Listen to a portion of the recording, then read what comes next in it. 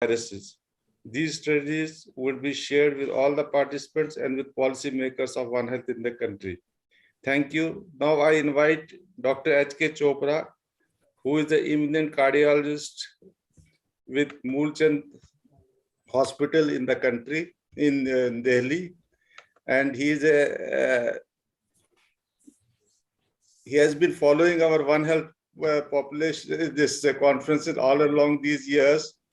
He is the past president of Cardiological Society of India and has authored many books, rather some of the books which are the first timers in the country, in the world that he has authored. So I invite Dr. H.K. Chopra to bless this congress, conference with his kind words. Thank you very much, Dr. Kakru. It's really a great pleasure and honor indeed for me to be here this morning on the occasion of inaugural function of 8th National Conference on Understanding and Managing Viral Diseases in Public Interest, being organized by Millennium India Education Foundation, SGS Medical College, KEMH and LIC Mumbai, under the dynamic leadership of none other than our own Dr. Uday Kakru, Director, MIEF. Ladies and gentlemen, what is the theme of this meeting? The theme should be very clear. There is a lot of awakening after the COVID-19 in India. And the theme is challenges in the management of future pandemics, a way forward. That's a very nice theme. We need to work very hard so that we should get rid of COVID from this planet. I am not a virologist, as already expressed by Dr. Kakru. I am a cardiologist, but I have a deep interest in this COVID pandemic because it affects the cardiovascular system extensively. And I had an experience of handling this pandemic for almost last 2 years. I would like to share my experience of handling this virus and few suggestions as to what we should do so that we handle this pandemic very effectively and meticulously in the years to come. As we all know that COVID-19 was originated from Wuhan in December 19 and disseminated in the whole globe like a fire or a global tsunami with a very high morbidity and mortality. And at that time, we were not aware of the natural history of this virus. It was a real irony. We lost many important lives in India as well as abroad. Total number of cases, you all know, till date are 43 crores, out of which 1.4 is the mortality rate, and the number of COVID cases in India are 4.29 crores, and the mortality is 1.16. So, ladies and gentlemen, the message is very good. Despite all the odds in India, our mortality in the globe is less than the global mortality. But now we all know that the virus had extensively dangerous attitude because of its pro-inflammatory, pro-thrombotic, and pro-immunogenic nature. Other viruses are mostly inflammatory. This is pro-thrombotic, that's the real danger. It hijacks the body right from the head to the toe by causing inflammation and thrombosis. The diagnostic capability of this virus are known to each and every one of you. Like RT-PCR is a very sensitive test. And recently now, we have CBNT, when we have CBNet, where we can have the RT-PCR report in just 45 minutes. Rapid antigen test is less sensitive, less specific. If it is negative, it does not mean there is no COVID. If it is positive, it has a value. The inflammatory markers which we learned over a period of time was CRP, interleukin-6, ferritin are the very powerful inflammatory marker by which we used to assess the severity of the COVID.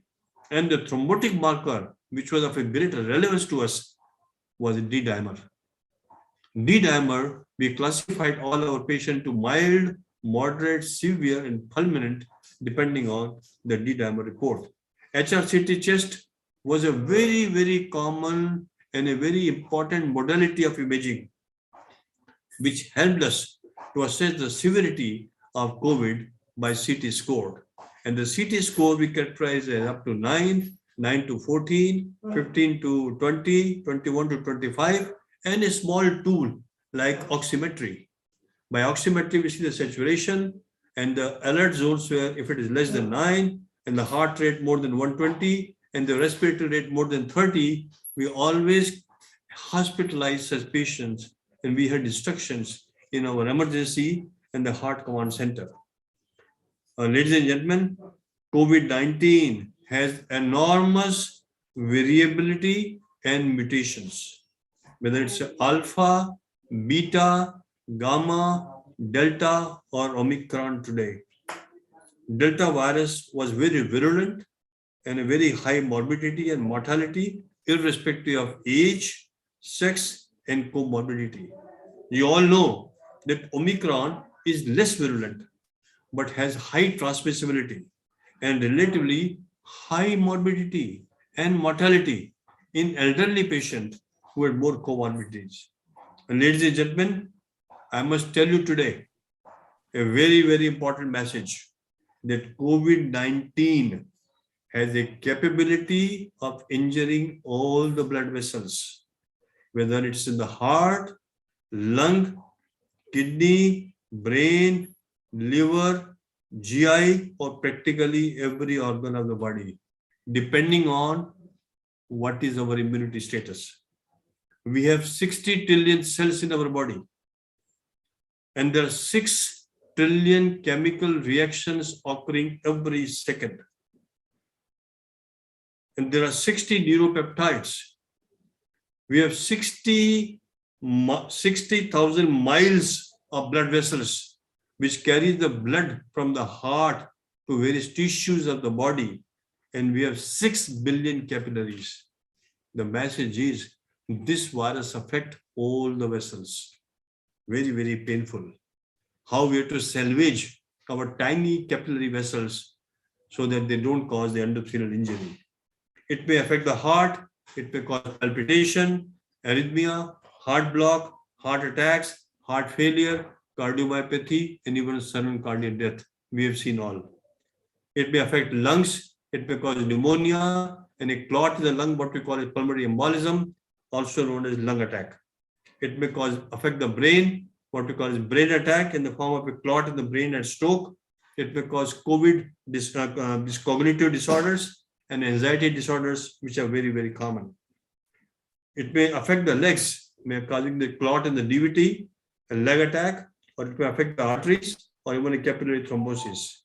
All patients I've seen, very, very painful. I lost a lot of young lives having a DVT and pulmonary embolism. It may affect the eyes. It may cause central arterial occlusion, central venous thrombosis. It may affect the ear. I saw one person who had a deafness. It may affect the tongue, loss of taste. Again, it is because of affecting of the capillaries and nerves. It may affect the abdomen. One of my own colleagues from Sundarnagar had a perforation of the esophagus, perforation of the stomach and intestine because of ischemic insult to these organs. A lady I just lost a few days back. She had a cutaneous necrotizing vasculitis of the abdominal wall. Very painful. Please understand, these are very, very important, notorious information I am giving you from this virus. It may affect bones and joints. I am the first man in the world to report that EVN, avascular necrosis, is very common after COVID. And the only treatment I recommend in stage 1 and 2 is rivaroxaban, which is a newer oral anticoagulant. Fungal infection like mucormycosis, more common after ischemic injuries. And blood. One of my own colleagues, you all know him, Dr. K.K. Agarwal, who passed away because of the COVID. He had DIC, disseminated intravascular coagulation. I was very actively involved to manage him. And we lost him because D-dimer levels were all the time more than 30,000. Very, very painful. We are not able to help our own colleague. So far as the treatment is concerned, there is no specific treatment till date. Very painful to say so.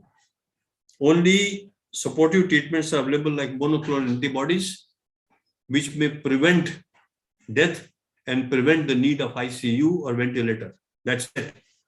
And we have other supportive treatment like zinc, vitamin C and D. There is no mortality benefit. They are just immunoboosters. And even drugs like paracetamol or blood thinners like enoxaparin or rivaroxaban to prevent thrombosis. adequate hydration, oxygen therapy is the need of the hour. There was a deficit of oxygen during the pandemic, especially the second pandemic or second wave. Ventilation support, steroids only in emergency, remdesivir and plasma therapy has no role. It was recommended initially, but no role. The question which Dr. Kakur has always asked, how should we handle this in the future? I would like to give my message in the last few words. Remember 10S in your lifestyle behavior, because we must have COVID lifestyle in the years to come.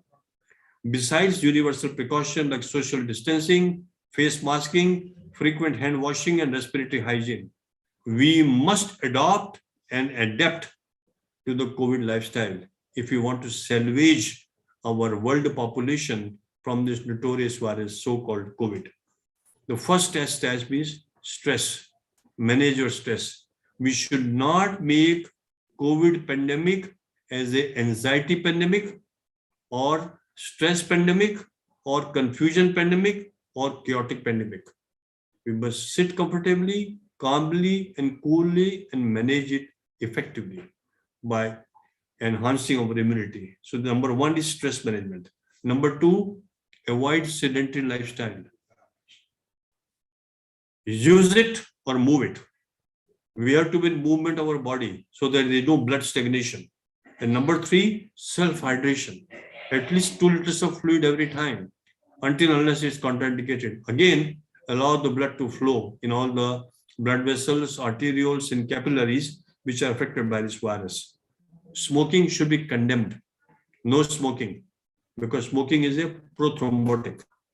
Saturated fat, again prothrombotic. Avoid saturated fat. Salt, it may cause high blood pressure. Please avoid it. And sleep adequately. We must sleep when we are suffering from COVID or in the COVID pandemic, at least 6 to 8 hours. Sattvic lifestyle. Follow all the 8 limbs of yoga. Yama, Niyama, Asana, Pranayam, Pratyahara, Dharana, Dhyana, and Samadhi. Very important. Self-consumption of immunoboosters may help, like zinc, vitamin C, and vitamin D, but there is no evidence to show the mortality benefit. Self-understanding is the need of the hour. That is a vaccination protocol for the guidelines of ICMR, Ministry of Health, Government of India, and WHO. We must launch COVID care and life after COVID apps. That is what I'm going to recommend and appeal to this education foundation and Dr. Kakuru especially to take the initiative. Number two, I also appeal to launch COVID care clinics after COVID. So it may help to reduce the morbidity. As I mentioned to you, a lot of people may have dementia or anxiety disorders or vascular insufficiency in the organs. So they have to be properly investigated.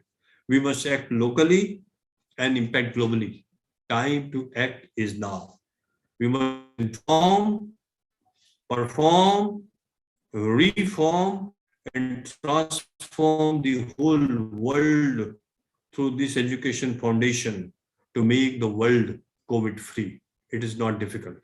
We need to change a paradigm shift from illness to wellness by universal precautions of social distancing, masking, vaccination drive, and launching various apps. To conclude, ladies and gentlemen, a nice expression from Vedas. It says, as is the quantum soup, so is the quartz. As is the quartz, so are the bosons. As are the bosons, so are the protons, neutrons, and electrons in us as well as in the virus. And as is the protons, neutrons, so is the DNA. And as is the DNA, so is the intelligence. There is intelligence in the virus and intelligence in the human cells also. And as is the intelligence, so are the choices. As is our choice, so is our mind. As is our mind, so is our body. And as are the mind and body, so is our lifestyle. And as is the lifestyle, so are the universal precaution and the immunity. And ladies and gentlemen, as is our immunity, so will be the world around us without COVID.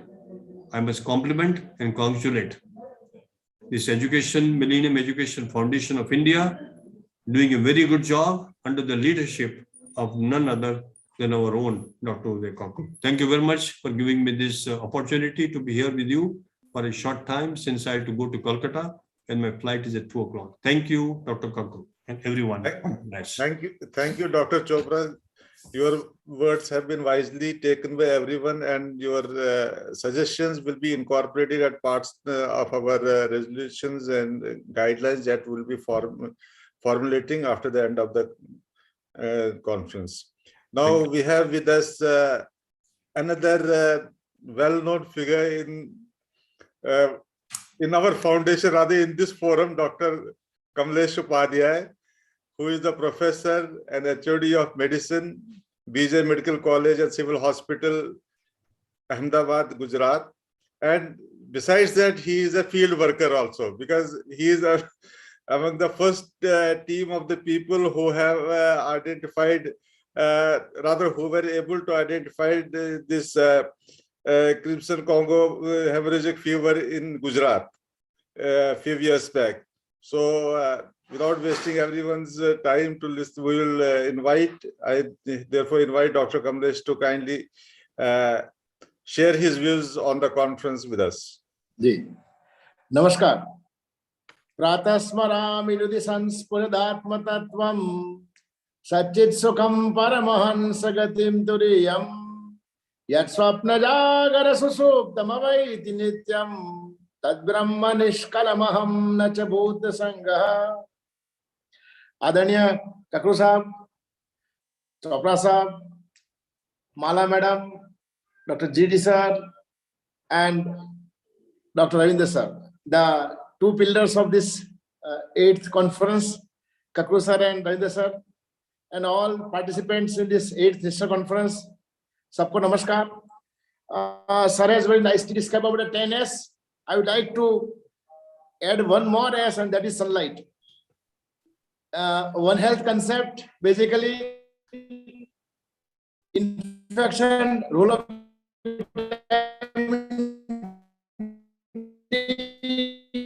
आपकी आवाज थोड़ी cut रही है.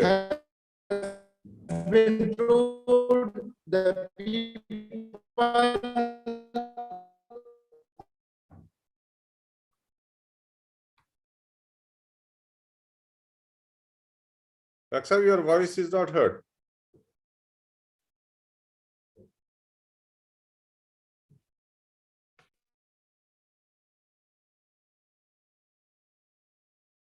Sir, your voice is not heard.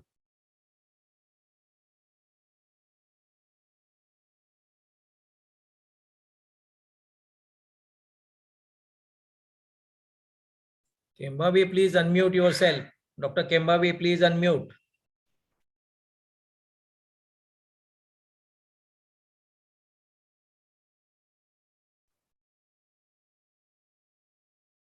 I think Dr. Upadhyay's internet has some downloads. Dr. Nilma, please. Unmute कीजिए. Dr. Upadhyay, unmute yourself. Unmute. Dr. Upadhyay, unmute yourself. Hello. Now it is fine. Am I audible, sir? Yes, now it's fine. Sir. So, sir has started with the 10S. I would like to add the Suryadevta Bhyo Namo Namaha, sunlight, vitamin D, and sunlight and infection has been a proved role. We must concentrate on that. Our main topic is basically.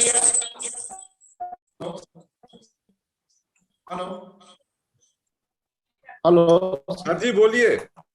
Sir. Hello. Sir. Hello. Yes, continue, Dr. Sir. Sir. In this conference, we are going to focus on the challenges in the future.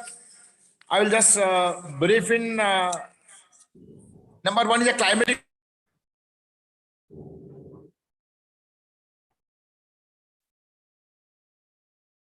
Your voice is again gone. थोड़ा सा mic के पास आइए. Hello. हाँ, ठीक है. Unmute कीजिए. ठीक है, it's fine. The human-animal interface. We must concentrate on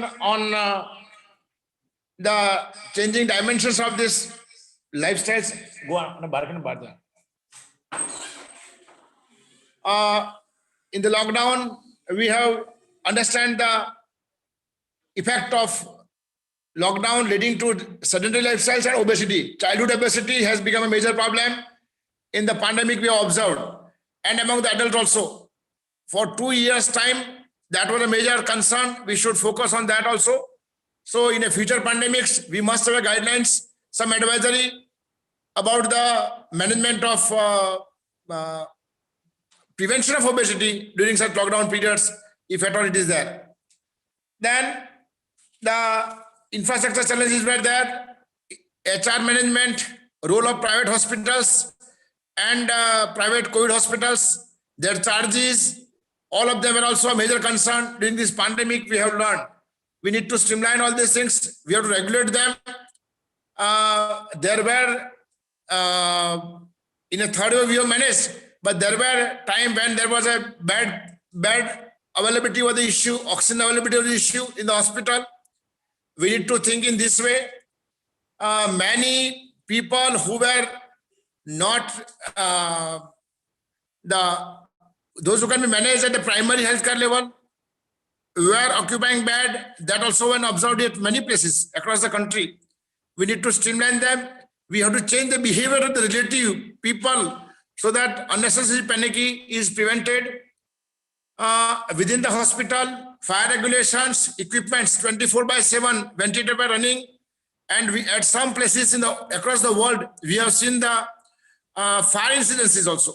So regulation about this equipment, gadgets, where the 24/7 use is that we need to regulate about all these things also.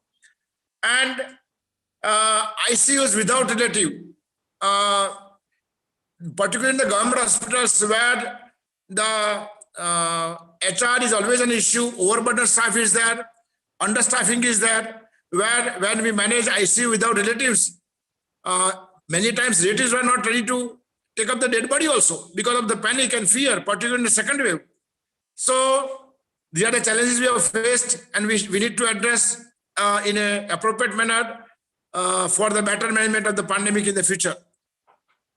Emergency use authorization of the medicine, the SARS coronavirus, SARS-1 came in 2003. Since then, there are still no major approved medicine as antiviral for this coronavirus. So in that circumstances, the treatment, its dilemma still remain about the antivirals, about the tocilizumab and other anti-inflammatory component.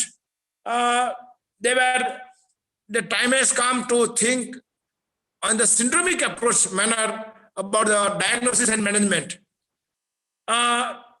One message very clear I want to give to all the students who are watching this webinar, national conference, that whenever there is an acute, rapidly deteriorating clinical condition of any patient, particularly with a syndromic, pyrexia, diarrhea, vomiting, small bleeding, large bleeding, pyrexia, respiratory symptoms, pneumonia, and then ventilator care, pyrexia, convulsions, and death within 48 hours, say Chandipura virus. In this way, whenever there is an acute deteriorating clinical conditions are there, and particularly syndrome is involved, and that to the cluster from the community, from living area, from school, from working places, from ICU. If the clusters are coming, these are the alarming signs of something is new. And if we read the history of all pandemics, it is over 200 years. One thing is very much common. When the patient dies, nobody is aware. But when healthcare worker dies, it brings the pandemic in a limelight.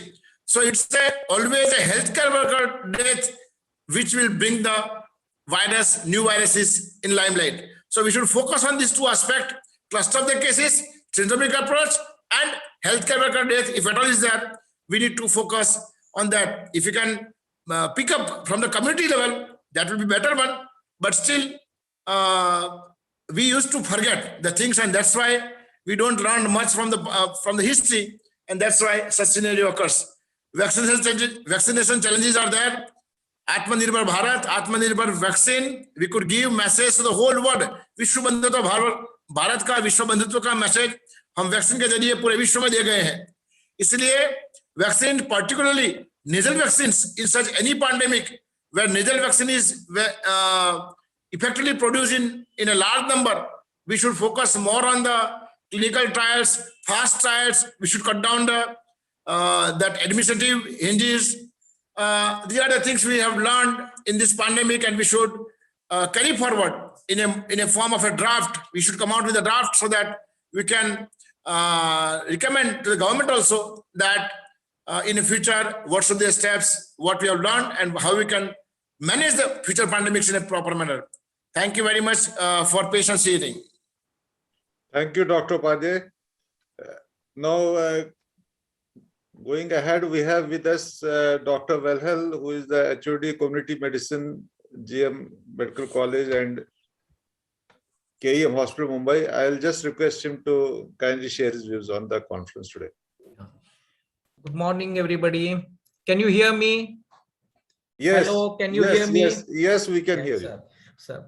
First of all, let me thank the organizers of this 8th National Conference on One Health Approach on Understanding and Managing Viruses of Public Health Importance, with major focus on challenges in the management of future pandemics, a way forward. Okay, I must appreciate Dr. Uday Kakru for its consistencies in organizing these conferences even during COVID-19 period, and especially for choosing a very important topic for this particular conference, which is a concern to the public health as on today, because we really do not know what is there in front of us in near future in relation to similar types of events or pandemic like situations. Now, this COVID-19, if you analyze the situation, what we have gone through in last 2 years, this COVID-19 has made us understand not many things in epidemiology, especially when a new disease comes into existence.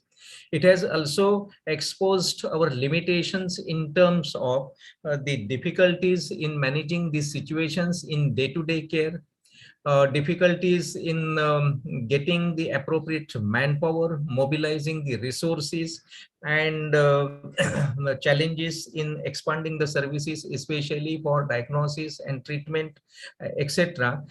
Shortages of manpower, and our preparedness for to be ready ever for handling these situations. A lot of limitations we came to know, and it has also made us very clear on what fronts we need to expand or improve upon. On the other side, if as a public health person, if you ask me, on the other side, we have seen the profile of various communicable diseases which usually report in the hospital, and even today we come across the situation that lot many infections or communicable diseases remain undiagnosed as on today, and we hardly know anything about what is the behavior of these diseases subsequently once the person goes out or once the person gets discharged. We really do not know many things related to all these things. Now, usually we say that the waterborne infections or the vector-borne infections are relatively easy to manage, which is not so when it comes to the airborne infections, because naturally we cannot choose the air we are going to breathe, and everybody should collectively act upon to manage or to handle these types of situations. Of course, as Dr. Chopra has already highlighted, the man-animal contacts or human-animal interface is improving, and that is providing ample opportunities for a lot of zoonoses which we are coming across. Almost 75% of the new emerging infections, they fit into various types of zoonoses. 60% of illnesses what we are suffering as on today are because of or they can be traced back to the animals. That's the real situation. Now, this we know that the historical, if you go back historically, we know that almost every 100 years, if you look back, once in 100 years, there is a major epidemic like this. This is COVID-19 is the problem in this century. In 1920, there was a Spanish flu pandemic, before that plague, before that cholera, etc. So every 100 years, historically, we have seen that there is a major epidemic. Now, this COVID-19 is now declining very fast, and definitely it is going to be going to adapt the endemic pattern in or endemic pattern is now clearly evident as far as COVID-19 is concerned. Now, does it mean that this pandemic is over, or this pandemic has declined to a very low level, and um, uh, and there is not going to be the similar type of situation in next another 100 years? We cannot be complacent on the ground that yes, this is over, this panic is over, this pandemic is over, 2 years in the pandemic are over, and now we are absolutely free. We cannot take we cannot think on these lines. Rather, it is very true that we may be coming across a lot of these types of situations in near future.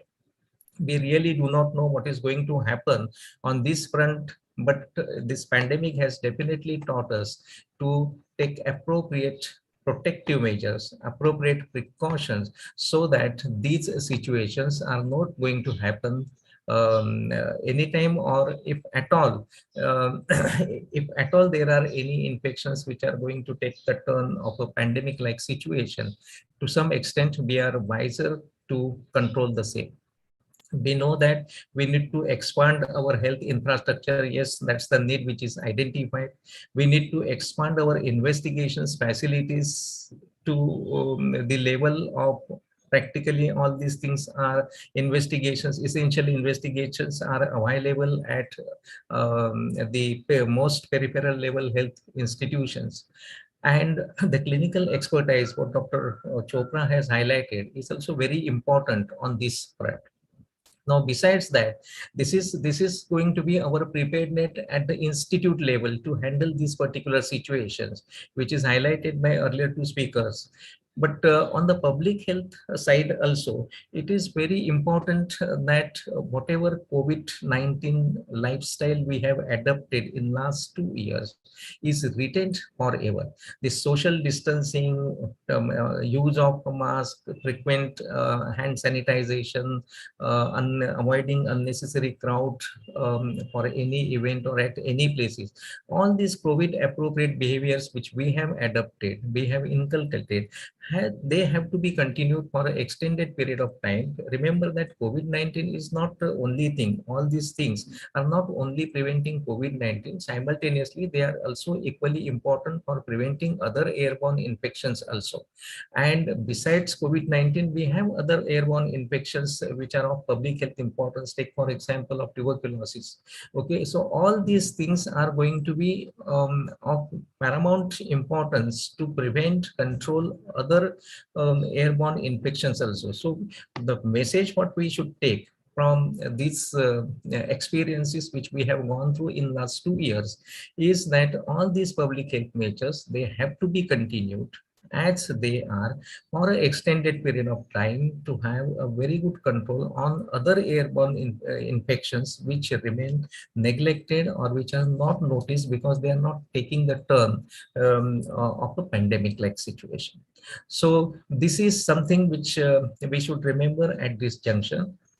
Dr. Kapru, this is, I have gone through the entire program of this particular conference. Yes, we have gone through the entire program. I have seen the entire program of this particular conference, and a lot of deliberations are going to take place in the entire day.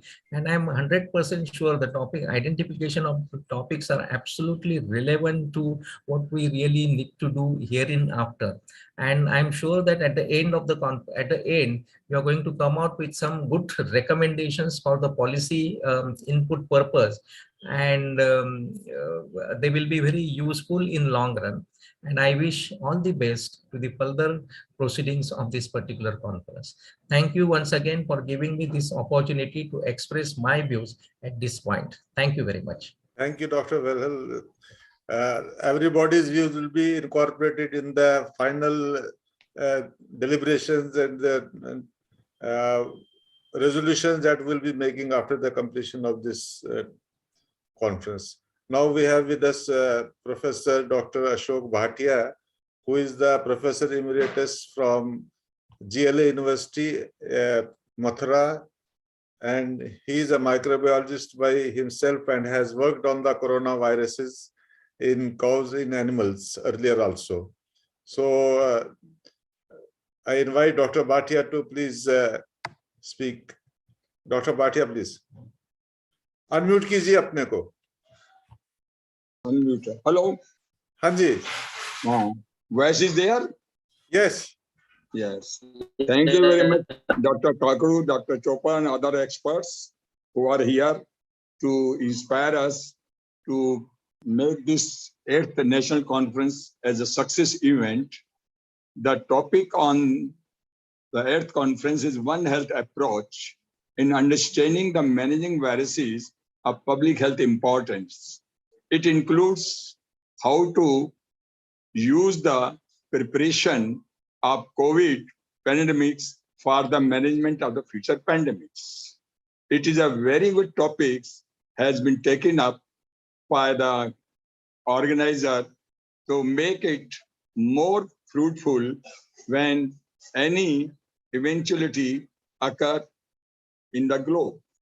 And we know that till date, there are 10 most important pandemics are there, and out of this 10, the 90% are from the Africa and other countries, and we are lucky that none is from India. This is most important point.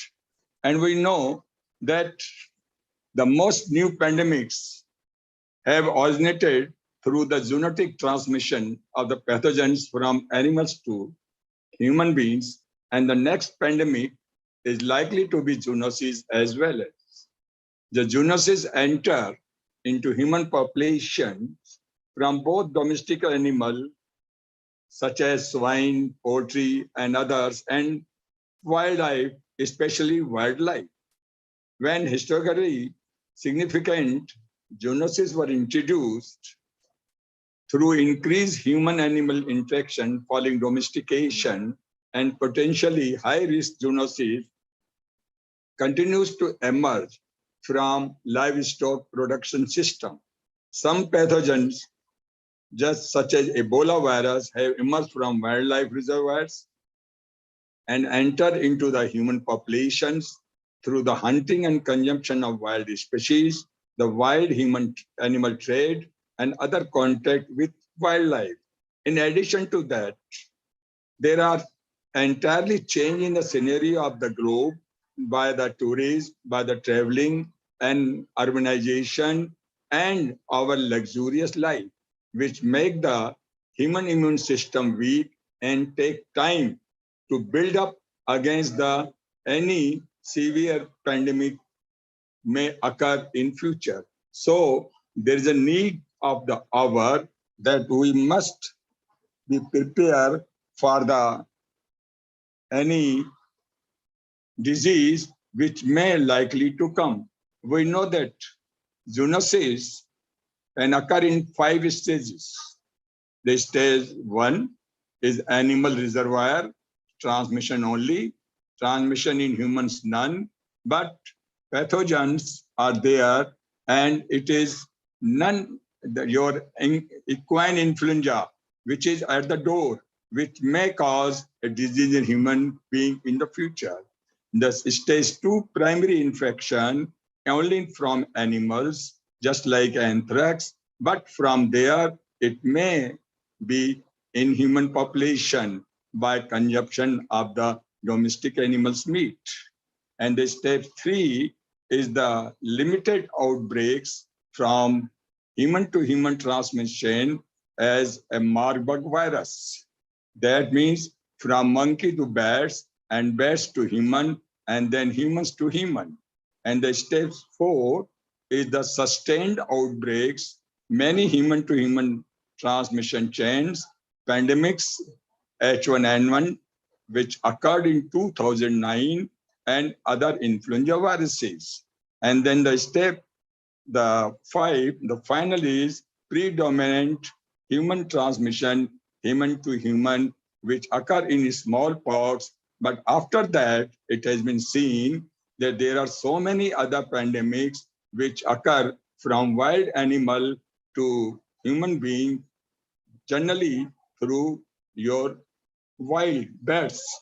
And so there is a need of the studying the ecosystem, environment.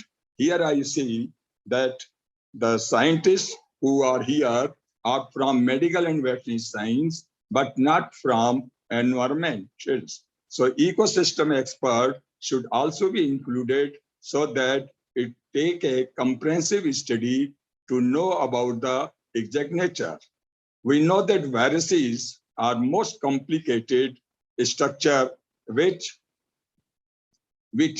not only kill our cells, but also drag our immune system to the poorer states. Now we see that there are so many viruses which are our door, Ebola, Zika, and maybe another, which may be due to the recombination, which may be due to assortment, which may be due to the mutation, which may cause severity and complexity in the human system.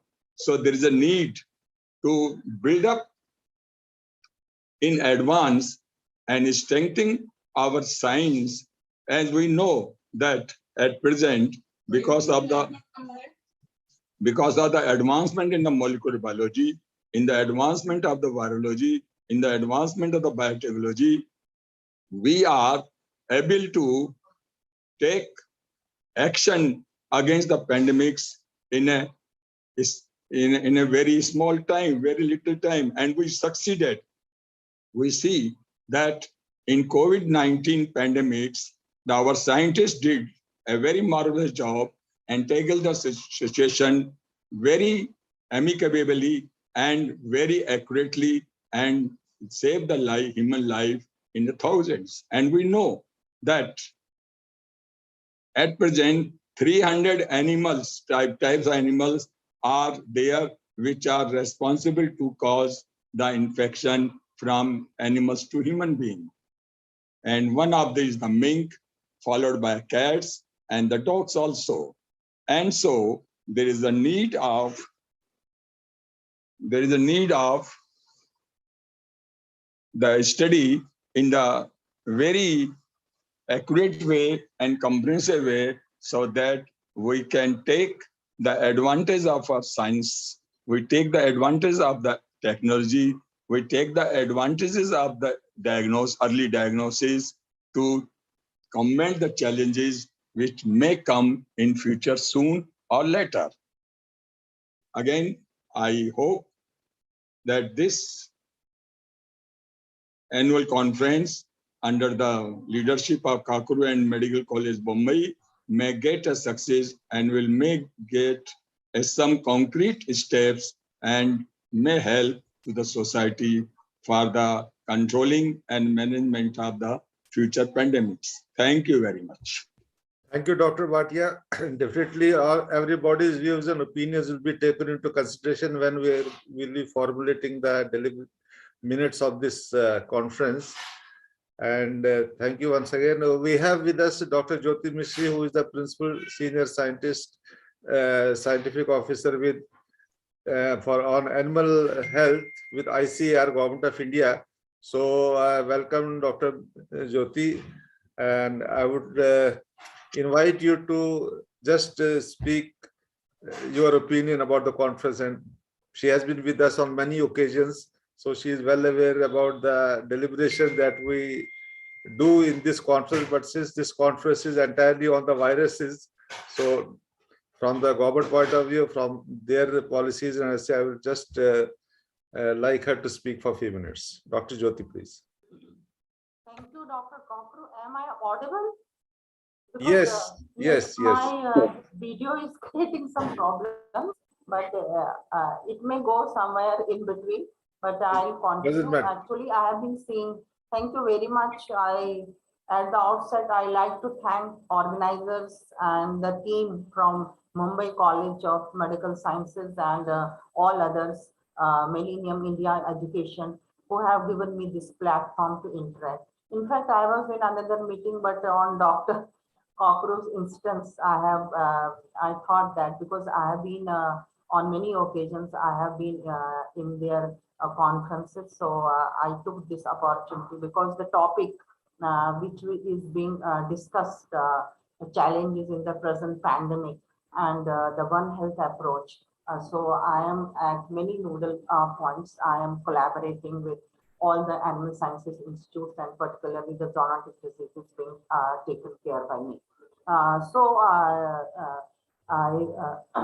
Once again, I thank you, but I think the challenges in the present pandemic have recently awoken us, in fact, and we have seen that the COVID-19 pandemic has in fact shown the way to the nation how to come up with the indigenous brand of vaccines. As we have seen with the Covishield, and in fact, that is a strain from another country, but the Covaxin. So we have seen the need for development of the infrastructure capabilities, the need for research in our own area, the surveillance which is being important in throughout the at regional levels, so that we get the full data evaluation, interpretation, and the serotypes which is being circulating, particularly the coronavirus being a reassortment virus, and lot many viruses have been identified and isolated even from the wild animals also. I was recently seeing a report from IBRA where they have shown that leopard, lions, and even lot of canines being positive for COVID-19. In fact, we tested for 1159 samples, and I think almost nearly yesterday only I gave that report to the Planning Commission, and it was about I think almost 600 animals showing positivity for COVID-19 SARS-CoV-2. So it reminds us and it emphasizes us the need for working together at a cohesive level, and because it's not only the one stakeholder which is responsible for carrying out the activities which are being needed for the country, for the preparedness which is required, and strengthening our infrastructural capabilities and human resource development. So the emphasis on the One Health approach is very important. And so One Health approach recognizes the interconnections between the health of the people, animals, and their shared environment. So it is not that all the sectors have to develop their infrastructural capabilities and human resource. Whatever is available, so it can also be taken into consideration, and we can involve many stakeholders so that we work whatever we have at present, because it's very difficult to have a biocontainment lab facility 3 at so many places, because it requires lot of revenue budget, and the human resource also is required for those biocontainment labs. So in ICR, because I am being nodal for this, so I am seeing that we have initiated some capabilities for getting the budget for the establishment of the BSL-3 facilities. We have one at Nishad Bhopal, then another at ICFMD at Bhubaneswar, then we have another at NRC Hisar also. And a lot of good work has been carried out and fabricated one at CADRA at IBRA also. And there have been in at NIV Pune also. So we are working from the, because we need to and are working on the diseases which are important and which have a tendency to have ingress into our country, because our borders, especially through at the SARC member countries, they are porous. And we have lot many transboundary diseases, not only FMD, which is important from the animal perspective, but other diseases. We have recently seen that even Japanese encephalitis, CCHF, scrub typhus, then rabies and MERS CoV2, Nipah virus, Ebola virus, and influenza A. And recently, I think we have seen that even influenza, how because of the porous borders, many diseases have their ingress because of the liberalization policies and the urbanization being carried out, and the people's travel from one place to and fro. And so a lot many things are there which needs to be taken care of, and we need to build our capacities in at national capacity level. And then what is required? So I will be emphasizing, I don't know what is the time being given to me, but I think for the next 2-3 minutes, I will also highlight the impact of the industry which is to be required for carrying out the One Health activities. So that's very important, how we strengthen our information system and the industry collaborations. That's very important. And so ICR has been working in this One Health arena for carrying out these in the COVID-19. We have almost tested, I think in our labs, more than about 6 lakh samples, and still continuing with the wild animals now. Because in one way or the other way, these they are zoonotic diseases. They don't have the impact on the animals also, but the public health also, and wildlife is also involved. So we need to have the basic research facilities, and as well as the technical know-how and equipment to carry out the scientific endeavors, how the pathogen host interacted, and how these are responsible, because the transmission dynamics, understanding of transmission dynamics is very important to know from where whether this is an intermediate host animal, whether animal acts as a carrier, or whether as we have seen in COVID-19, they were saying it is pangolin type, or whether it has come from the bats or whatever, because there are many theories about the origin of this virus. So lot many emphasis on the basic research also is very important. So I will definitely see that how we not at one level only, but a lot sectors or stakeholders, they may get involved into this One Health approach, and we the challenges which you are facing not only in the public health but in the animal health sector also, because animal health sector in fact is now it's one because it is having direct association with the humans and public health also. So I suppose that how the Ministry of Health and Family and Welfare and Agriculture and Wild Institute of India, Government of India, and what could be the roadmap for combating these zoonotic diseases, and how we will bring in that forecasting models and modules which would predict the disease beforehand.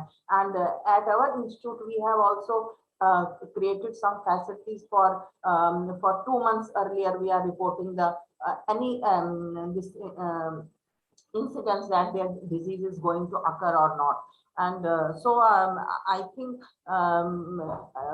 there is a very urgent need for promotion of collaborative research to provide evidence, capacity building, and health promotion. And then the healthcare industry partners, they also need to be brought into the this One Health arena, so that the necessary infrastructure capabilities, and then the human resource is developed, and they are being strengthened to work on such important diseases. And what is the most important from my angle and opinion is the surveillance mechanism. It needs to be strengthened, and the data which is being collected from all the sectors, how it is being interpreted and collated to get the real picture of that how this disease is being transmitted. And so that is very important. And I'm not I think this management of data, that is very important, and it also needs to be seen how we are able to manage this healthcare data management. And it doesn't revolve only against one stakeholder or one organization, but many organizations, how this data management is there. It's very important because we are also having impact about the trade impact of the country and the GDP also. So all these factors need to be taken care of, and a value-based healthcare system can be developed with support from the different stakeholders, and we need to get involvement of the healthcare industry also. Thank you very much. In between, I may interact when given the chance. Thank you, Dr. Kokru and his team. Thank you. Thank you, Dr. Jyoti. So we have one or two speakers who have not been able to join, and Dr. Opal and Dr. Mala Chabras, they will be joining during the period, the course of the day. So concluding this inaugural function, I will request Dr. Ravindra Kembavi, our co-host, to kindly give vote of thanks, and then we will go for the session. Good morning, everybody, and I welcome all the dignitaries to this opening session of the conference, 8th conference of One Health approach on understanding and managing viral diseases of public health importance, challenges in the management of future pandemic, a way forward. I'm very delighted and enlightened that Kakru sir has been organizing this conference periodically, and we are getting through this and getting MMC registration as well, and there will be increase in participation of the people in this conference. And Dr. Uday Thakru, the director William, has rightly said highlighted the importance of this viral diseases which are there, the problem of viral diseases in animals and then in human beings, and the problems is very much, and we have to need strategies to prevent this problem, and how to safeguard the human people from these diseases is very important. And I'm thankful for him to address the inaugural address. Then we have got Dr. H.R. Chopra, the senior cardiologist and vascular problem from Mulchand Hospital, Heart Hospital, and he has rightly adapted the cardiovascular problems which were encountered in the COVID epidemic, and how many people died because of we did not know the exact epidemiology of COVID. Now we are aware.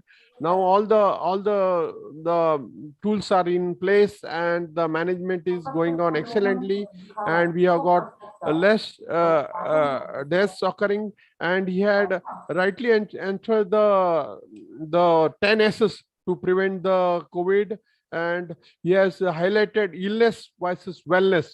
So how we have to be healthy, wealthy, and very important is health is important part, not to healthiness, healthy behavior, healthy lifestyle, COVID appropriate behavior is that even COVID goes, we have to adopt COVID health behaviors and I'm thankful to Dr. Kamlesh Upadhyay. He's always in this our national conference, and he's the limelight, and he's the only clinician who is actively participation in One Health approach. And I wish each and every clinicians participating so that we can fight together. And he has highlighted the importance of sunlight and other things, and the infrastructure and manpower which was lacking, the treatment facilities, oxygen in the present COVID. This should be corrected in the next pandemic which is there. We have to work together.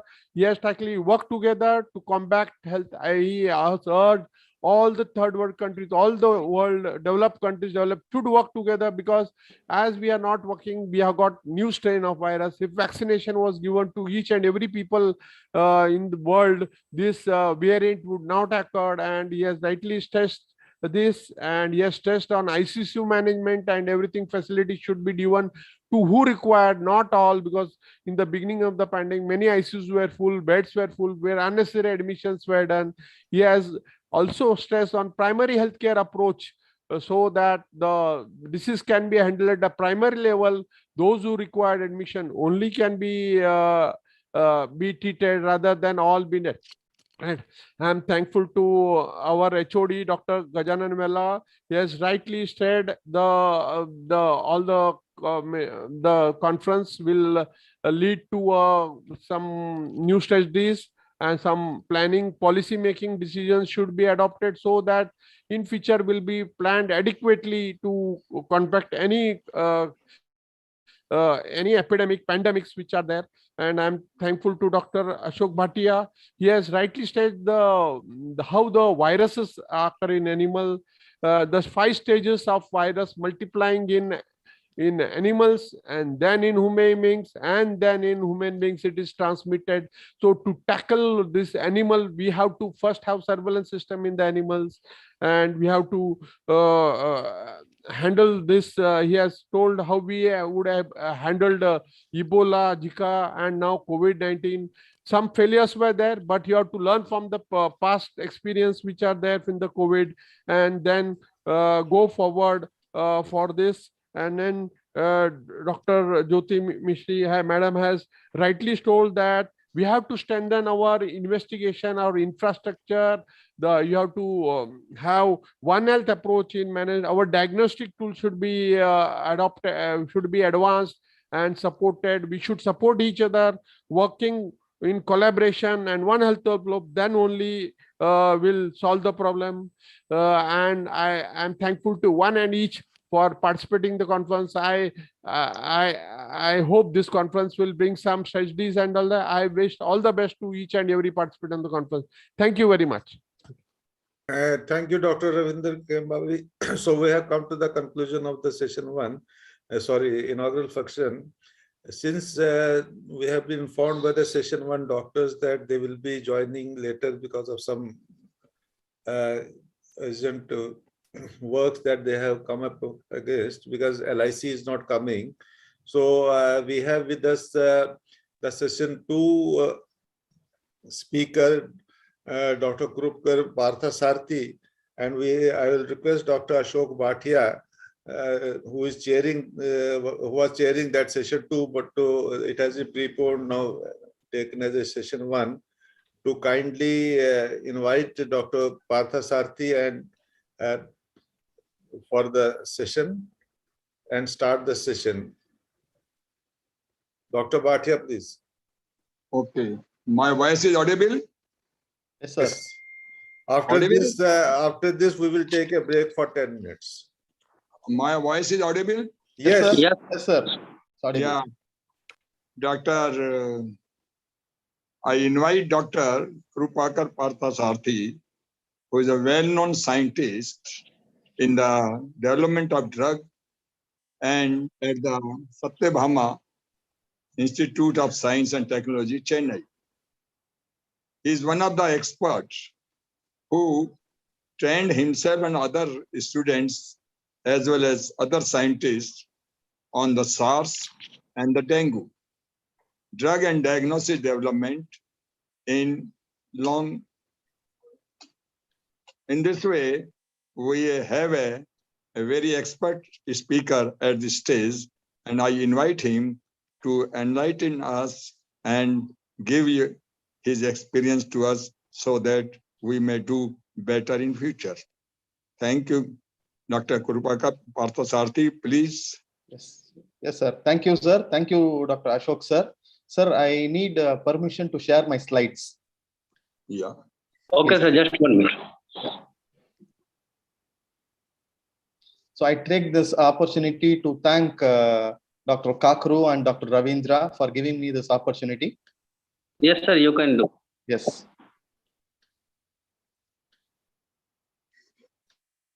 Can you see my slides? Is it visible? It's visible. Please continue. Okay, sir. Thank you. Thank you very much.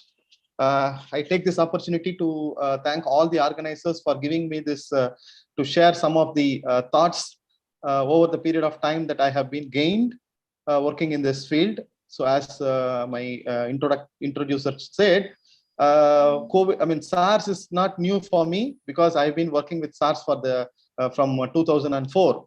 Okay, so I'm going to share some of my knowledge on what we have done, what we are doing now, and what we can do in the future pandemics. Okay, as the title shows, I'm working as a scientist right now. I'm taking care of the proteomics and virology division in Satyabama Institute of Science and Technology, the Center for Drug Discovery and Development. So before going into it, I have a small disclaimer because I'm involved with many agencies, national and international. So this webinar is provided for general information purpose and knowledge sharing and does not constitute any legal or professional advice. Whatever the opinions I am expressing in this webinar are mine, it doesn't represent any institute, organization, or a government or a country. Thank you. Okay, so what I will be covering in this 20 or odd minutes is first about how the vectors are involved, how SARS, MERS, and COVID-19 have been tackled.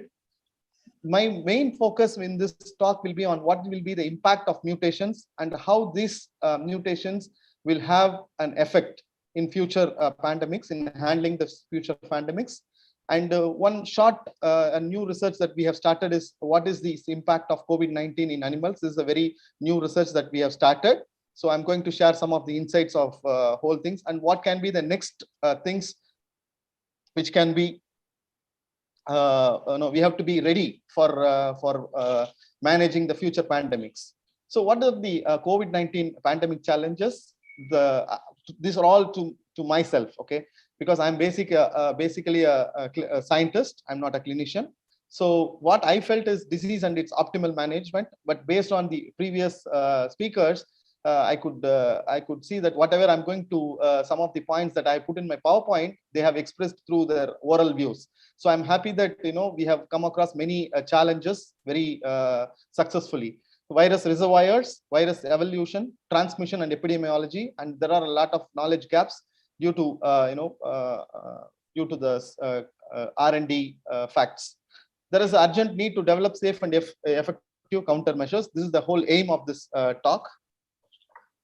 Okay, going back to the introduction, because I'm not a clinician where I'm going to share about more about patient data. Okay, so I just give I have been also told that there will be a lot of students and starting communities will be attending. So first part of my slide will be a little bit basic, and I will cover more on the advanced in the later part of my talk. So as you all know, coronaviruses belongs to the order Nidovirales, family Coronaviridae, and it belongs to the genus coronavirus. Many people have thought that coronavirus only infects humans. It is not like that. So it infects, it's a group of large enveloped positive standard RNA virus that infects mammals and also birds. So initially, as I told, I started to work with the SARS virus in Singapore in 2004. Slowly, we were also working with the infectious bronchitis virus, murine hepatitis virus. And when MERS came in 2004, we started working with the different proteins from MERS. And at last, after I moved back to India in 2015, I tried to start to work with dengue. And then now from 2020, I'm working with COVID. So our area of focus is mainly on viral proteomics, which is related to drug and diagnostics development. Yes, so this is all the very basics where the vector which is involved. But here I would like to give a small comparison with what has happened with SARS, MERS, and COVID. I know many of the people might know this, but this has got to do with one of the important point that was recently raised by our previous speaker, how we are going to work on human and animal interface. This is a very, very important point that we have to keep in mind in handling the future pandemics. Okay, so to have an understanding on that, we need to little bit look on what has happened with the SARS and what has happened with MERS and what has happened with this our SARS coronavirus 2, which COVID-19. Later part we named to SARS coronavirus 2 because of the sequence homology very much close to the SARS, which happened in 2003. Okay, so initially the SARS, where the first host is the bats. From bats, it went on to civet cats. From civet cats, it came to humans. Whereas in case of MERS, it went to from bats. It has been through the feces of bats. These bats are fruit-eating bats, which is found in the deserts of Middle Eastern countries. this feces contaminated water was taken up with the virus by these camels. These camels acted as an intermediate host, and then from the camels, it has been it has been transmitted to the people who take care of these camels. So this poses a very important question for the future thing, because just now Jyoti ma'am was telling about this infections. There are more than 600 animals have been infected. So we have to be very, very cautious with this, a point of transmission in future, because we have a lot of zoos in our country where there are animal caretakers are going to be working with taking care of these animals. Because I recently started to work with one of the zoo which is in Chennai. There, as ma'am was telling, there was a lot of COVID infections found in lions. Then I was like, I was so much interested why these things happens and what we have to do in future. I feel the one point we have to be very careful is that when we are going to look at so many animals in zoos as well as in natural reservoirs, we have to be very careful with all the animals which might be a carrier or source for future pandemics. This is one area that we have to strengthen very much. Okay. And second, as I spoke about SARS and MERS, the third thing is about the SARS coronavirus 2, that is COVID-19, where the origin is from bat again. But the intermediate host, still now it is under investigation whether it's the pangolin or snakes, because this pangolin takes it eats bats as well as snakes. So there might be a possibility that two of this can be an intermediate host, but there is a intensive work is going on this area. So the possible origin is Wuhan animal market. From there, it spread like as direct routes, air routes are available from Wuhan to all parts of China. It spread to all over the country. So one of the important thing that we have to keep in handling future pandemics is to continuously monitoring these kind of possible animals which can be a carrier or host for these new viruses, especially related to coronavirus. Or it's not only related to coronavirus, there are many other viruses where the zoonotic animals can be of a target. So this is one of the points that I wanted to stress in this meeting. Yes, this is the classification where how this virus is classified. I'm not going to go in deep. Yes, as I am a viral proteomics person, I'm very much interested in understanding the multifunctionality of these viral proteins, because we know that the virus is so smart. So how does these viral proteins do multiple functions? Okay, and people, as most of the people have known about spike protein. These are all, there are four important, to me, there are four important proteins which is very much of interest for me. One is the nucleocapsid protein, which is involved in the assembly, covering of this genetic material, which is the viral RNA. The envelope protein, which is involved in assembly and morphogenesis, and especially involved in pathogenesis. The membrane protein, which is involved in virus fusion and assembly and budding. And everybody knows about the spike protein. This is involved in the viral entry. I'm not going to focus much on spike protein because it has been very well studied. And there are a lot of research going on. But in my case, what I'm going to share is about a small protein, which is called an envelope protein, where we have been working with this envelope protein for the past 17 years. So we started our work on the envelope protein, that is the SARS envelope protein, in 2004. During that time, we don't know anything about this protein. We don't know anything about this protein. The only thing we know about this protein is this is a very small protein in SARS virus, which is very important for this virus. That is what we know when we started this work. I'm just going to share about a few important findings that we have made, and how these findings have been helpful in COVID research, and how this can be useful for future research. Okay, so as I told, we were very much interested in studying the viral proteins for its multi-functionalities, and how these proteins are involved in the host protein interactions, how to decipher the complex host protein interactions, and the mutations. What is the role of mutations in their function? This is what we were very much interested to study. And of course, we want to use this proteins for as viral antigen for diagnostics development, and also for small molecule inhibitor finding. So this is a whole area that we have been working. So what is the problem currently arising due to this mutations of COVID? Okay, we all see there are a lot of mutations, alpha, beta, delta, gamma, but there are several mutations which lead to the uncertainty of the progression of the disease, which is what we are interested to look in. how these mutations are directly correlated with the progression of the disease. Okay, sir was one of our previous speaking. He was comparing about Delta and the Omicron. So he was talking about the effect of the severity of this mutants. So this is one of the factors that we are trying to find out what is the role of these mutations. How does these mutations exactly plays the role in the severity of the disease? And as of now, there is no clear-cut evidence for the proper prediction of the pathogenicity and epidemiology of each variants. Yes, we are getting epidemiology results, but what we are trying to predict from our computational biology studies is that what kind of new mutations can come in future, what kind of what will be the effect of these mutations on severity. So we are predicting these kind of mutations which might happen in future, and of course how these mutations are going to bring the structural and functional changes in protein. So this is what another topic that we are working.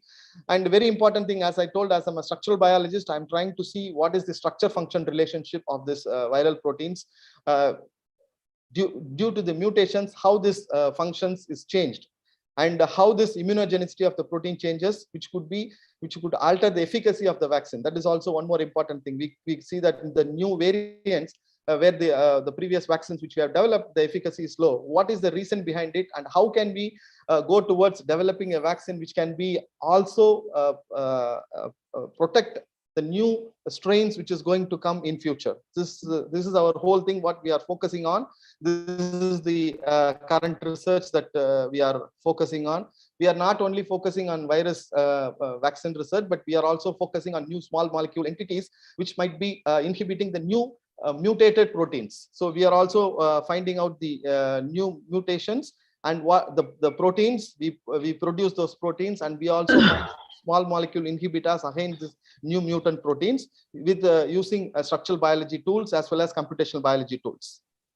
Yes, this is the new arena that we are started working with Aringer Anna Zoological Park. So where we are trying to see why there are some animals have poor infectivity, why some of them have a higher rate of infectivity, and why and there is also a possibility that when people are working with experimentational animals, how far we can make animal models for testing these vaccines or small molecules. So these are all the things that we have started right now, but maybe in my as sir was telling, during the course of time in the next year, I might be able to share more data on how animals, not only for COVID, we are slowly extending towards zoonotic diseases.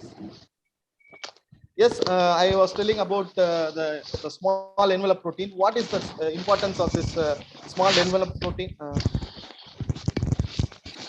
Am I audible? Hello? Yes, sir, you're audible. Yeah, okay. Yes, why it is so important?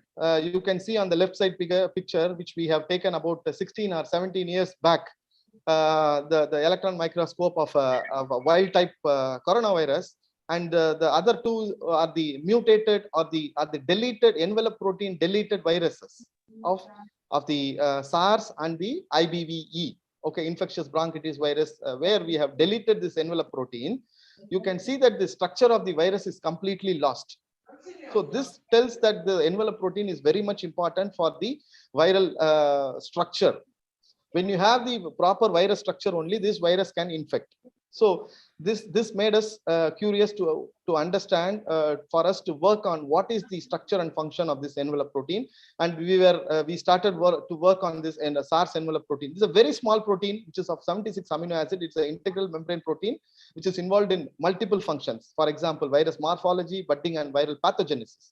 So we didn't. I will share some of these interesting things what we have found with SARS, and how this SARS things correlated to the new COVID-19. Yes, these are some of the basic things. What are mutations and variants? This is for self-understanding purpose. This is one of the very important work which we did using the different envelope proteins from the different organisms, which has the potential to infect different sources. For example, we have tried with the human SARS, we also with the feline, then MHV, IBV.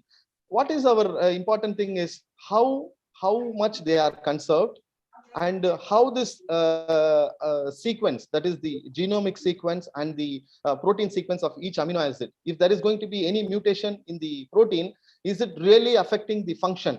So this question we have started asking about 10 to 15 years back. With the available sequences we have done extensive computation analysis where we have analyzed each mutations, and we could find out there are many deleterious mutations and also silent mutations. So what are silent mutations? There will be mutations in the genome sequence as well as the protein sequence, but there won't be any kind of functional change in the protein. That is what we call it as a silent mutation. But what is a deleterious mutation? In case of deleterious mutation, what happens is the function is completely changed, because there is going to be a huge change in the three-dimensional structure of the protein. There is going to be a structural change. So this is what we started to classify about 15 years back for the different coronavirus envelope protein. And this has given a lot of insights, lot of insights when we are working with the SARS coronavirus 2. I mean, in just what we have found with SARS for the 10 years of research with the envelope protein is that how this multifunctional aspect of SARS envelope protein is involved in the oligomeric state. When there is going to be a mutation in some of the important residues, this envelope protein loses its capacity to form oligomers. When we were not sure why these two different kinds of population exist, because we could find out two different populations, the wild type population and a mutate population. Then we understood that this is because the envelope protein has to do different functions for the virus. So one is the ion channel formation. When it is going to be in the wild type sequence, this envelope protein is going to form oligomers and forms ion channels. When there is going to be some specific mutations in this envelope protein, the oligomeric state is not forming into a pentamer. They have the tendency to form dimer, trimer, and other kinds of oligomers. So we were trying to see at what stage these different kinds of oligomers were formed, and what is the structure of this whole ion channel, and what might be the function of this ion channel. Okay, whether this ion channel can be targeted, and how this multifunctionality of the envelope protein is targeted towards the pathogenesis. So these were some of the questions that we have tried to ask, and we could successfully come up with a lot of, over the 10 years of research, we came up with a lot of interesting things, which many of these things has been extrapolated to the SARS coronavirus 2. So for us, it took about 12 to 13 years to complete the structure of this envelope protein, because we have done this NMR structure within 6 months. A group from US, using our model and the strategies that we have followed for the SARS envelope protein, they could come up with the structure for the SARS coronavirus 2 envelope protein. And also they have found the role of this cytoplasmic tail of this envelope protein in the pathogenesis of the disease. So which is what we are also now working towards in this aspect. Yes, this is one thing that I wanted to highlight here. Of course, we were telling that the envelope protein is very important, but how this envelope protein differs between different coronaviruses. Okay, so whereas in SARS coronavirus, we could see that this has only one transmembrane domain, and it has many sites for post-translation modification. When this post-translation modification is going to be done on the sites, their functions are entirely different. When the protein is, for example, when it is not post-translationally modified, the protein is formed, it is going to form a oligomer. When it is going to be post-translationally modified, this, in fact, the single protein changes to a hairpin, and it is involved in the assembly as well as the morphology of the virus. The same thing when we look at infectious bronchitis virus, there we have two transmembranes. Instead of one in the SARS, we have in infectious bronchitis virus envelope protein, we have two. Still, we are trying to find out why there are two transmembranes, and how this in the same protein, which is in two different sources, why it behaves like that. So we are still working on it. Yes, and the other thing is the three main classifications of this virus, whatever we have seen for the SARS coronavirus 2 is the variant of interest, variant of concern, and variants of consequence, and everybody has know what is this definition, and we are working on mostly on the variant of concern. And these are all the different variants which have been spotted in the different time periods from last year. and you can see that shift. We can see the exact shift. Initial mutations have changed from Delta to Omicron, and all the color codes are for the different mutations what we have been observed for this SARS coronavirus 2. Yes, I will again come. I will discuss about some of these interesting things that what we have found in our own lab. We have compared the different sequences from SARS, MERS, SARS coronavirus, that is the COVID-19, and the different variants. Okay, so when we compare these three SARS coronavirus 2 and MERS, we found only 3 mutations: the T55, V56, and E69 and G70 deletion.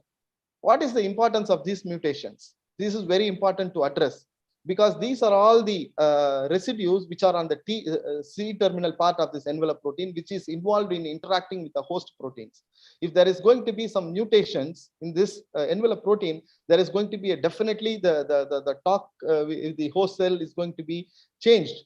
And we are currently looking at whether these mutations are involved in the formation of VLPs, whether they can form the any new kind of structures, or are they disrupting the structure of the whole virus. And these are all the things we are looking at. But at this point, we have found that there are few very important mutations in the envelope protein as well as the membrane protein, because there is also a proof that E protein and M protein communicates together in the pathogenesis of the virus. And this is the site where exactly the mutations have been found with the SARS coronavirus 2. This is the M protein mutations. These are all this manuscript is under review. Soon it will get published. So what is so special about this COVID pandemic is there are many important things has been already discussed. In my opinion, the 3 important things what I think is panicdemic. So don't worry about the panic. Okay, don't panic for this pandemic. Just take it. I remember our first speaker was talking about 10 yes. Yes, whatever he has spoken in short, that is what I have listed in my PPT based on my own experience for the past 17, 18 years with this working with this coronavirus. Though what we have seen is it is a high medical emergency, whereas where the other 2s were only epidemics, and this high infection rate. And we have faced a lot of shortage of medical equipments, but now we are in a position that we can handle any kind of emergencies. Okay, during that time there was no vaccine, but now we have our own vaccine, which is made from India, which is working so nicely, and we are giving to so many countries to support this infection, to get rid of this, prevent from this infection. And medical infrastructure, yes, we have improved. We have drastically improved in medical infrastructure. And there are many scientific questions have been addressed, but still there is quite a lot of things needs to be addressed. Physiological anxiety, yes, because we have been sitting in house. We have never been in our lifetime sitting for so many months inside the house. This has created a lot of psychological anxiety. Now we are slowly coming out of it. And the second thing is the infodemic. Please don't pass wrong information about this. So this is one of the very important thing that from my point it has to be taken into seriously. Infodemic. We don't need to consider this thing, because we know a lot of things about the corona now, and we know how to handle it. So don't pass wrong information about the infection or treatment or disease. So the social media, yes, is there should be a checkpoint where the untruth messages should not be taken to other people, and we have to improve our disaster management. Yes, for the past over the 2 years, we have developed quite a lot. And yes, with the economic recovery, we are slowly coming up, and now we are coming to a new normal. So we have to acclimatize ourselves to new normal. And in future, if there is going to be any new variants or new diseases comes, we have the basal things now. But just the basics is not enough. We have to build a complete infrastructure so that we are ready with any kind of pandemics which is going to come in future. So what do we do in that? To my knowledge, based on my experience, I think these 4 pillars has to be strengthened. One is the R&D infrastructure and healthcare technologies, where I know that Kakru is conducting this kind of meetings for the past 8-10 years. I really appreciate his initiatives. One such important thing is redefining our R&D infrastructure and healthcare technologies and strengthening our infrastructure sources. And there should be sharing of our infrastructure. There is no point in having a very big facility at one place given to one institute.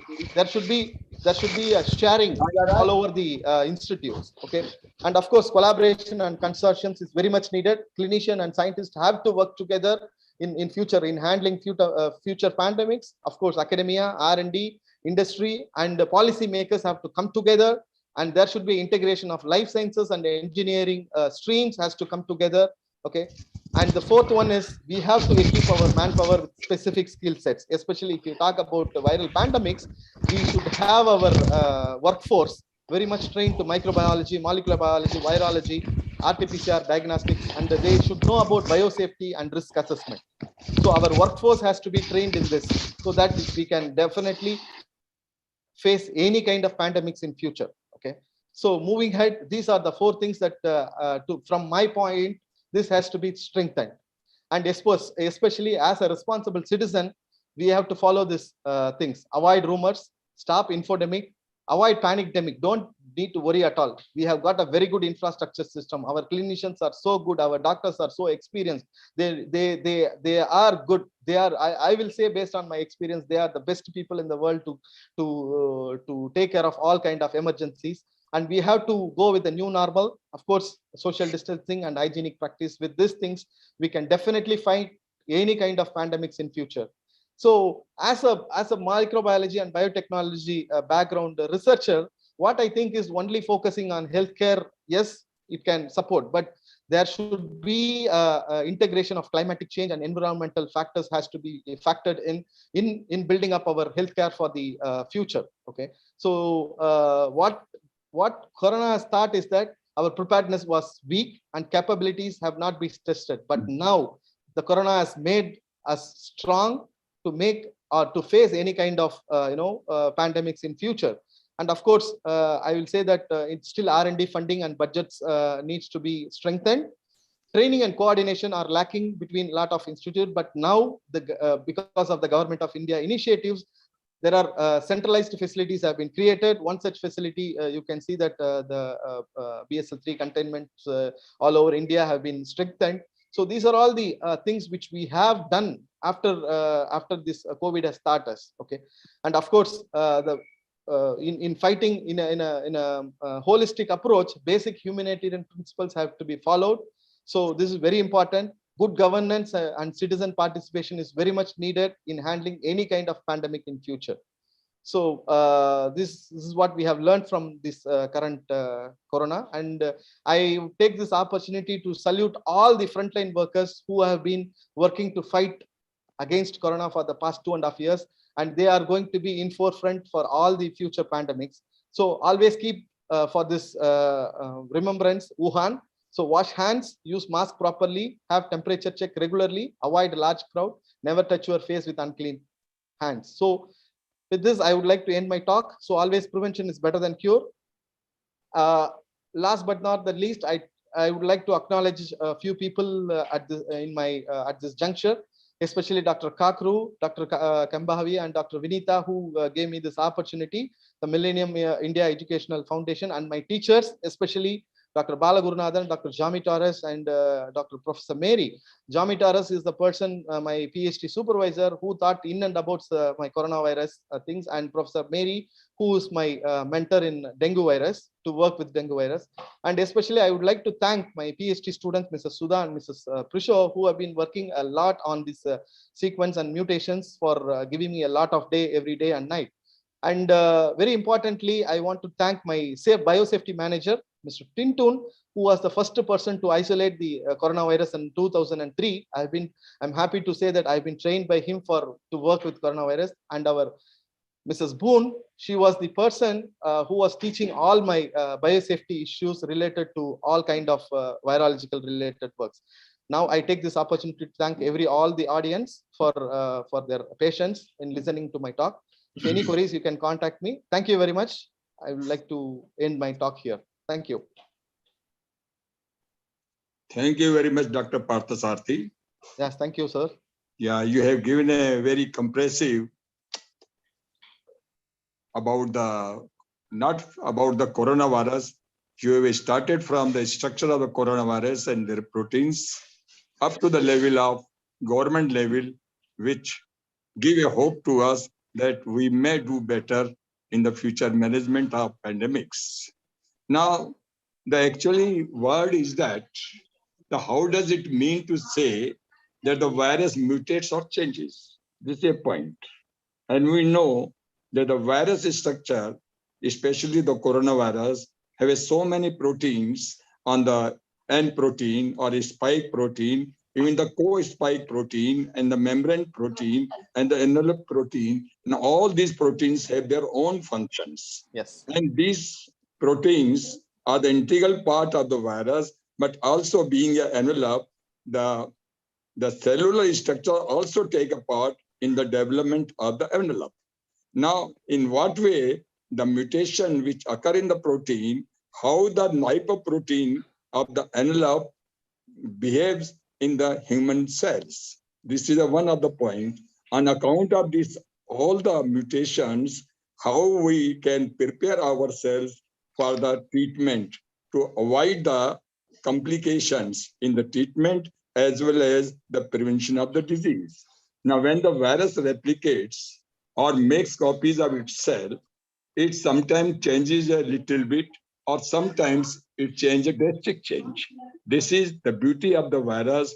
Now, if we compare the virus corona and your influenza virus, there is a very basic difference that the receptors of the influenza virus mostly or totally reside in the respiratory tract. Why in the case of coronavirus, there are so many other sites also there which make the severity of the disease itself. This is first point. Yes. First from that. Yes. And second point, I can say that the disease caused by the coronavirus is due to the cytokine storm, which is acquired immunity, your adaptive immunity, the cellular immunity. And if the vaccination, what is the vaccination? Vaccination makes the person protected from the coronavirus infection. If there is any mutation, there is a chance that the person who has been vaccinated may develop a mild infection. On account of why it is so? Because there is an acquired immunity, cellular immunity, which may be in the mild level. So the cytokine storm is not there, and the immune system prevail over the coronavirus infection, and we make ourselves better in challenging the coronavirus infection. Now, second point, as you say, very good, that each structure protein has its own role. And these are the points which are to be studied further for the development of antiviral drugs. And as we know that broad spectrum antibiotics are much better in the same case, the broad spectrum antiviral drugs are also good. And here, the changes which we know the viruses, the virus with one of the several new mutation is referred to as a variant. Now, variants may be of interest, variant of concern, and variant of high consequences. And all these things, you will see that each and everything, surprised to know that COVID-19 virus has changed its form more than 24,000 times so far all over the world. It is big. True. And we see the variant with specific genetic markers that have been associated with the changes to receptor binding, reduced neutralization by antibodies, generally against previous infection. It is a well-known fact that neutralizing antibodies which block the which block the attachment of the virus to the receptor, is the most important protection factor in the viral diseases. And the development which you show, which you speak about the government or our medicos, all are better than so many countries.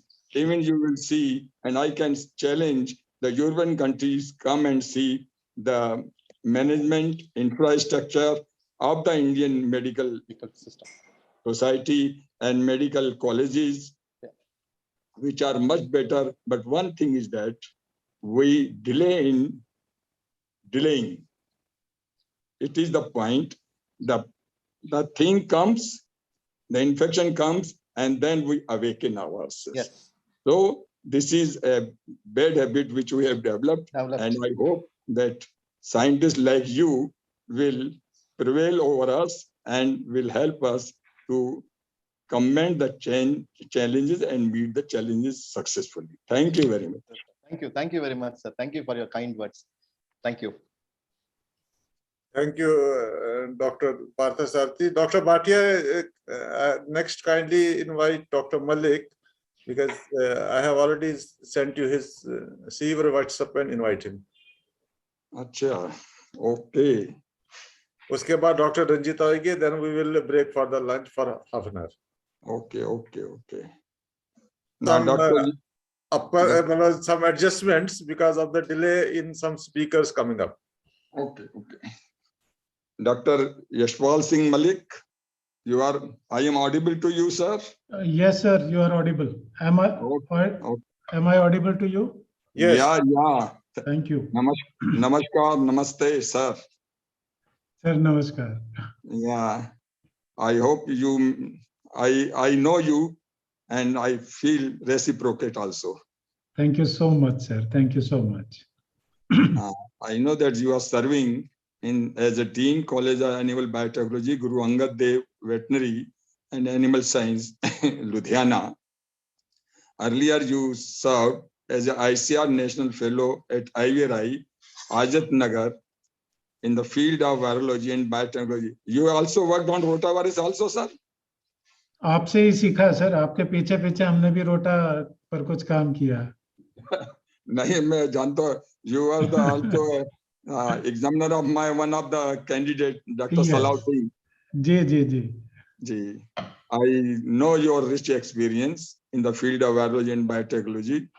You have a very much contributions in the viral disease epidemiology, virus host interaction, microbial diversity, characterization and diagnosis of animal pathogens, and you also did postdoctorate research in molecular biology at the University of Minnesota, St. Paul, USA, and I feel myself proud to invite you for the session, which will help us to know how to tackle emerging viral zoonotic diseases, which is most important for control and management of the future pandemics.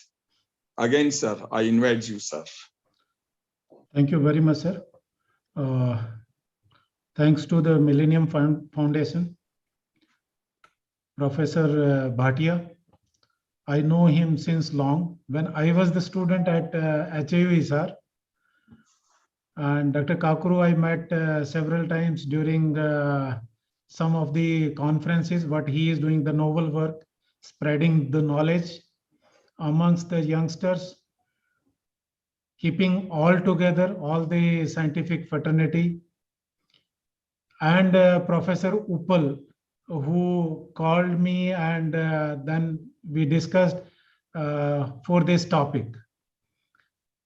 And thanks to everyone who has joined in this good gathering of Millennium Foundation on One Health concept, because we are working in that area and covering some of the work done at different institutions of the country, like IBRA, where I served for nearly 14 years before coming on deputation to this college of Guru Angad Dev Veterinary University.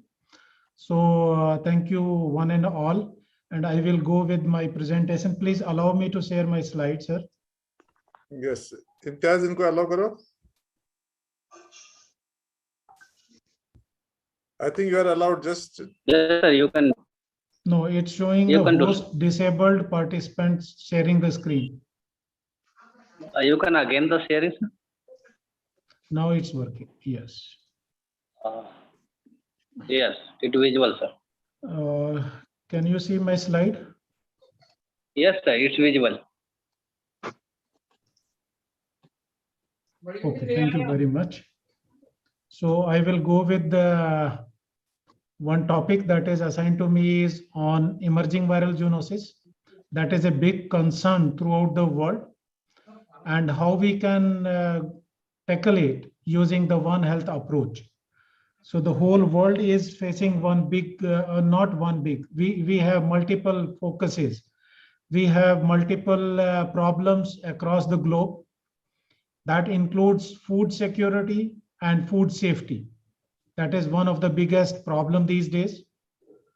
Antimicrobial resistance, whole world is fighting against the growing resistance against microbials. We are developing new and new ones, and microbes are changes accordingly, and then again our research started. And the major problem is the emerging infectious diseases. This photograph shows that what changed during the last 100 years. In 1918, we suffered badly with the influenza, Spanish flu. And again in 2018, we are having a different name. But situation is almost same. Millions people died that time and millions are suffering now. We don't know how much progress we have done in technologies. So we call that now we are in 21st century, but situation is almost the same. If we go with last 2-3 decades, the threats which are emerging, which are being discussed amongst all learned researchers, different conferences, that we are facing, we are in the era of infections, we are in the era of microbes, and which are leading to the huge mortality. Ebola, not a new name, but still it is a big problem. Zika, it was a problem of some country few years back. Now in past it entered India also. Bird flu, that was a problem of birds. In 1998, when it came, it was not much given the attention until there were death of nearly 36 people, and from where this virus was isolated. So then people became aware that no, we have to talk about the bird viruses also. Then in 2011-12, we had a MERS coronavirus, a variant of the coronavirus that affected the camels. And then when it spread to humans, then again it was a chaos that we have to discuss now about the MERS also. Example is also true for the H1N1, that what we call as a pseudo name as a swine flu. This is H1N1 flu pandemic. Still it is going in many of the places. Bird flu is there. So there are so many infections which have affected all of the global community, public health, and animals are not far away. Because of that we are being faced by a number of the viral problems. So we now call that viruses are becoming viral. Everything is becoming viral. News is becoming viral because viruses are so fast spreading. When it is reported in one country, soon it is in within few hours or within a day, it is reported in many of the countries. So that is why we use the term now viral for a number of things.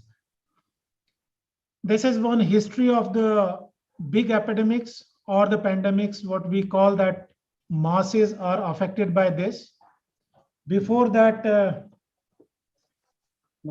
if we go with some past BC, 1300 years old, we were being affected by a number of the plagues. Bubonic plague, Japanese smallpox, engulfing the lives of millions of the people. And even when we entered after the BC, we have some senses of the deaths because of some of the infections like Black Death, bubonic plague, smallpox was a big concern. Then some Spanish flu that affected 1918, what the picture I showed, Russian flu, Asian flu, Hong Kong flu. So many infections are there in that list of past few years. But major problem that is existing is of the last 10 to 20 years. It started somewhere in 2014, 2012, 2009. Continuously in last 10 years or 20 years, we have faced more than a dozen of the epidemics or the pandemics.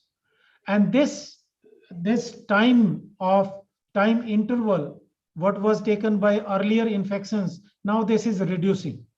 So infections, because of the number of factors which are involved in the spread of the microbes, because of the globalization, because of the movement of fast movement through some of the transport vehicles, we have now major problems are because of the arboviruses, arthropod-borne viruses, rodents are spreading the infections.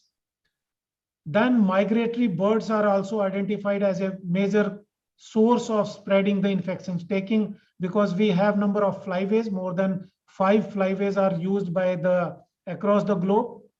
Thousands of miles the birds are traveling, and from one continent they are taking the virus or pathogen to the another continent. One more thing that has been noticed in past is the livestock product movement. Because we are becoming now global market, the poultry meat, the beef, the pork, they are being preferred throughout the world. And that's why the travel of livestock products has increased. But through that, through the transport movement of the germplasm, the infections are also crossing the boundaries. This is what we call that in 1992, we were taking nearly 80 days to cross that some of the place. Now we are covering that even in 8 hours.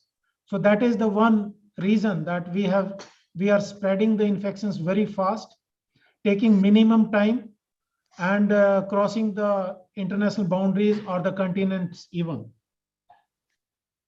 Because of that, if we go with some past literature, it shows that emerging infectious diseases are on increase.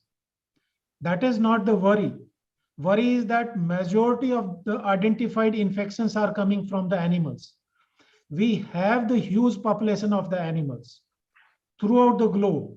We have the vectors, uncountable vectors. We have wildlife, good wildlife throughout the world. But the spillover is now becoming possible because of the restricted forests, deteriorating conditions, climate change. The spillover is possible from wildlife. They are coming very close to the domestic animals in the core areas at the interface of the wildlife. From domestic animals, the infections are going to the humans. It goes from the humans to humans, or it reverts back to the animals from the humans. So that is becoming a major concern, that number of infections which are having linkages with the animals is on rise. These are two good examples of that. H5N1, what we call the bird flu, we have number of now variants H3 and 8, H7N7, so many variants are there. And some way back, it was a problem of birds, what I said in earlier. And from there, it is going to the mixing vessels. Then ultimately, it has gone to the humans also. Same way, H1N1, that is, we call that as a cocktail. That number of viruses are merging together. We need a reservoir host, where it can mutate, it can exchange the genome. And it is very much possible, particularly in case of the segmented viruses. And being the segmented viruses, influenza mutates very fast. And from swine flu, it has gone to human, human to human. Then this has become a grave situation to the whole world. One thing is clear, that we are not sure that what will be the next. We have so many emerging infections, but we don't know what will be the next infection that will come in the coming times. What will be the impact of that disease on the population, public health? Boundaries are only now the name, it is there. There is no boundary between the nations for the diseases. They crosses the boundary very fast, become a global problem. And that's why we now call that we have to enter in a different world. The virus which is reported in one country goes very fast to number of countries. And amongst that, if we go with one name, we have two population of the viruses, RNA and DNA. DNA viruses are little sluggish viruses, what I call, because they mutate very less. They have the phenomena of correcting the mutations. Changes are there in that also, but it is being corrected by themselves. But we lack that phenomena in RNA viruses, and that's why they mutate very fast. And if it is a segmented virus, then the situation is worse. It changes very fast. If we go with the different populations, DNA, bacteria, lower eukaryotes or higher eukaryotes, the mutation rate is very high in the RNA viruses, and that is little much higher in the viroids, what we call that is in the plants, particularly naked viruses. So what has been seen in the past, that 44%, nearly half of the EIDs are having the RNA viruses. Every year we are having 2 to 3 novel viruses which are emerging. The host species, that is the spillover, or that is the jumping of the species, that is also very fast in case of the RNA viruses, because they mutate, they change accordingly. Their rapid evolutionary rate, that is much higher in comparison to the DNA viruses, 5 times higher, that is very high. And this is one common interface that we always talk about, that human and animals are having a very close relationship. And that is one of the niche from where the diseases are emerging. We cannot leave the animals also, because we are dependent on them for the food.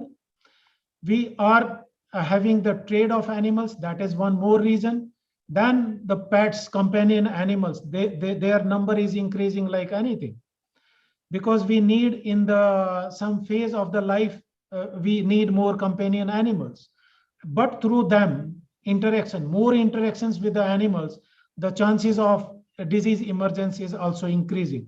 So this is something, a complex process of the human-animal interactions.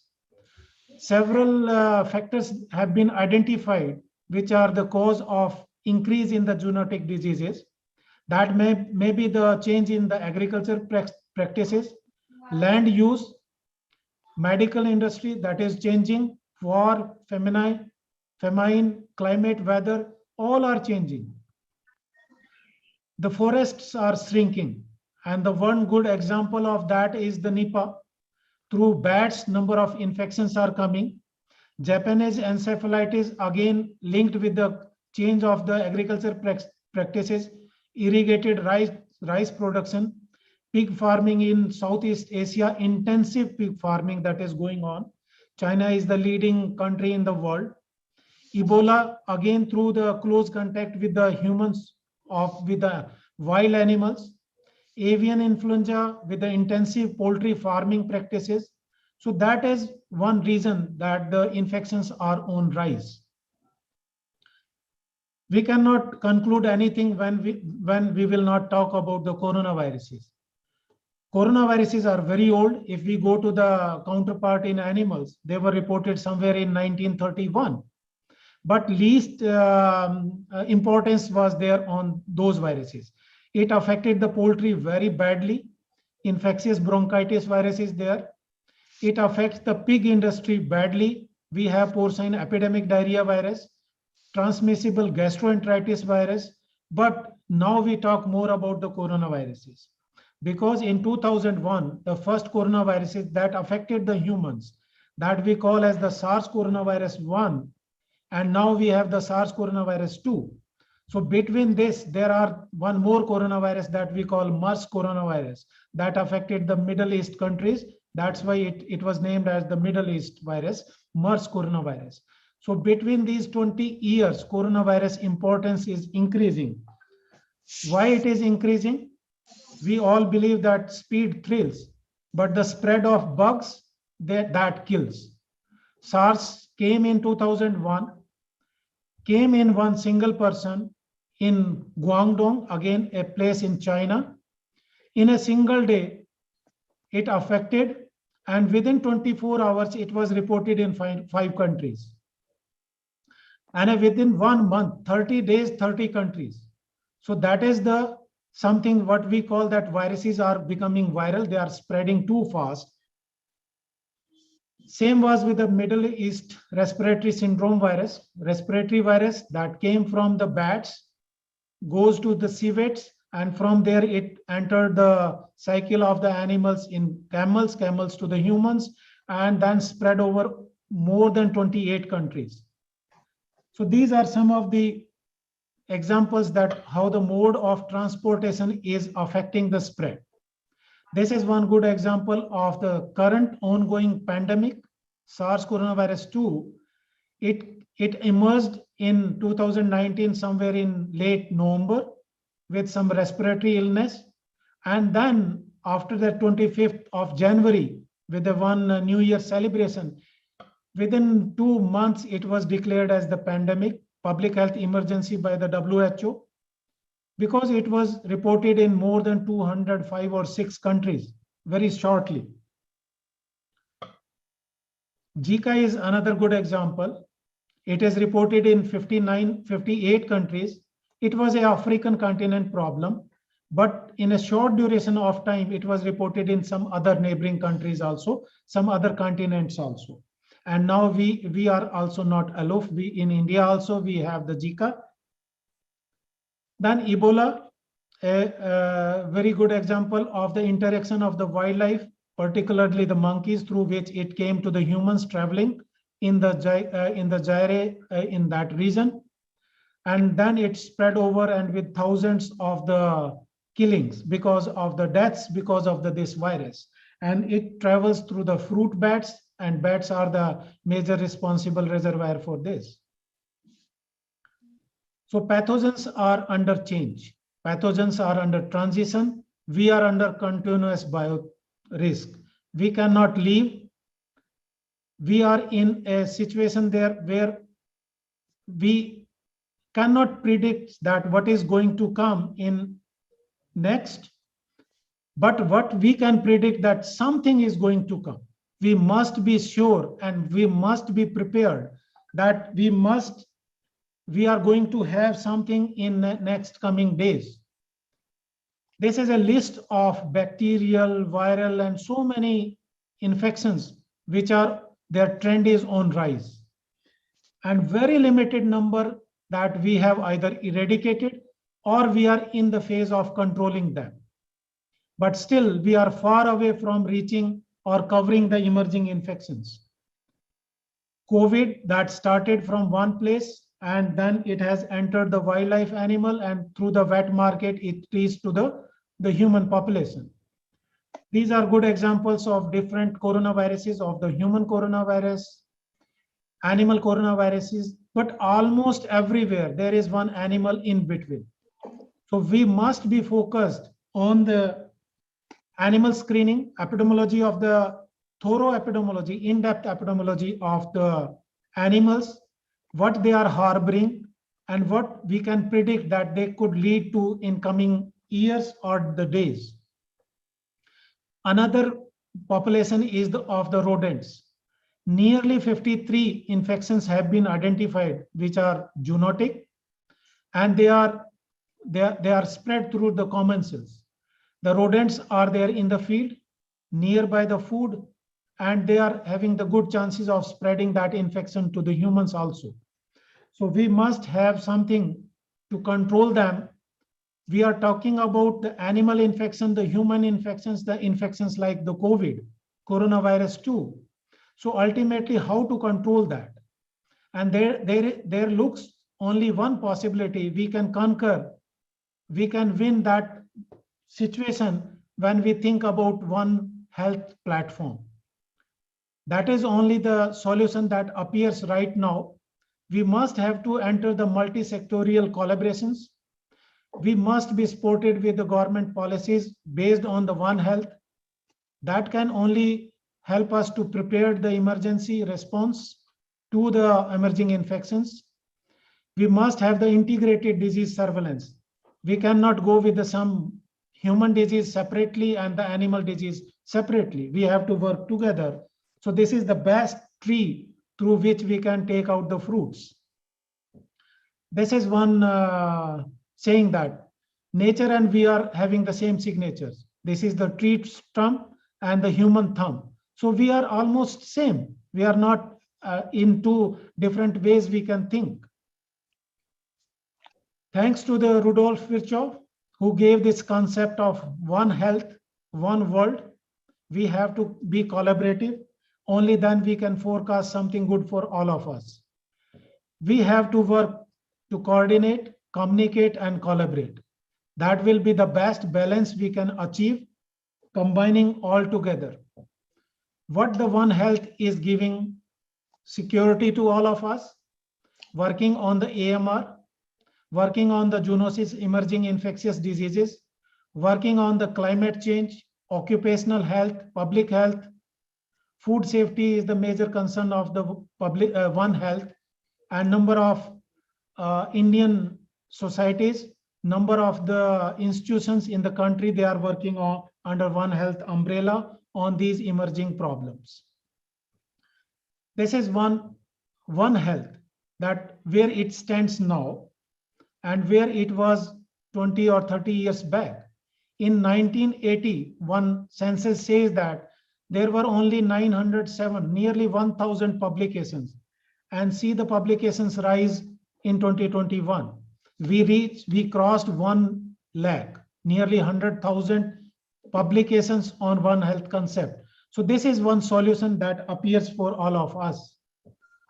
Veterinarians have played very major role.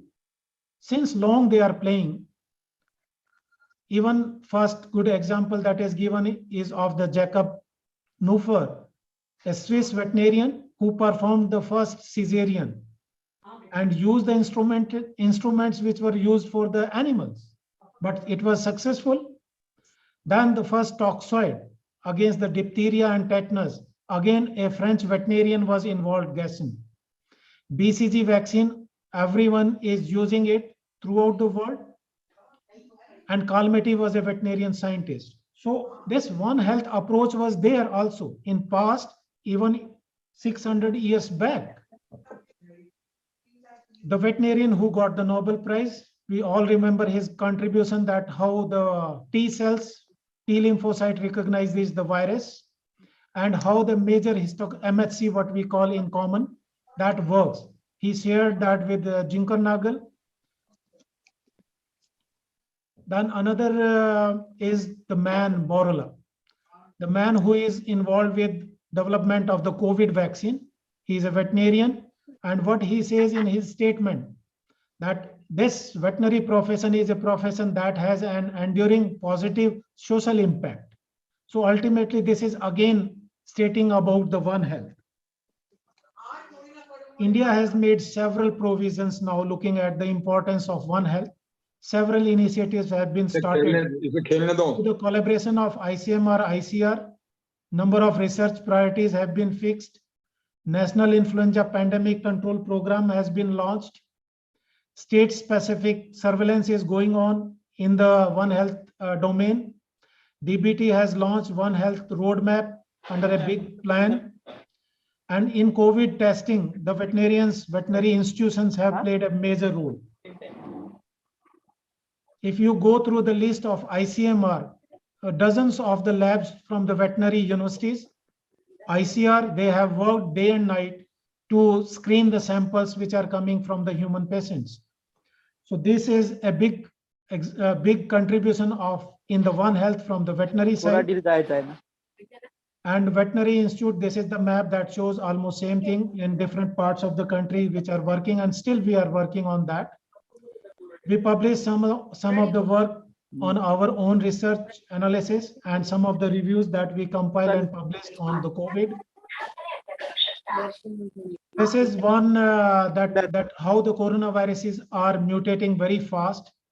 The TGV is a porcine virus, and after the deletion of S gene 1600 nucleotide, it became the respiratory. Earlier it was the enteric virus, now it became the respiratory virus. And same type of the mutations we are observing in the coronavirus 2 also. In coronavirus 2, we are getting the Omicron, sometime mu, sometime delta. So that all is the changes which are occurring in the RNA viruses. This is one more change that occurred in the coronavirus of the dogs. The dog which was leading to normal diarrhea changed to a very virulent pantropic coronavirus in the dogs, leading to heavy mortality. We performed one analysis that whether canine and feline coronaviruses are close to the SARS coronavirus 2, but it was not. It was very close. It was very close only when it was the viruses from the mink and the carnivore, the lion, they were taken. They were very close because the virus came from the human to animal. But the animal coronaviruses were nearly 50% divergent from the coronavirus of the humans. Number of experiments have been done. The Zhengli Xi, the woman from China, who is also known as the Bat Woman of China, she carried out number of experiments in silico and in animals, ferrets, cats, dog, and number of other domestic animals. And she found that pigs, chicken, and ducks are not susceptible to this. They have least susceptibility, except the ferrets are having slight susceptibility to this. Animals. Pangolins are still the target, that this is one reservoir, along with some of the bats which have been identified. Diseases are having very great losses because of tuberculosis, because of the rabies, because of the JE, Japanese encephalitis in the country. Annually, thousands of the losses are occurring in terms of the deaths of the human cases. And one best example, I always cite that rabies is the perfect example of the One Health. And since long, people are working on this One Health approach. In this, physician is involved, veterinarian is involved, wildlife experts are there, ecologists, sanitarians, educators to educate that we have to go with the vaccination of the pets, media to tell about the risk and prevention. So this is the best example, and we have to adopt this strategy for other infections also if we want to control that. We have launched that by 2030, we will control the rabies, and the policy makers and the people, researchers, and all the different agencies are working to control this. Few examples I will take of the One Health that started at ICR way back 1889. Medico Alfred Lingard, he was the first director at IBRA. That time it was IBL, Imperial Bacteriology Lab, established at Nainital Mukteswar, and he was the in charge, and he started working on the livestock diseases. And the target was the glanders, target was the African horse sickness, target was the rinderpest, and number of vaccines were developed at that institute. In the post-independence era, IBRA is having very good collaborations with the NCDC, Wildlife Institute of the India, to work on the emerging zoonotic infections. Surveillance is a main target to control the exotic animal diseases. We have some of the programs on CCHF, Nipah virus, avian influenza, swine flu, COVID now, and number of institute of ICR are working on that, including the Nisad Bhopal. IBRA Ijatnagar, Nivedi Bangalore, NRC on equine. So this is one collaborative approach. At IBRA, the leading institute in One Health is the veterinary public health. And since last 50 years, they are having good collaborations with a number of medical institutions. There are several success stories, and one is where I am from, Guru Angad Dev Veterinary University. We started the COVID lab in August 2020, and since that we are working 24 hours, and as of now we have crossed 5 lakh sample screening of the humans. These are some of the peaks of that time when we started this facility. We have Center for One Health at Gadwasu, and we have number of good programs, international programs, national programs covering the antimicrobial resistance, food safety, and zoonosis. These are the 3 priority areas for the Center for One Health at Gadwasu. These are some of the international collaborations with Calgary, Canada, Royal Veterinary College, Sydney, from Western College of Veterinary Medicine, Canada, ICMR, NIAB, National Institute of Animal Biotechnology. So many institutions we are having collaborations, working with number of medical colleges like PGI, Chandigarh, DMC, Ludhiana. So many institutions we are collaborating to work on One Health approach. This is about avian influenza, that how the country responded. It was reported in 2006, first time in India in Maharashtra. Then Nisad Bhopal, they took over as a screening agency for this. And since then they are working on avian influenza with good contribution in telling number of the variants of this and emergence of the new H3N8 or so many others which are affecting the crows also. So all the policies, they are involved in that, and they have become the referral center of the OIE for the avian influenza in the country. So this is again goes to the One Health approach that we are working. We have the regional disease diagnostic laboratories who are covering all these emerging pathogens, particularly the bird flu. We have the centers across the country. Nipah is that reported in Malaysia, entered the India in Siliguri, then reached to the Kerala. There is no vaccine, but diagnostics are there, and we are all working in the close association with NIV, with Nisad Bhopal on such emerging infections. Japanese encephalitis, IBRA took the lead. This is again a problem of the humans and animals. Pigs are involved in it, and then other species also, they are threatened, like horses also, and research is on the way. And IBRA developed a ELISA kit and screened thousands of the swine samples which are involved in this. We can predict that this will be the course of this infection and it can reach to the humans. So intersectoral collaborations are one mandate of the ICR, and including IBRA and some of the other institutes of ICR.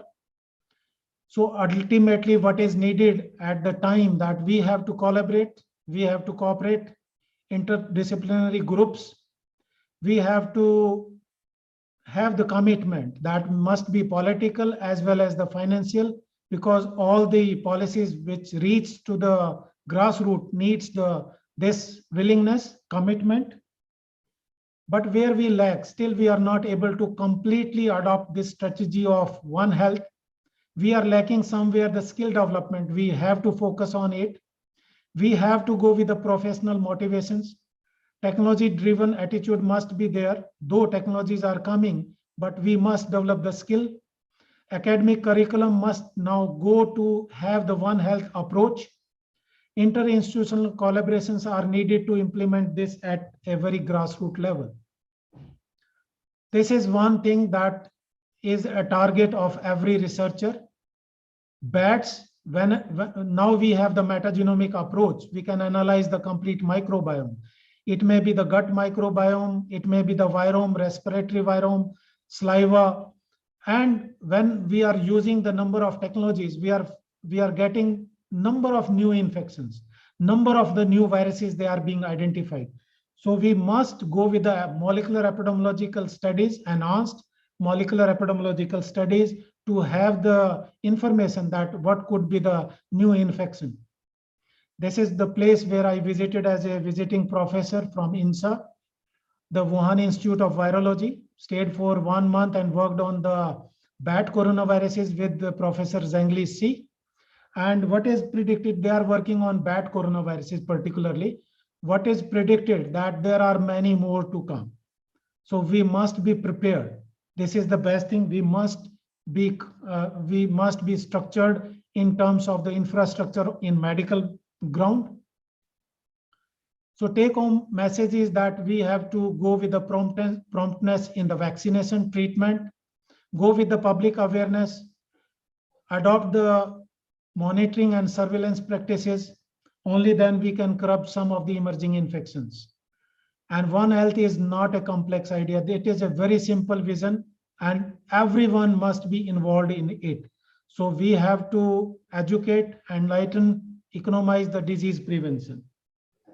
So ultimately, we have to practicize the One Health approach, create the awareness on diseases, food safety, AMR, climate change, monitor the health of all. Health for all means human, animal, plant, wildlife, and including the aquatic. Still, we have not much knowledge about the marine microbiology, but it is growing field. Biosecurity measures we have to adopt. And in the last, I must convey that we must stay safe for us, for ours, and for others. Only then we can beat the upcoming infection. Thank you very much.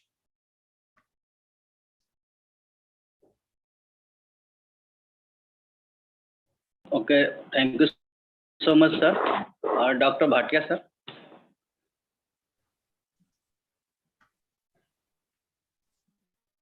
Bhatia, sir, is here.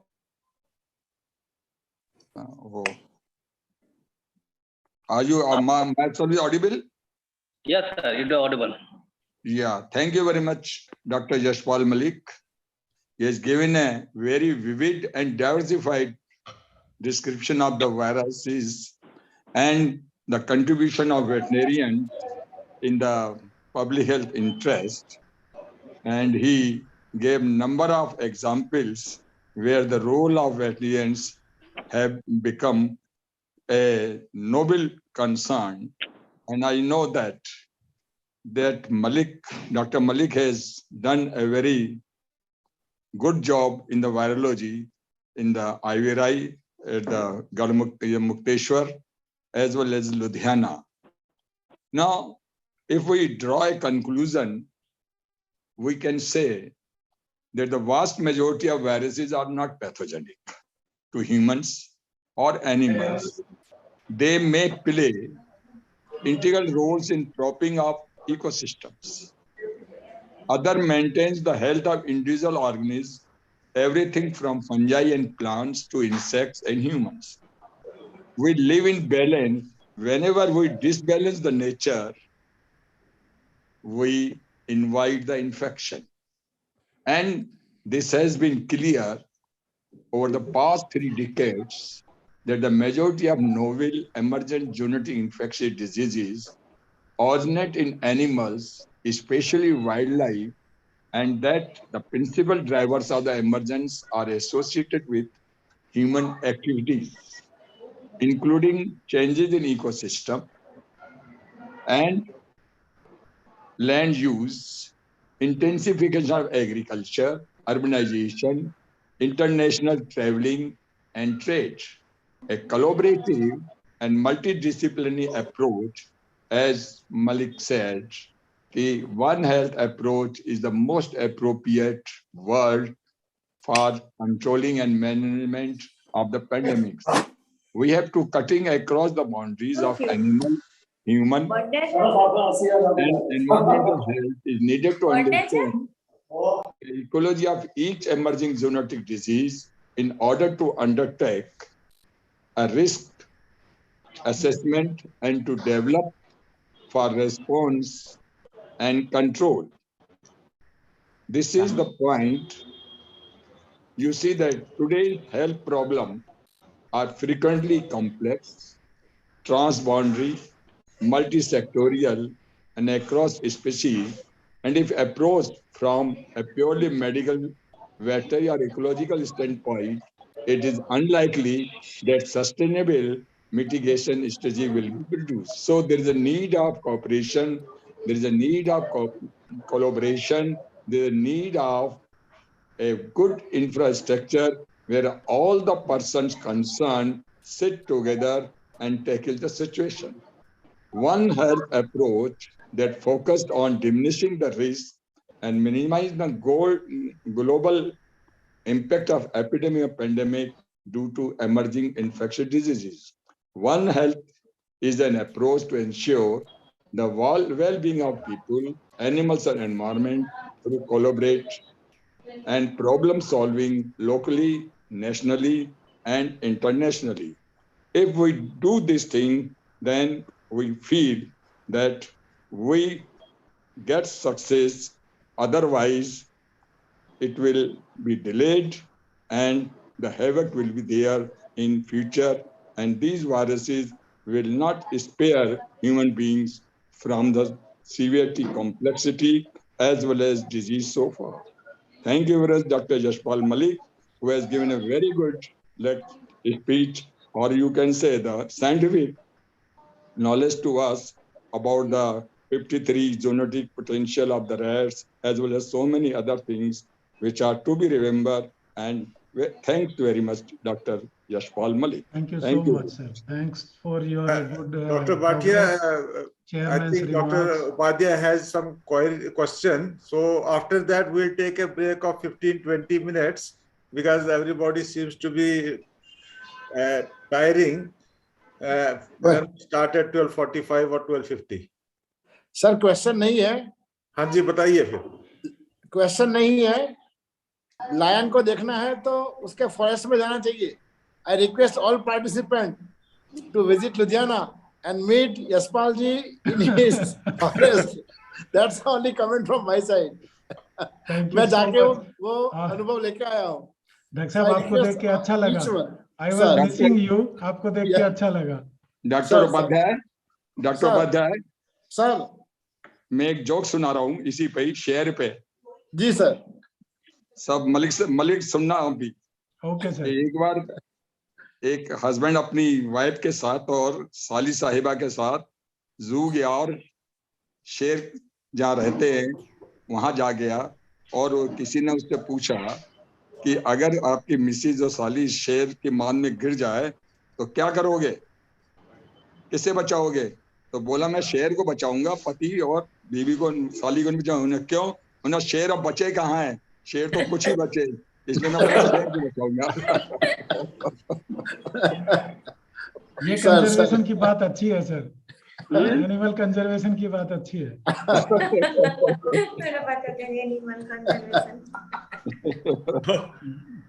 Doctor Upadhyay आपको देख के अच्छा लगा. Sir मैं थोड़ा ward में थोड़ा इसलिए लेट ज्वाइन हुआ, थोड़ा वार्ड में राउंड लेने गया था सर. मॉर्निंग से अटेस्ट, पर my wife is there, Neelima is there, she attended fully. Okay. Yes. Dr. Yashpal, all the best. Jyoti Misri here. Oh, madam, namaskar. Madam, namaskar. Good presentation. Well done. Well done. Thank you so much, madam. Thank you so much. Changed mode. Thank you so much, madam. Thank you. God bless you. Oh, good. Well done. Well. Thank you. Thanks to Dr. Kakru for giving this opportunity, Dr. Bhatia and Dr. Uppal for bringing me to this platform. And thank you very much. Thank you, Dr. Malik. We'll take a break for 5 minutes, and after that, Dr. Bhatia will chair the session next because it's 12:33. So 12:45 के आसपास will be fine. 15-20 minutes is so till that time everybody is here. We can discuss whatever anybody has anything to suggest or to give some opinion, because ultimately it's a teamwork. Somebody has to organize this, so that's what I am doing with KEM. But the basic is to bringing together everyone around, and we are at the other humanities at such a juncture where you don't know what is going to come across next.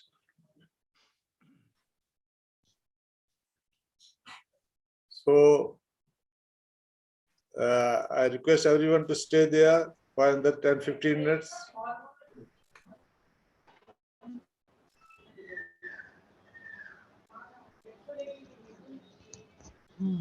15 minute का break लिया इसने। तुम क्या कर रहे? ये नहीं देख रहे कॉन्फ्रेंस में?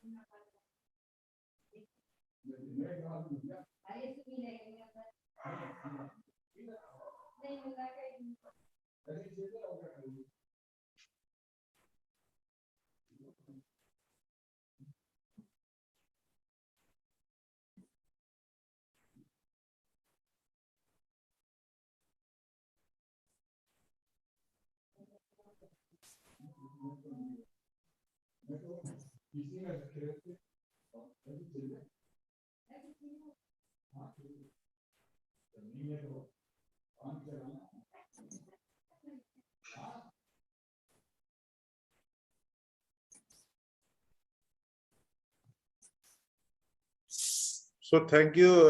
I thought let me share our work on the zoonosis over these years. Now we have the next session, which is being chaired by Dr. Kamlesh Upadhyay. So I hand over the mic to Dr. Upadhyay.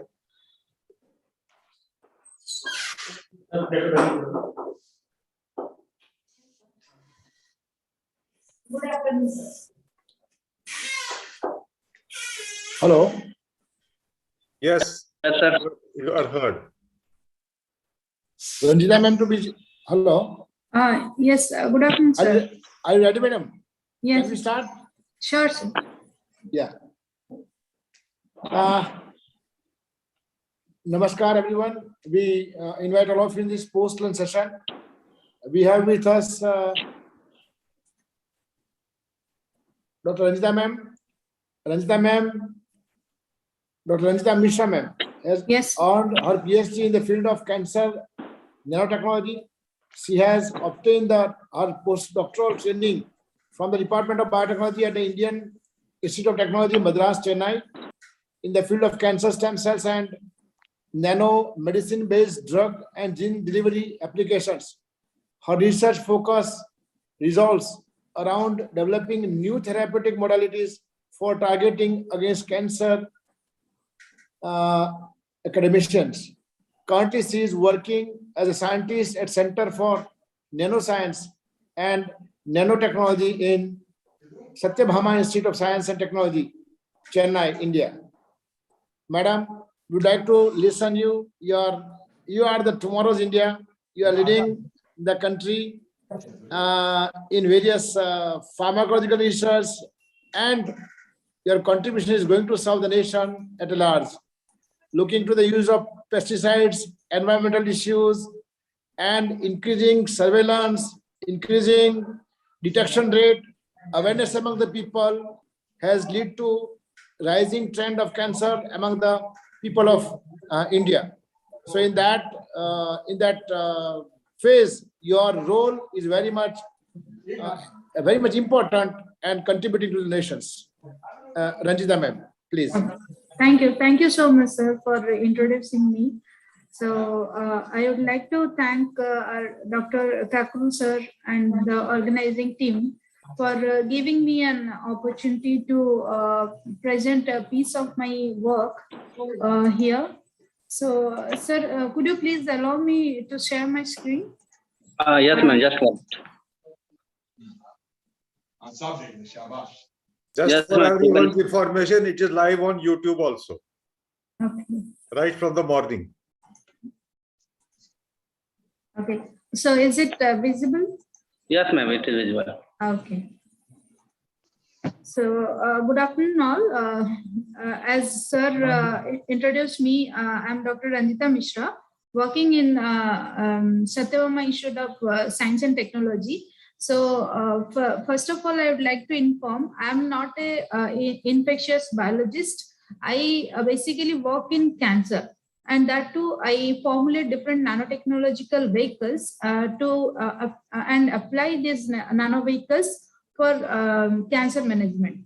But since from few years back, I developed an interest to why not to apply this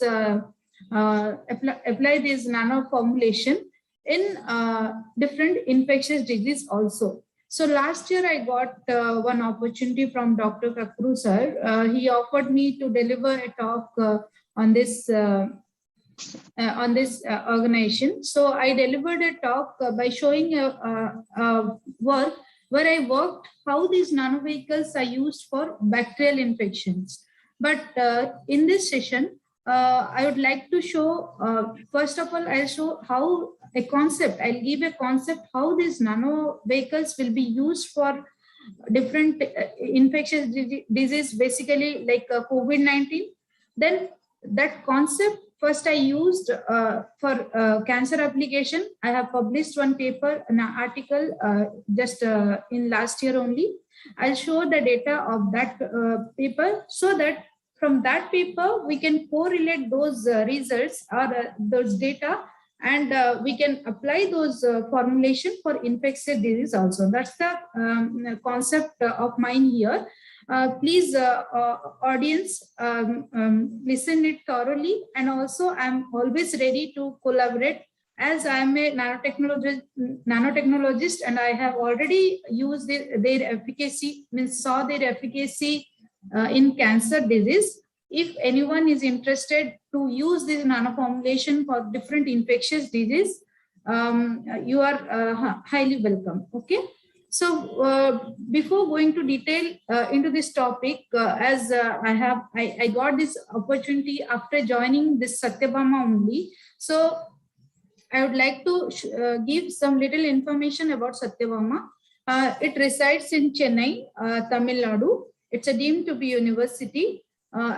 Here we are conducting PhD programs, many webinars, and the research facility which are available means I'm going to show my lab where we are culturing the different animal cells, cancer cells. These are the microscopes which are we are working here. And this is the subculturing facility which we are doing in our culture room. So now let me talk to you about my today's topic that entitled nanotechnology based weapons theranostic application for combating different diseases. So what is theranostic? Nanotechnology based weapons means different nano vehicles, means nanotechnology based tools, okay, which are used for theranostic application. Theranostic is nothing but a combination of diagnosis and therapy is known as theranostic. So before treating any disease, if one patient will go to the doctor should identify the disease, what disease that patient should have. If that doctor or anyone will able to diagnose the disease first, then it will be easier to treat that disease easily. Okay. So the content of my topic consists of infectious disease. I'll just miss, as all the previous speakers have talked about a lot of literature they have given about infectious disease, specifically COVID-19. I'll not go into detail about those. I'll not take much of your time.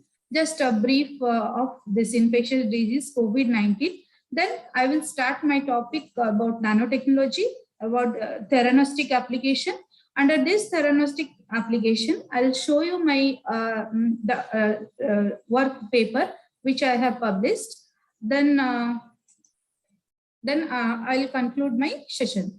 So infectious disease, as we all know that infectious disease is nothing but it is caused by various microorganisms like virus, bacteria, fungi, and parasite, etc. So to treat this infectious disease, we use some antimicrobial agents like antibiotic, antiviral agents, etc. But we have known that with some these antimicrobial agents have some limitations, like they have some short half-life. Okay, they can easily degrade in our body system. So we need a delivery system to protect those antimicrobial agents from the degradative environment. Suppose one drug has very short half-life, so we need a controlled release of the system so that it will release the drug from the nano formulation for a longer period of time. So the patient will get the drug properly. And second thing, when we take a drug, it won't go to the target site by it is. So we need a target system. So, for example, for a disease like cancer, why I am talking about cancer is I have been working in cancer since from last 12 years. So I am giving an example of cancer like disease.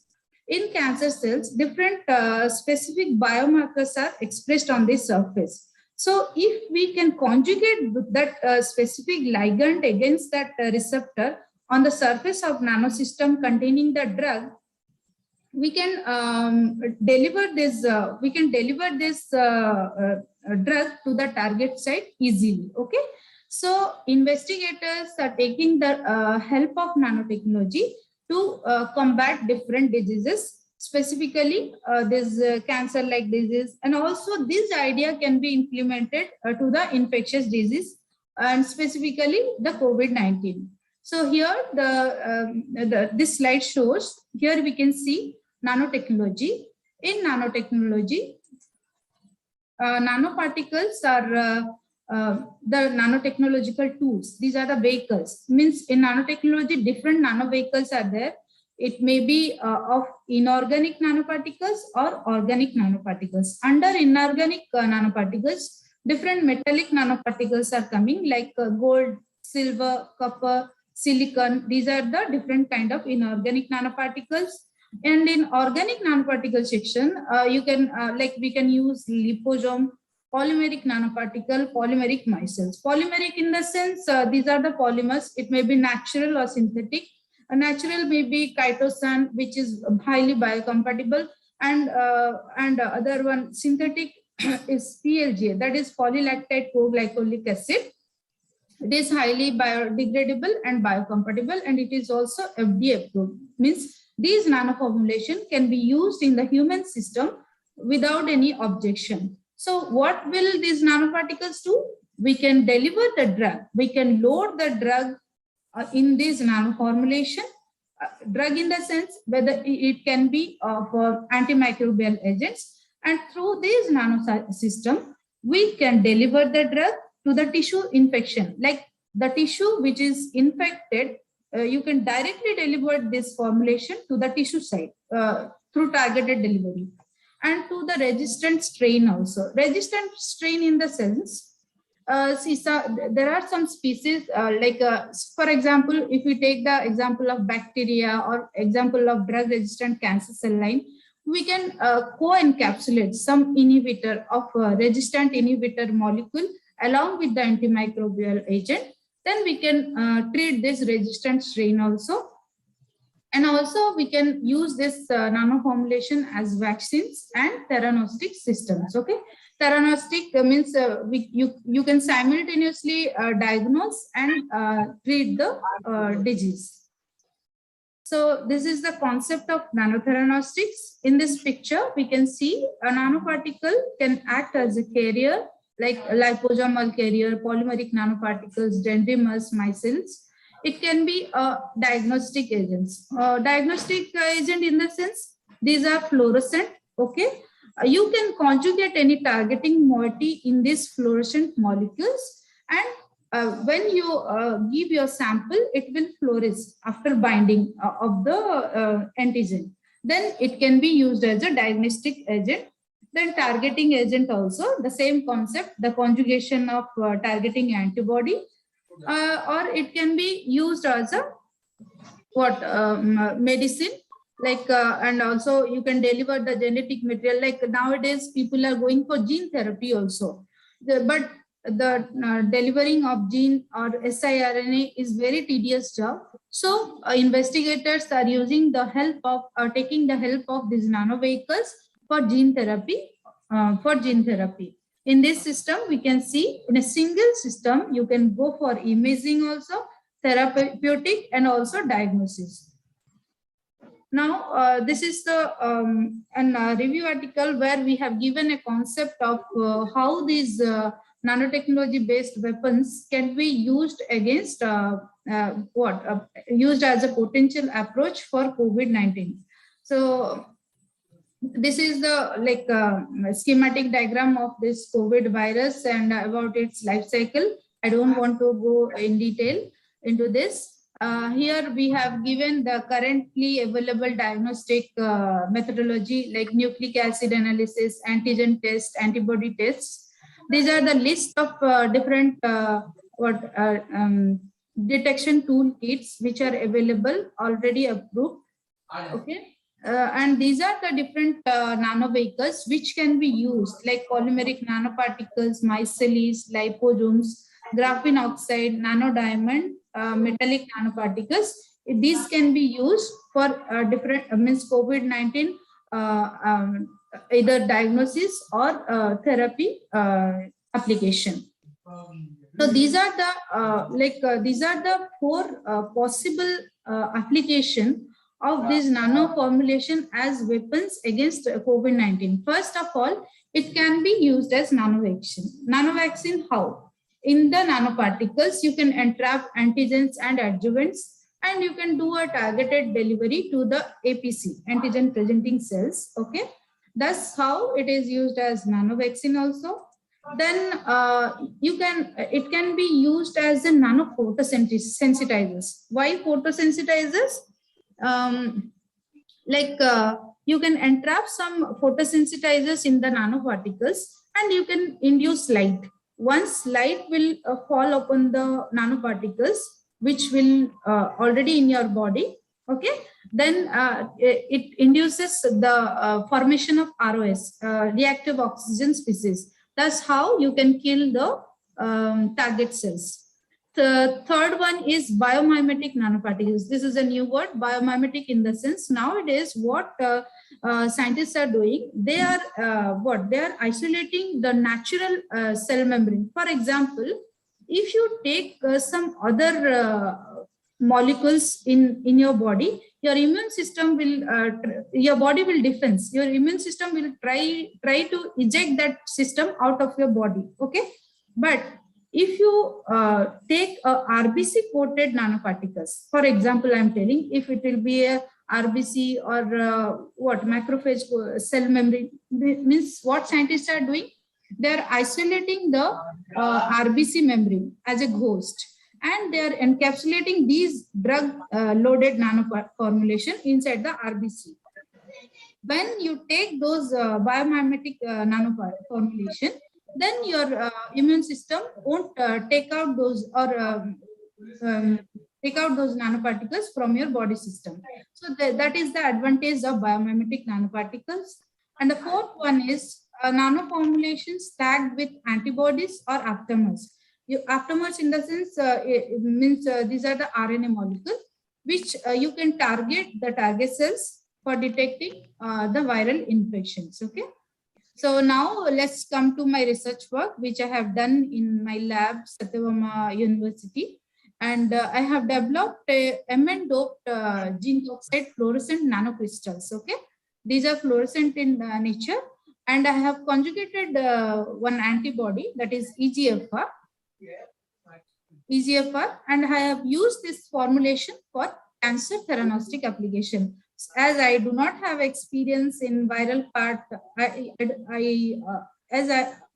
did works in bacterial culture, but I do not have experience in viral part. So first I tested the efficacy of this formulation in cancer cells. If I'm getting some collaboration in future, we can use this system in the viral application as an antiviral therapy or diagnostic agent, anything could be. Okay. So let me explain you about this work. So before going to details, first we should know what are the multifunctional fluorescent nanocrystals. These are nothing but these are the semiconductor nanocrystals. These are of nanometer size, around 1 to 10 nanometer. These act as strong imaging agent. Means you can image these fluorescent nanocrystals both in vitro and in vivo conditions. Okay, that's how these are mostly used for imaging purposes, because they do not undergo photo bleaching. Because if you use some organic dyes as a imaging agent, it can undergo photo bleaching, and by tuning the size, shape, and the composition, you can modify the emission wavelength also. Then here, why I have choose zinc oxide nanoparticles. Here we can see in this picture, this has many application. Means these zinc oxide can act as anti-cancer, antibacterial, and it can be used for drug and gene delivery, and used for biosensing, bioimaging, anti-diabetic. It has a huge number of application. That's why I chose the zinc oxide to develop it as a nanocrystals. And it has high electron mobility. It has excellent stability, good transparency, and you can easily tailor this nanostructure. That's how it's a potential candidates for theranostic application. However, it has been seen that if you dope some other metal ion in this zinc oxide, you can get enhanced optical and chemical properties. So I have further did the literature search. I found amine-doped zinc oxide nanocrystals are most widely investigated. But we didn't know that how much amount of Mn should be doped to get a higher fluorescence intensity of this formulation. In that context, what I did, I doped different concentration of manganese in the zinc oxide nanocrystals. But it has been seen that after doping of this Mn in the zinc oxide, it leads to aggregation of those nanoformulation. So to avoid the aggregation, I choose one polymer, means I choose one polymer to coat this nanoformulation. If you coat this nanoformulation, means Mn-doped zinc oxide with some polymer, it will be easier to conjugate the antibody on its surface, and you can also load the drug. That's how it can act as a simultaneous nanotheranostic agent. Means simultaneously you can diagnose and simultaneously you can deliver the drug to the disease site with the help of a polymer coated functionalized nanocrystals. So in my study, I have used DMSA, which is a polymer to coat this amine-doped zinc oxide nanocrystals. Okay. Then as here I'll be targeting resistant breast cancer cell line. Here I'm using an EGFR, that is epidermal growth factor, which is highly expressed on resistant cancer cell line. I conjugated that antibody on this nanoparticle surface. I'll be coming into that. This is the background of my study. Whatever I told you, see, this is the zinc oxide nanocrystals. Then I doped manganese in this nanocrystals. Over this, I coated the DMSA, which is a polymer, which will help to load the drug in the polymer. And also we can conjugate this EGFR antibody on its surface. Okay. So this final formulation can be used for nanotheranostic application, like this is diagnostic application of antibody conjugated fluorescent nanocrystal, and possible therapeutic application. You can load any drug, whether it is an anti-cancer or an antiviral or antibacterial agent, which has some limitations of drug delivery kind of issues. You can load in this polymer coated section and use for therapy application. So what are the objectives? First objective will be the formulation and characterization of Mn-doped zinc oxide nanocrystals, conjugation of EGFR to the surface of the nanocrystals, efficacy study of this developed nanocrystal using drug-resistant breast cancer cell line. So here are my results. As I have told you, I have used different concentration of manganese to dope in the zinc oxide nanoparticle. From there, I choose the best one for biological application. So these are the AFM study, atomic force microscopy study. Here we see different concentration of Mn is affecting the structure of the zinc oxide nanoparticles. This is the EDAX analysis, where it shows the weight percentage of manganese dioxide, manganese oxide, where we can see the concentration of manganese is increasing with increasing concentration of Mn loading. Okay, see in Mn, in Mn negative, this concentration of Mn is 0. But with 1, 10, 20, 30x, the concentration is increasing correspondingly. So this is the pictorial representation. Then we did XRD. Here we found the crystalline structure of these nanocrystals.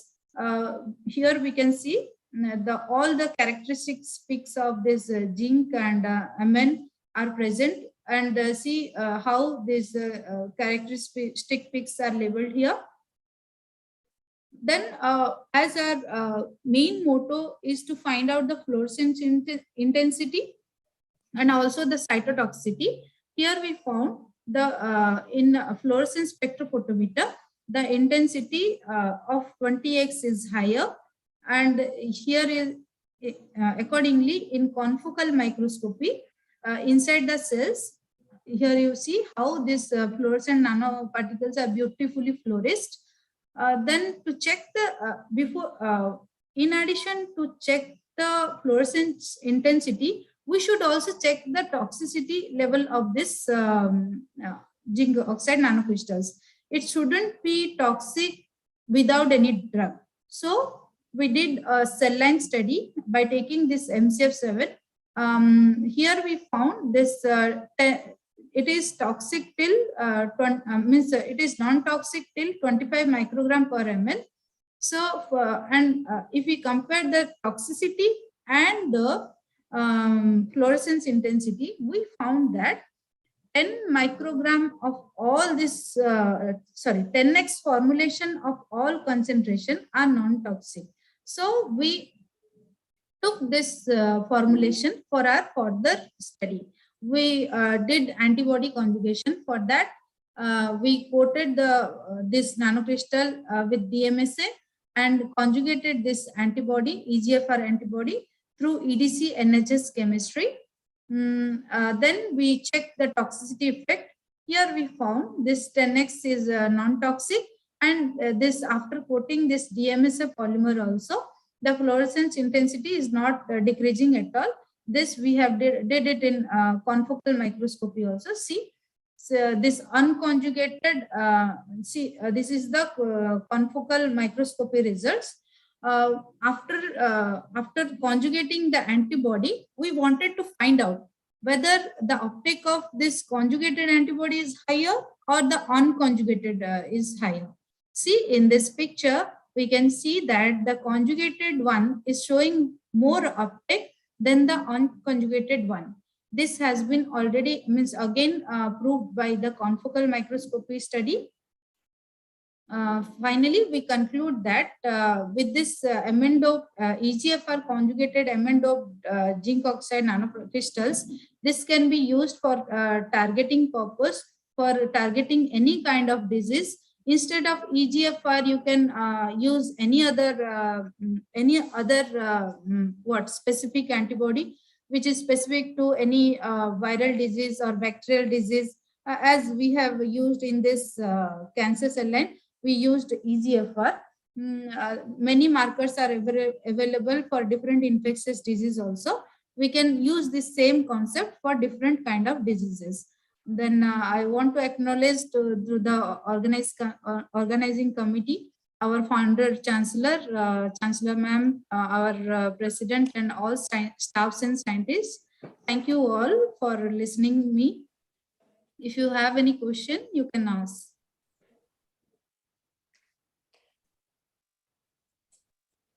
Okay, thank you so much, madam. Thank you. Yes, sir. Yeah, any question? Yes, I have one question. Dr. Misra, just tell me, this technology, have you used it in lab conditions only or in vivo also? In vivo, sir, we didn't go yet. I am looking for a system. In our Satyabama only, we are we have this in vivo facility. I'm looking for it, sir. My future plan is to go for in vivo. But different people have done it by with conjugating system. They have got good results in vivo also. Okay. Over to you, Dr. Upadhyay. Yeah. Thank you, ma'am. Thank you, Thanks for excellent and lucid presentation, new insight to all the audience.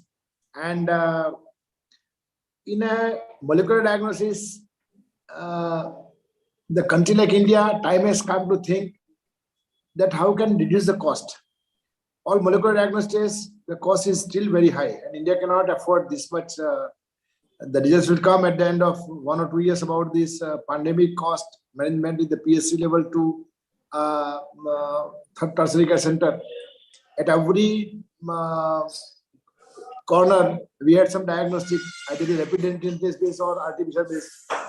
So time has come to think and to go with the cheaper alternatives. Yes. And therapeutics too. Thank you very much. I'll proceed for the next speaker, Dr. Manoj sir. Dr. Manoj sir is a PhD in veterinary biology and currently working as Associate Vice President at Biological Limited, Hyderabad. Sir has also worked in the past in a Hilton Labs, New Delhi, and Serum Institute of India, Pune, for almost 9 years. He is a vaccine R&D lead, microbiologist, and a great supporter of academia.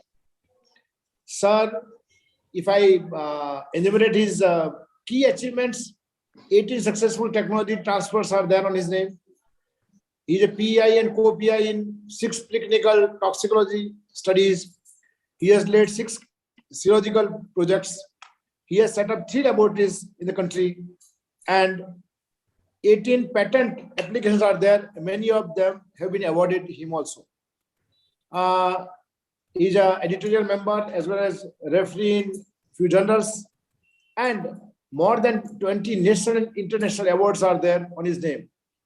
With such a great academic and research experience, the country needs such people involved in the research. And we all, as a clinician also, I'm feeling, even though I'm in medical colleges, the research part is touched less because we don't get much time.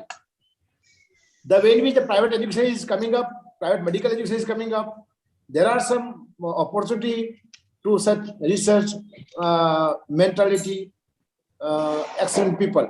And one of them is Dr. Manoj. I invite, I'm really feel happy to invite you for the talk. Manoj sir. Thank you, Dr. Upadhyay. First thing for this kind introduction. Of course, it is all the blessings of my reverend teachers and of course God's grace. And I must thank the organizers, more specifically to the who has kindly invited me for this great event. And of course, to my reverend teacher, Dr. Bhatia, who has been a kind support throughout my academic as well as professional journey. And as I can say that, I see some known people here. For example, Dr. Yashpal Malik. He has been a great mentor as well as friend. I can use whatever terminology here. So it is very nice to be here with this particular gathering. And the topic of today's presentation I'm assigned is to talk on the preparations for disease X. And maybe I'll request permission to share my slides. If you could enable my screen sharing.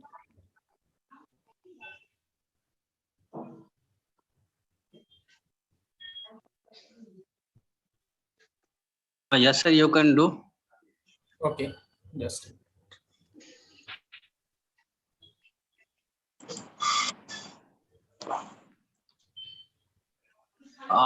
You are joining from the two sides, sir? Yeah, just a minute. Actually, I was a bit engaged with some of the work. That's why I had to, manage and bear with me for some of these, noise that may come up.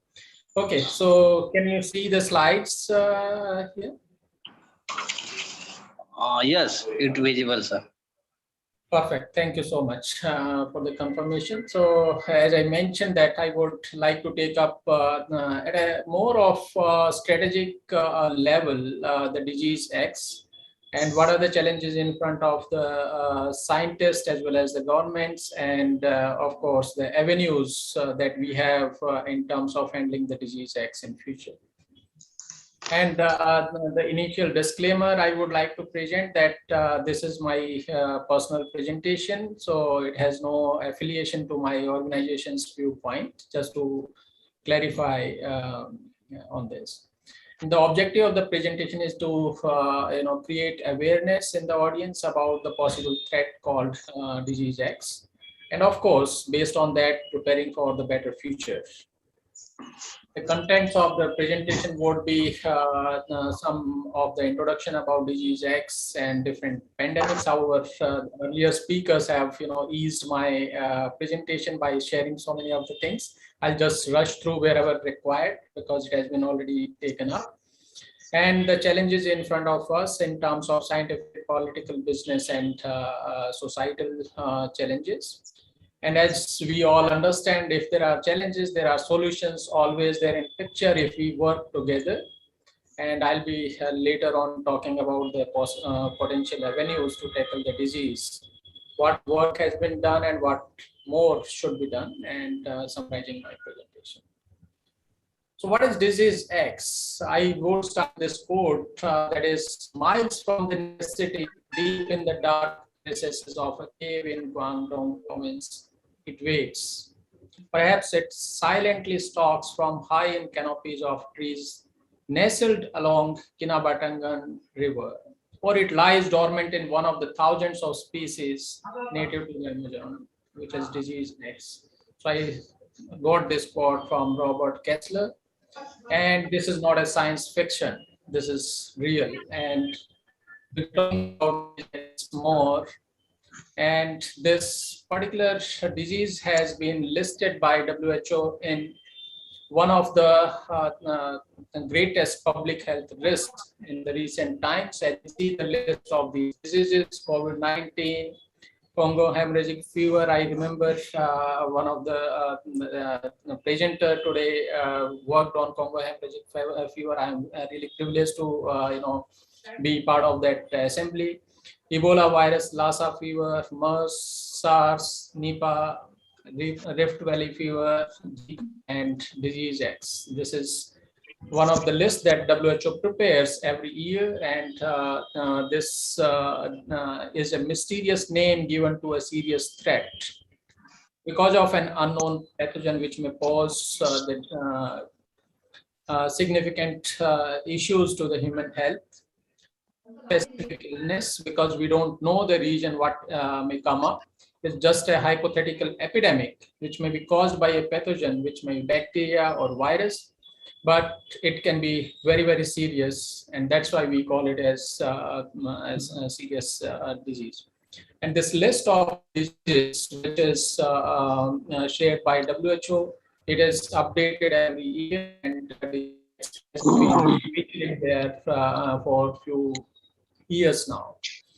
And as we see, a lot of impact because of the ongoing pandemics, and we don't know what these X would be. So we don't know the actual impact about that, but it will be very serious. And the seriousness can be from the fact that within the past 15 years alone, there have been several epidemics and COVID pandemic also that has come up in last couple of years. Now, we know about few of the pandemics and epidemics. Some of them, they have already doomed the whole civilizations. In fact, they have brought once very powerful nations to their knees, and they have killed millions. And this one, which is COVID, as we all know, we are fully aware of this because it is the recent most, and still it is devastating our life. May not be in India so much now, but if you see the number of cases, just 2 days back, it was almost 19 lakh cases in the globe, and more than 12,000 deaths actually that happened just 2 days back. And this figure shows the number of cases that have happened in last 2 weeks. And I hope all of you know this picture which Dr. Yashpal Malik also shared, which is for this the Spanish flu. The hospitals were, filled like anything, and the disease cannot be controlled very easily. And this is not that only Spanish flu and COVID pandemics have been, a big issue. I will share some of the very old cases where the pandemics and epidemics have been a big serious threat to the human health. And this picture shows not the sticks of something, it is the whole skeletons of the human beings from a village in China who were buried in a cave. And this was more than 5,000 years ago. And this must be a disease of some infectious origin. Of course, at that time, there were no such kind of tools. People would just take care of these diseases as per their practices. And we can see that from this list, I don't want to go into more details. The pandemics and epidemics, they have been plaguing the whole world throughout, not only recently, but since ages, even before Christ, plague of Athens, Antonine plague, plague of Cyprian, plague of Justinian. So whole of the civilizations itself might have got affected, and some of them, they affected even 10% of the whole world population. They might have killed more than 90% of the indigenous population where the effect was done. So I don't want to go into the each and every detail of each of the pandemic or epidemic, but the idea from this slide is that these pandemics or epidemics or the so-called disease X for future should not be taken lightly, and we should be well prepared for that. And these are some of the recent one in the modern era, starting from 1600 onward and going up to the pandemic nowadays. Now I'll switch gears to the kind of killers which might have affected the pandemics and epidemics in different places, and of course in different time zones, time periods. So this list is prepared based on the viruses which have got a very high likelihood of killing the people because of the infections, and the one of the highest killer comes as Marburg virus, Ebola virus. Rabies virus is well known that if there are symptoms are there, then you don't have any cure even as on date. There are some monoclonal antibodies being worked upon, but the efficacy is still debatable. HIV has killed millions and millions since it was discovered in 1980s. Till date, in spite of the antiretroviral therapies and so many efforts in case of the advocation, 680,000 deaths happened in 2020 only globally.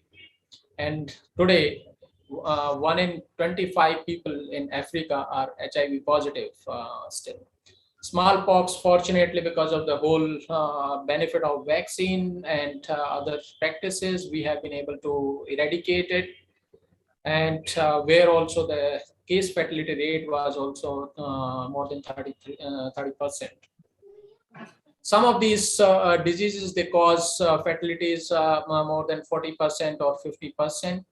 And as you can see, the list, there are some of the cases where the 10 to 20% fatality rates are there, but the morbidity, which means the spread of the virus, will be much more, which means it will be leading to the hospitalization more and more, and of course the economical burden, like we have seen with the Omicron cases. I'll switch gear with this, looking for the challenges in terms of preparing for disease X. I'll be briefly taking the audience through the scientific, business, political, and societal challenges. Let us talk about the scientific challenges, and one of the major one there is there can be several, which the earlier speakers have already highlighted. So I'll also highlight that most of the emerging epidemic threats have been zoonotic diseases, which have their origin in animals, and there is no or little surveillance of wildlife diseases. As we heard earlier also, we have least kind of research going on there, but many of the diseases for this epidemic or pandemic potential, they are coming from wildlife or the stray animals. Then one more challenge which we see is the divide between the public health sector and the animal health sector, which makes it more difficult to recognize and respond to a novel threat, which may be there. And the typical example is, I can share this one, which is from US. Of course, it's a bit old, but the situation has, to my understanding, has improved to a good extent, but not to the satisfactory extent. And that's why I'm saying this is a concern that we should work together. This is one of the scientists in one of the US zoos, McNamara. She noticed that the crows were dropping dead on zoo grounds. And she felt that there is something suspicious going on. It is not usual. And then she wanted to get the samples tested. And what she says is that it took for her in US to diagnose the region for in 3 weeks actually. So you can imagine if this is the situation in US kind of developed nation, what will be the situation in our kind of country or much lesser developed countries in Africa or other places. And as we also discussed, it was discussed by some of the speaker that many of these diseases, they originate first in Africa. Maybe there is some region because of that that is happening there. But as you also know that most of the developing or very low income countries belong to Africa continent. And that's where the concern comes that we have to work together. And then one more challenge is lack of capacities. I would say here more specifically because I have worked in India with fortunately being a veterinarian and now working in human vaccine industry. So I have a good connect with different veterinary as well as human sectors. There is a big lack of capacity in veterinary sector, for example, labs, equipment, skilled human resources, and of course, the old locations where these kind of informations can come up. However, they might have the issues of this kind that even if there is a observation, still it may get unnoticed or it may not go to the next levels. Then one more thing is the delayed knowledge transfer about this epidemic or pandemic, which is very hard to find and make. It is good to see when the people are sick, people don't generally mind more. And as soon as the disease started killing humans, then we become awake and I think this is a bit of delay that we are seeing.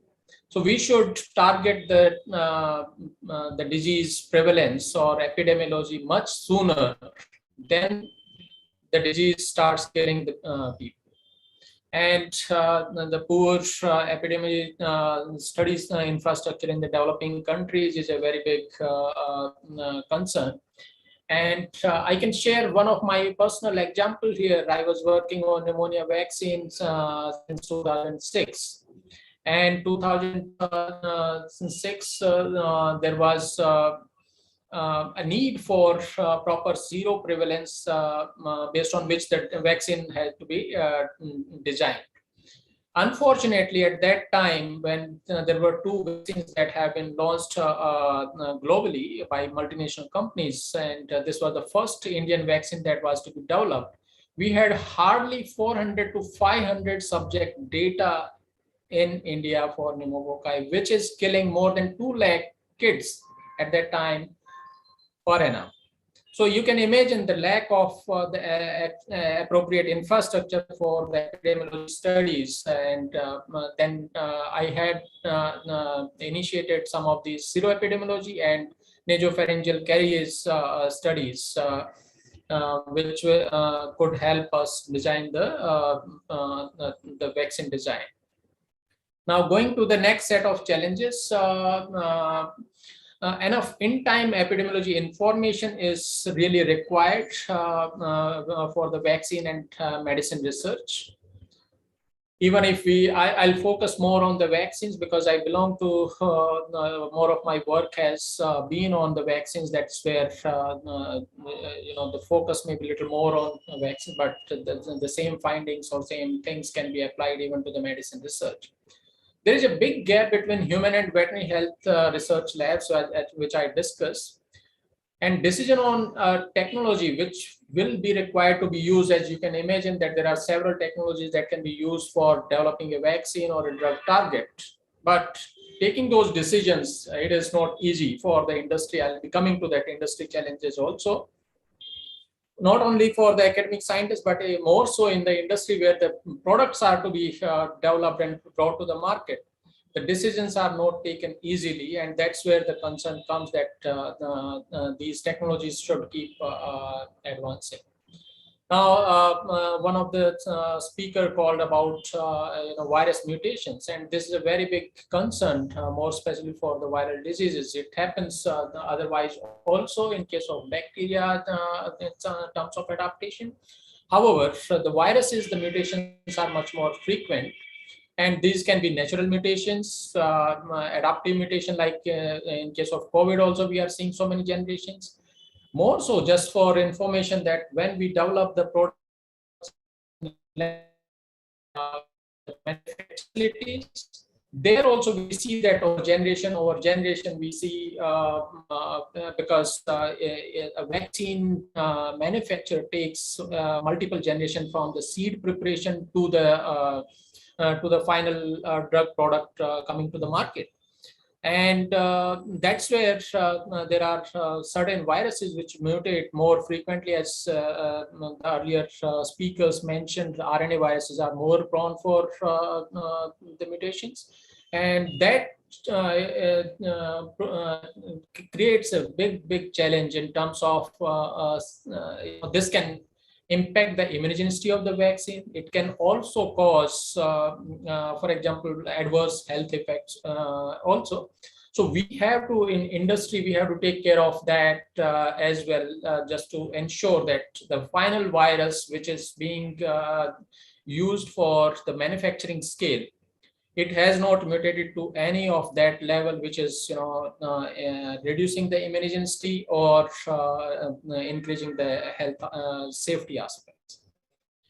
Now, long time is required to develop a vaccine, as you will see in one of my next slides, that it takes generally 7 to 10 years easily for any vaccine candidate to be developed.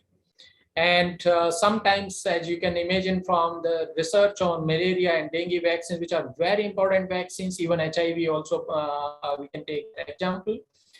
We have been working, scientific community has been working for more than 30 years. Still, we have not got so many good, effective vaccines. Even whatever they are there, they have a very low efficacy and some of the concerns which I'll be talking in later part. Something similar applies to the medicine candidates, drug candidates against the diseases. Now, achieving the optimal immune response. So that's where, because it has been a very, very important thing for the vaccine manufacturers to make sure the vaccine is highly effective. And as you can see now, because the awareness is much more even in the common public, the efficacy of the COVID vaccine, different COVID vaccines has been different, 80 to 90%, 95% or 99% based on the strain as well as based on the technology that we use. However, the objective is to ensure that we get the best efficacy. Our focus is on the functional antibodies more, because all the antibodies that are generated against a particular vaccine, they are not going to be functional. So we have to develop those functional antibody assays, which are not, again, an easy task, but this has to be done to make sure that our vaccine would give good functional protection and longevity and memory also. Now, clinical trials, these are, we can say that it is simple. Sometimes I hear from people some criticism about our clinical trial practices, but I must say this is very, very tough challenge to initiate as well as finish the clinical trials, which are required by the regulatory requirement. And there's significant improvement. I would say this is a good sign that over a period of time, not only outside in developed world, but within India also, we have come a long way in terms of improving our regulatory systems. And the expectations, of course, in the similar way would be increasing. And that's where the expectation from the manufacturers would come. The government should support, of course, the regulatory requirement for the safety and efficacy purposes are very good. The facilitation may be there to help the industry to finish the clinical trial in a much more amicable and faster way to get the vaccines in a quick time. And you can see the best example of this collaboration, which means the government, regulatory and manufacturing and academia collaborations in the COVID scenario, where everybody worked together, and within 1.5 years to 2 years, almost half of the world is already vaccinated. And because of some of these scale constraints and other constraints, the vaccines are reaching to other places also. They are still pending.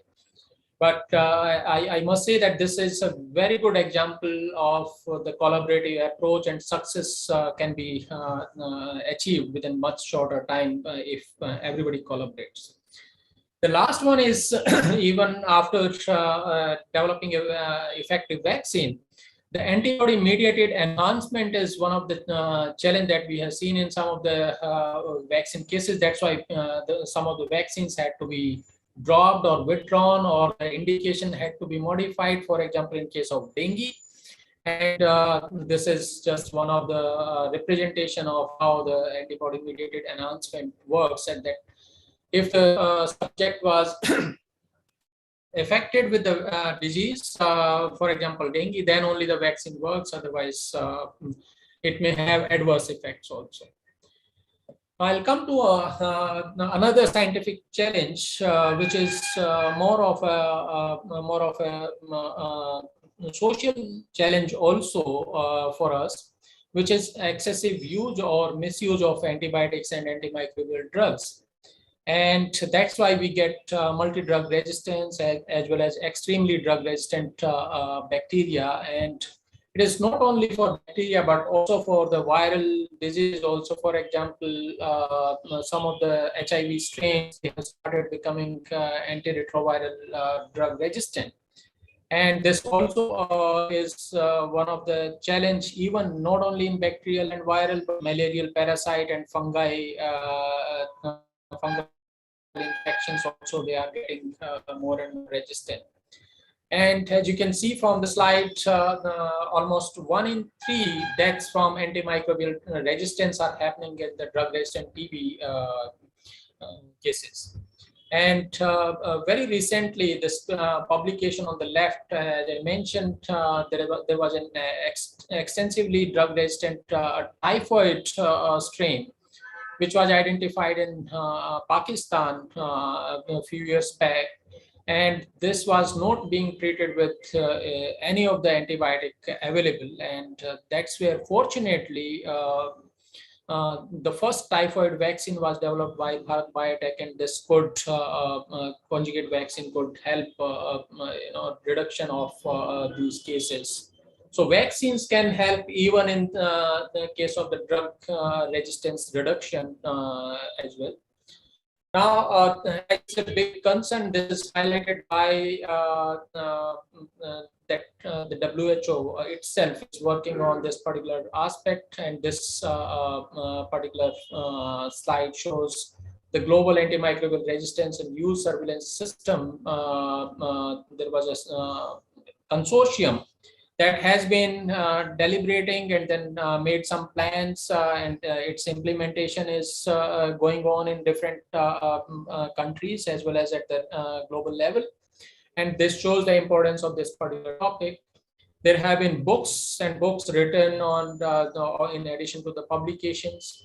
And this particular figure shows what multi-drug resistance can lead to. It can lead to the prolonged illness, medical cost can be high.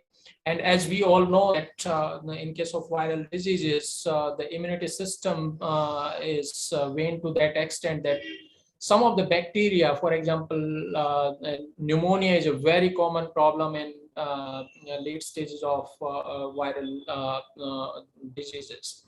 So we must ensure that there is a judicious use of the antibiotic, and this has to happen at all different levels, not only at the policymakers, also at the doctors level, chemist level, and then at the public level. And one of the interesting study I did with my daughter, actually, because I want this initiative to be taken so that people are sensitized from their childhood. And my daughter did a very interesting survey of 4 different generations and 5 different cities. In terms of chemists, she interviewed doctors, she interviewed common public, and found out there is an extensive use of or misuse of without any prescription antibiotics. Everybody of us know that. What I want to tell through this example is that we who know the problem lies, then we should start initiating the awareness as well as making sure that our next generations are coming up prepared. Now, she is much more prepared than maybe many others grown up also in terms of understanding the bad effects of antimicrobial resistance. Now, I'll switch gear to the business challenges in terms of dealing with disease X. This slide shows a journey of vaccine development, and I hope you'll be able to take some time going through this. That, as I mentioned, the vaccine in general, when you start it as a new vaccine, it takes 7 to 10 years of research.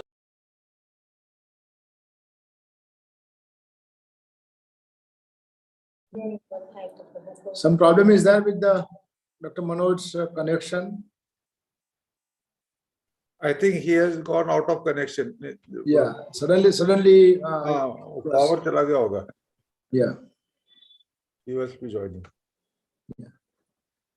But it was really an excellent talk, and newer viruses, newer challenges, diagnostic difficulties, field level difficulties. Yeah, Dr. Upadhyay. Sir. Sir, please continue. Hello, Dr. Upadhyay. Sir. Can you hear me? Yeah. So was I online till the antimicrobial resistance? Yeah. Okay, just give me if I somehow my network got disconnected. Just yeah.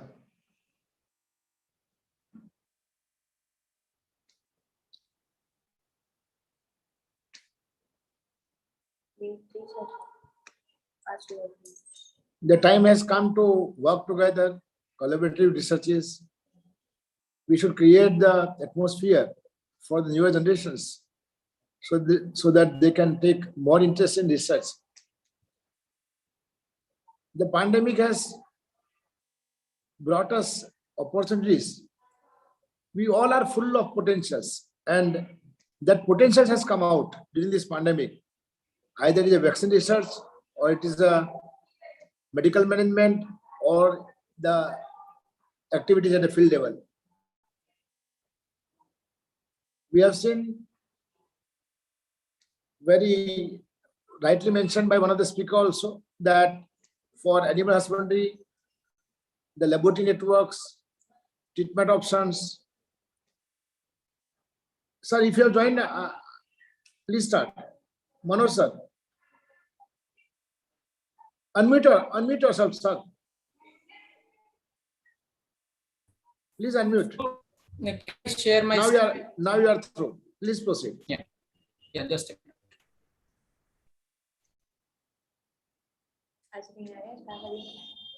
Can you allow me to share my screen actually? Okay, just I'm checking, sir. Yeah, please.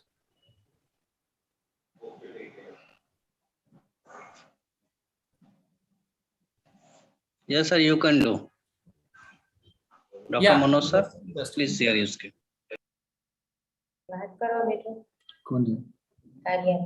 No. Yeah, I'm sorry for this little bit of glitch actually.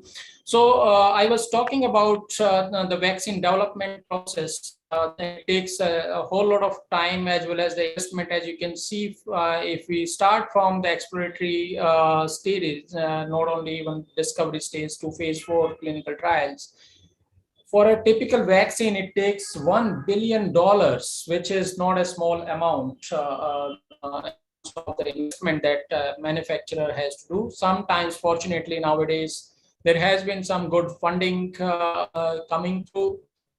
In recent COVID epidemic, pandemic, there was a good support from SAPI, Bill and Melinda Gates Foundation, and other funding agencies.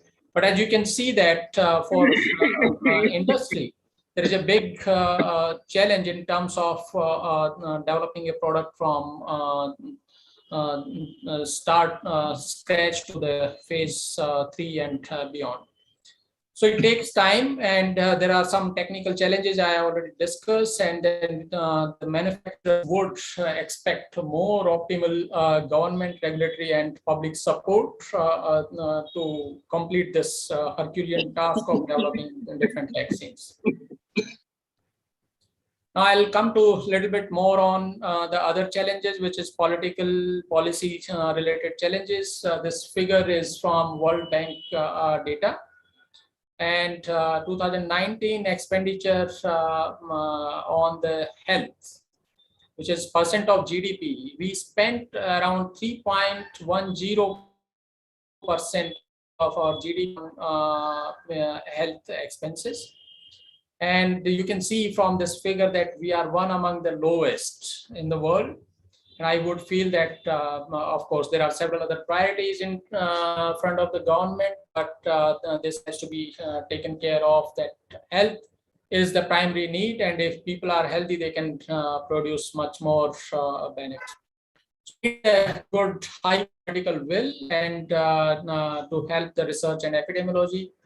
We need enough budget allocation for the health, and good funding options should be there to help research. And the research friendly environment should be there in place so that high quality research is done. I'll switch gear in terms of, in the interest of time, to societal challenges. We have discussed about, so I don't want to repeat again, is the infodemics. We have rumors all around with no control, and then media responsibility should be there, which is not there. Then the avenues, like challenges will always be there in every other field. But if we work together, then we have the solutions in place. So I would share a little bit on at a high level the progress done till date, and then what more should be done. Let us talk about epidemiology. Earlier, we saw that epidemics and pandemics would have a devastated effect on the civilizations. But more recently, as you can see, the latest example, COVID, when we had enough data already, the tools and technologies have improved to that extent. There were basic technology already available. And that's why we could react to this particular pandemic in much faster way than any other previous epidemics or pandemics.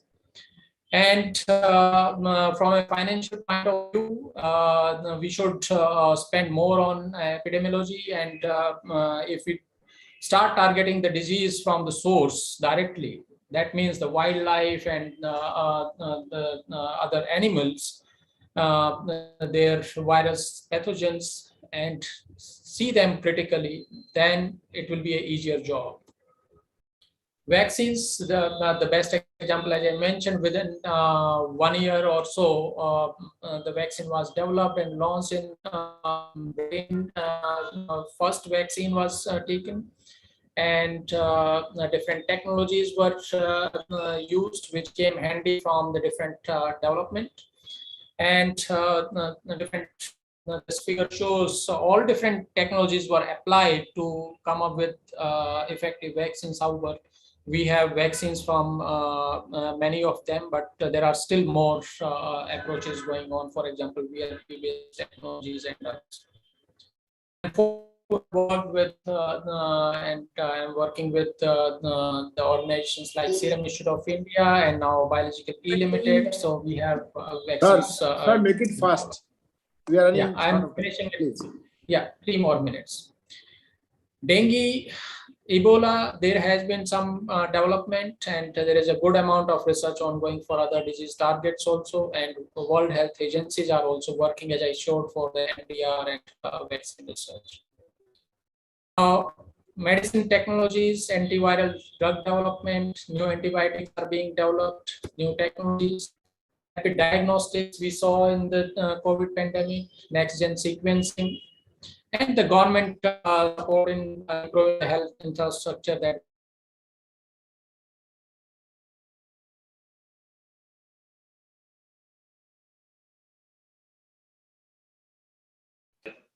I think sir, please again, continue. sir has been disconnected. Dr. Kapoor, sir, you can please proceed.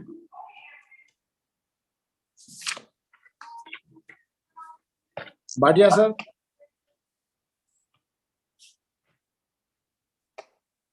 Hello. Yeah, Dr. Upadhyay. Sir. Who's speaking? Yeah, this is Dr. Manoj again. Yeah. You know, Okay. I just. Yeah.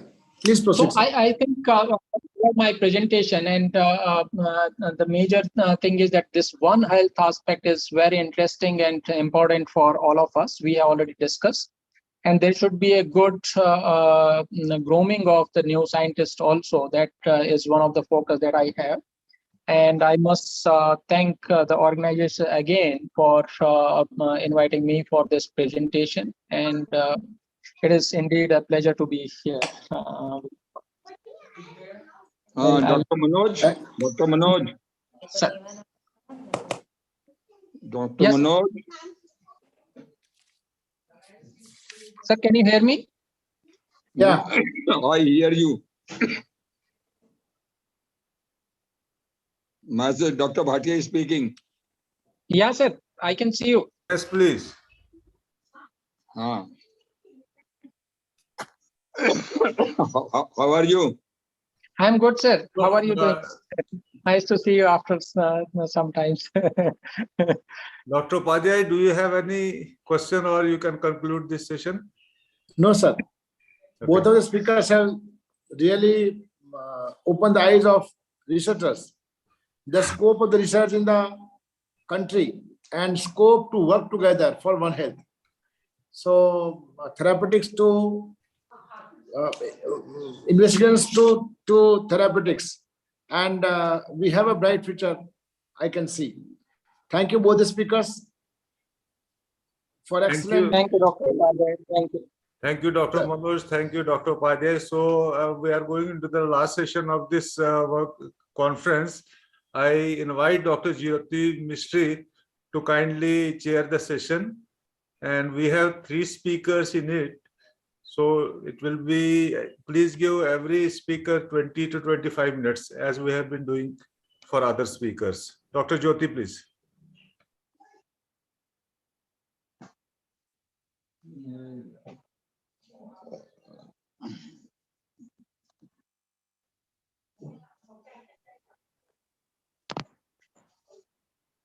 Jyoti ma'am, kindly unmute your mic. कौन है? कौन?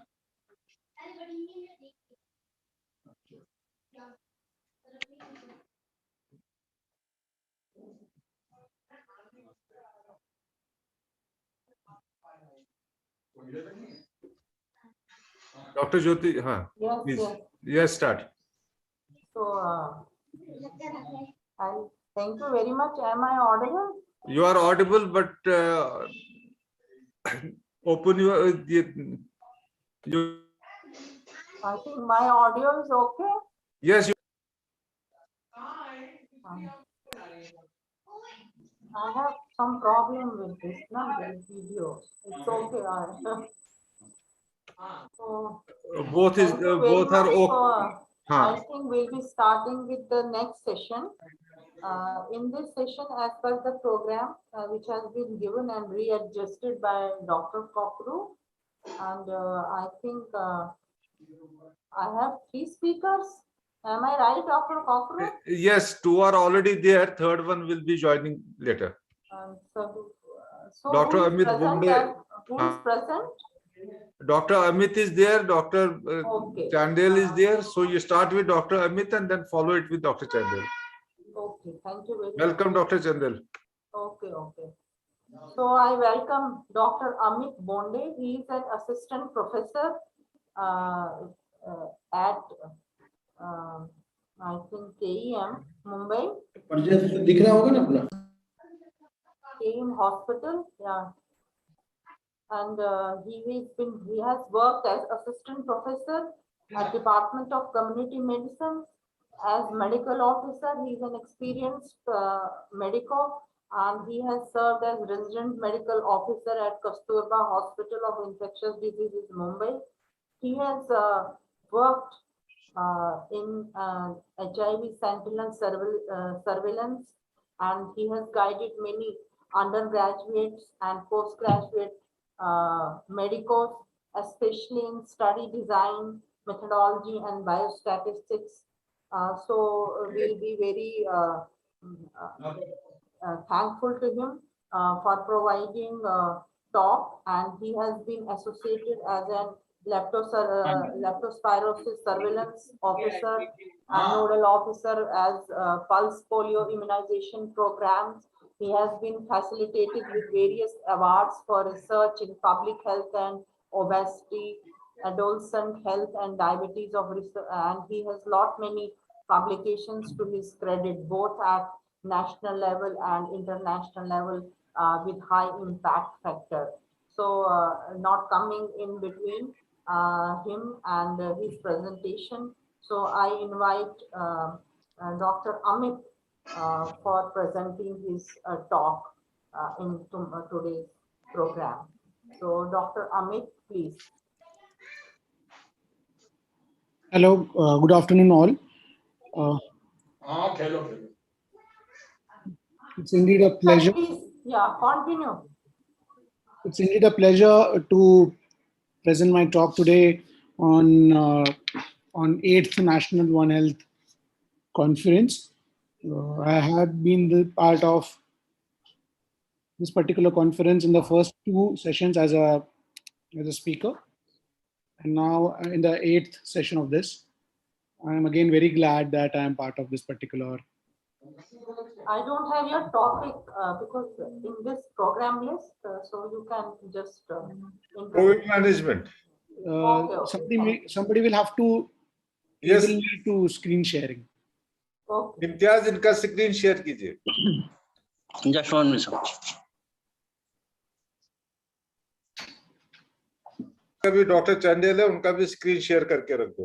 I think this session You can share the this screen. session is primarily for intersectoral research during COVID pandemic management and designing protocols for surveillance, early diagnosis and prevention of emerging viruses in India. Thank you. Dr. Amit, please continue.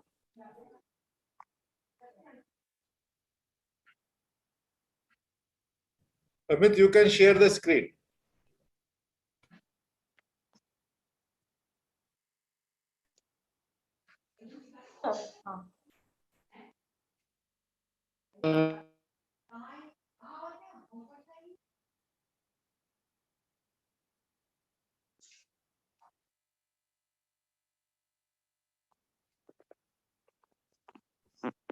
Unmute yourself, Amit. So, You unshare, then he will be able to share. Yes, now you can share, Dr. Amit. yeah. So good afternoon, one and all. Respected chairperson of this particular session and conference chairman and the respected dignitaries who are present here for this wonderful session, wherein the key message always has been with this particular conference is Sabka Saath, Sabka Vikas. So always the conference is always highlighted intersectoral coordination with all the type of medical, paramedical, non-medical, all aspects, intermedical and medical aspects also, like, various sectors and various departments like community medicine, public health department, and the microbiology. So all have congregated together for one cause, that is one health. And that's what is the message we always take from this conference. I have always been a participant of this conference right from its first session. In between, for a couple of sessions, I also was a speaker. And in this very session, also in this very conference, also 8th conference, I'm also a speaker. So really glad. And thank you, Dr. Uday Kakru and Dr. Ravindra Kembhavi sir, who has extended this opportunity to me to speak about have we learned any lessons, and are there any lessons which are still to be learned as far as the public health perspective of this COVID pandemic is considered. So thank you for the introduction, Ms. Ma'am. And with your due permission, I shall start with the presentation. Okay. So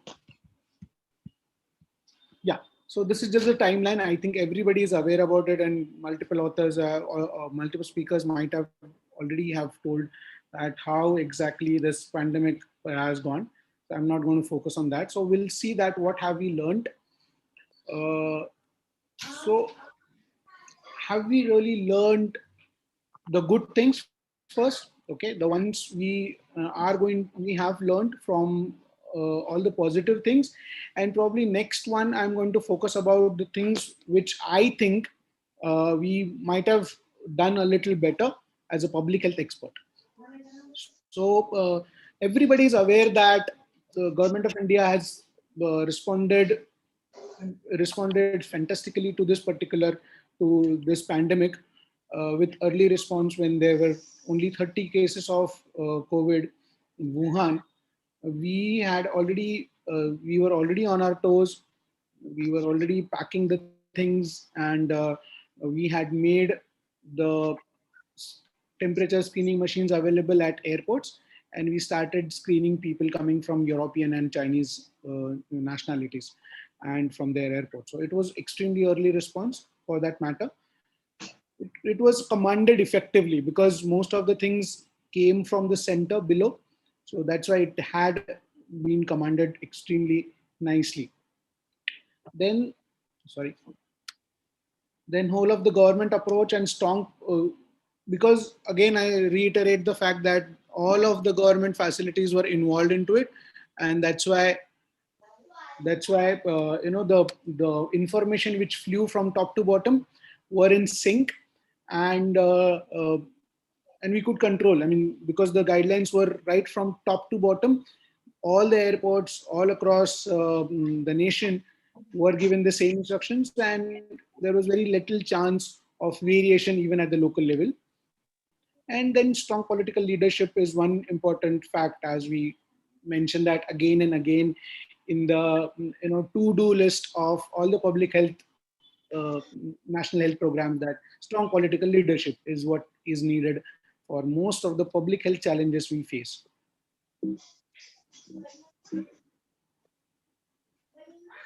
Yeah.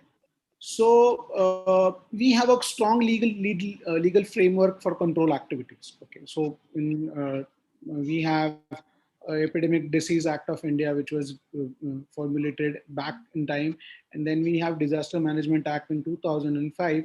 And we are going to have updated acts of such kind, probably after, we have seen this pandemic in such a large scale. So probably there'll be some legal changes in those activities, but because of this legal framework of these control activities, we could actually, this is one of the lessons learned, that legal framework or legislation is utmost needed when we talk about control of public health, any public health diseases or pandemics.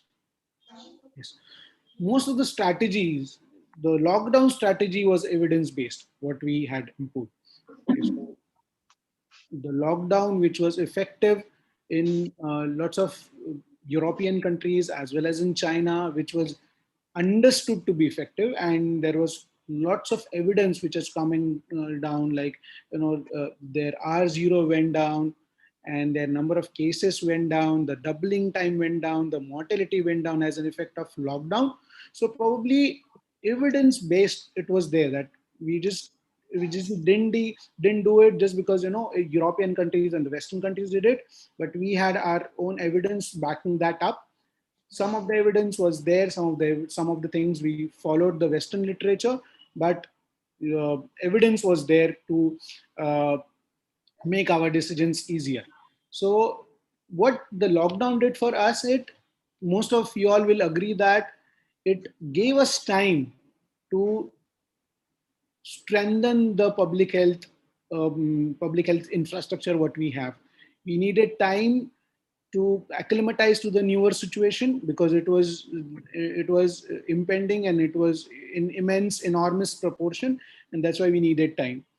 It also allowed us to reduction in doubling time followed. So it reduced the initial doubling time from 3.4 to maybe lesser, maybe more than that.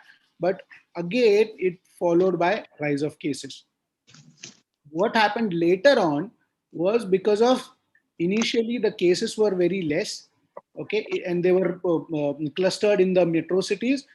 But because of some reasons which will ensue, of course, because of those reasons, the cases started popping up in the smaller clusters also. So those clusters migrated from large cities to the smaller areas of the nation, which the reason for which we'll see. And that's why, so because the cases started as a epicenter in metro cities and then maybe migrated to the smaller cities, so local area is also to be involved. So sometime only the things which come from top to bottom and we just have to follow the instructions might not even work. So you have to have a little local solutions coming up with it, and that's why that could have been a lesson learned, that local area also has to be involved a bit. Okay, so this is probably the reason, okay, which one of the reasons, not the exact reason, but this could be one of the reasons which actually migrated the epicenters from big epicenters as metro cities to the smaller epicenters that we have seen probably in the second wave. So it probably affected the purpose of lockdown because of people started migrating, and because there was a fear of the disease. That's why the people started migrating, and it just meant that it just migrated all the population, and probably these population was infected, and from metro cities they gone to the smaller cities and the villages. So the lesson learned from it could be the effective and organized movement. So if we would have anticipated this movement, because of the lockdown, the people feared, and people lost their jobs, and lots of population in metro cities comes from the rural areas. These rural areas are all across the India. It is not just that one rural area attached next to or just juxtaposed to the smaller rural area of that particular state. No, it's not like that. The population comes from all across the nation, and that's why it spread the disease probably to the nation. So if we could have anticipated that, organized movement, a controlled movement, a movement like a bio bubble kind of a movement, which was there, we have seen that, which was there, practice in multiple sports events and lot many other international events, that could have been possible out of this uncontrolled movement. So there was a high risk public health action in potential to seed the outbreaks of COVID-19. Okay, so we knew that these people are going to go and these people are high risk, but yet we could not tame the flock of people traveling from center areas to the peripheral areas. So what we also had is pan-India laboratory network. So ICMR is one, and then with ICMR there were 65 VRDLs, which is virus research and diagnostic laboratories. Nevertheless, in the initial times when we needed lot many tests to be done, as everybody knows that the secondary prevention principle is early diagnosis and treatment. So we need lot many of such laboratories all across the nation. Only 65 were managing it till May to 2020. And we needed more of such laboratories, but it was not available. So the testing capacity on that very day was limited. So probably the lesson we learned by the end of the May was 360 government and 112 private facilities were across the country. So that's what we learned. And probably now every district hospital, and in some major bigger districts, maybe 2 or 3 district hospitals have these laboratories. Even the rural health centers, some places have the laboratories which can perform RT-PCR. As well as there were private labs getting involved, and there was lots of good public-private partnership also which took place. There was private labs who did the reports in a capped manner, subsidized manner was also there. So then we learned that we need a pan-India laboratory network. This is one more learning.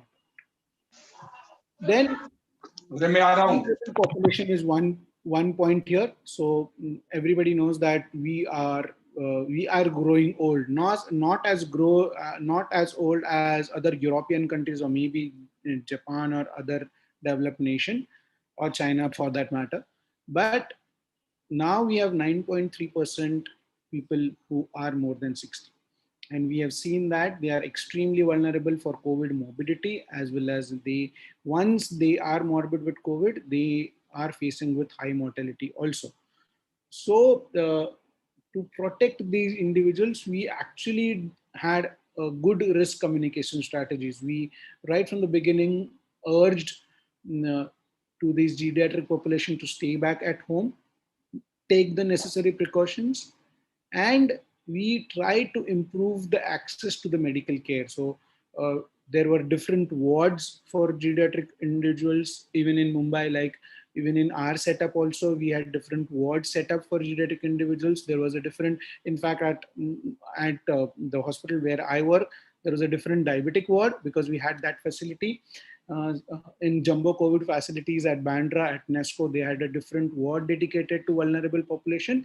So this was a good thing that, this is one more lesson learned, which was like really highlighted in the policy, national policy for old age persons, which has literally highlighted that we need a dedicated ward facility at each and every tertiary care hospital, which should be dedicated to the geriatric population. And we saw that in this pandemic that we need this ward. So that need was arised, and then we cater to the need, and that is the lesson we learned, that maybe each and every pandemic, or even in the non-pandemic cases, we need that particular ward to come up. So for geriatric individuals. Yes. So frontline workers was again important aspect of this pandemic. So initially, all of us were clapped and respected, but later on, probably because the focus shifted from just to respect the frontline workers, and in some areas this was actually people were dying of hunger and all. So probably this focus for respect of the frontline workers was lost. But initially, when the PPE kits were needed, there was quite a bit challenges to provide these PPE kits, but in most of the areas the availability of the PPE kit was good. The frontline workers were also given the title of Corona Warriors, and in various areas they were felicitated, and their work was really, our work was really appreciated. But there had been some unfortunate instances wherein, because of the lack of awareness of the disease and what exactly happens in the wards, and how the Corona Warriors are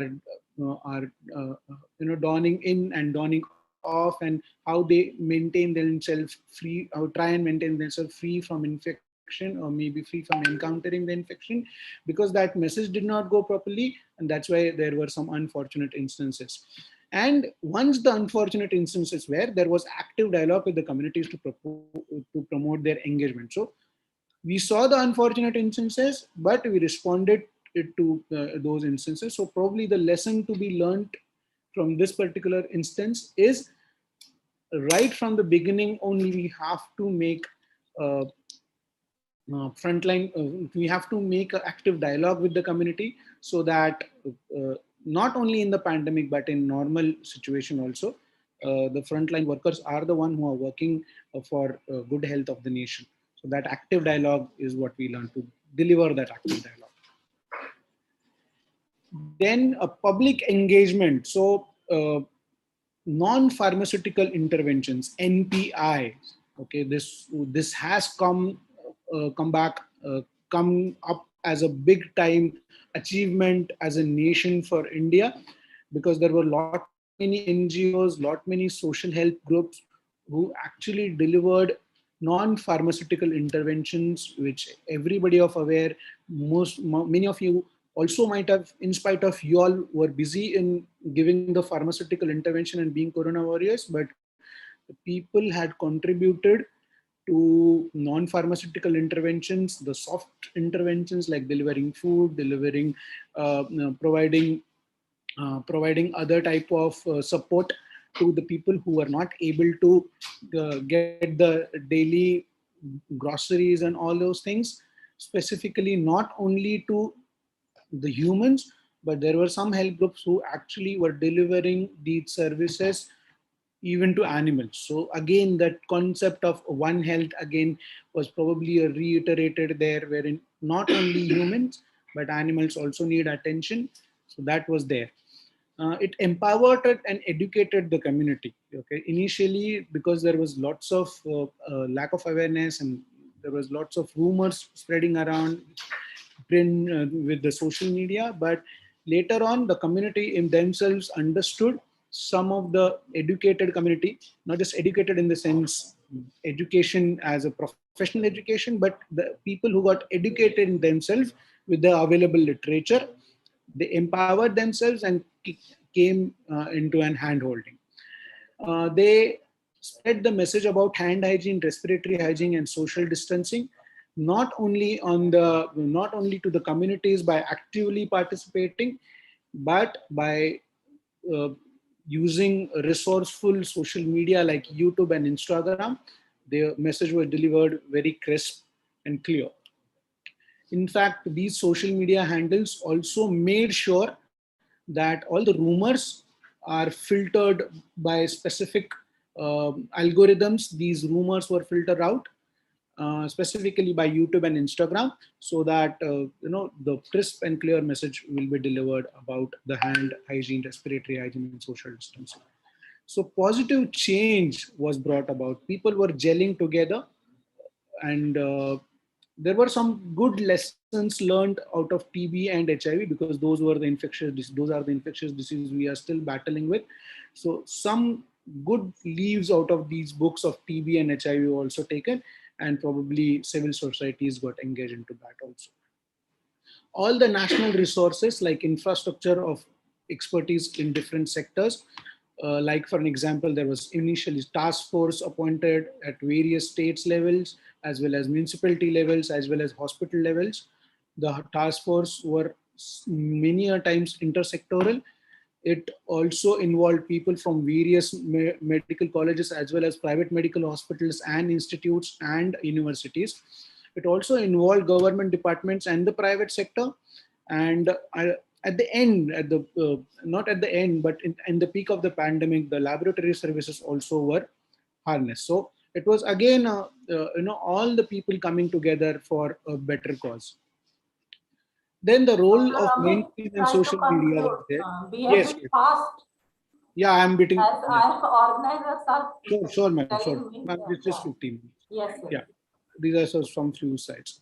Dissemination of appropriate and accurate information. So we have already seen that social media has disseminated the information appropriately. It is an excellent tool, and which is again a lesson learned for all of us, that it can act fantastically for other public health messages also. We also have to encourage participate in global research activities, as the about global activities about all the medical about vaccines, but the activity also has to be on medical devices and pharmacy, as everybody knows that India is considered world pharmacy.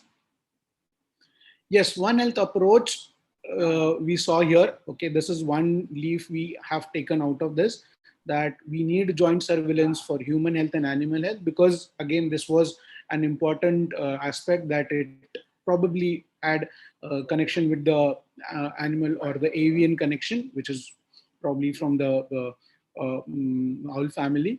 And then early detection of zoonotic infection is also needed. Mathematical models have actually probably have failed probably in Indian context, because there's lots of variation. There is lots of people people's mindset is also very different from the typical Western world. So that's why it might have failed, but it can actually be useful for statistical and epidemiological purpose. That's what it has told us. Yes, non-COVID healthcare services, because particularly my hospital, our hospital, St. GS Medical College, was a hybrid hospital wherein we also treated during the pandemic. We also had some non-COVID wards. So we actually saw that how other services like emergency services and MI services, vaccine services, ART services also needed to be delivered. So these cannot be discontinued. We still have to live with whatever we have, because the COVID is here to stay, as many other people tell. So there are some things which, so these are just my opinions. This probably we did not learn out of it. So the first thing is these biological threats are going to come. Okay, but we cannot just leave it like infectious diseases, lack of sanitation, tobacco. We cannot leave the left-hand side unattended. This is this was definitely an unknown enemy, but we need to work on adequate health capacity, infrastructure, and data surveillance measures, because all we lacked was lack of data. Then there are some healthcare policies we have to work on. So was the decision making was really effective, because earlier we reprimanded the private sector. We enforced the lockdown on them, and we shut down the hospitals and some private clinics. But later on we had to go to them. So probably that decision making is something which I lack. Why? This is what I think. This could be a little dubious slide, or it could be a little. This is definitely a conflict of interest. But are we sidetracked? Did we actually sidetrack some of the situations? Like all the onus was on ICMR.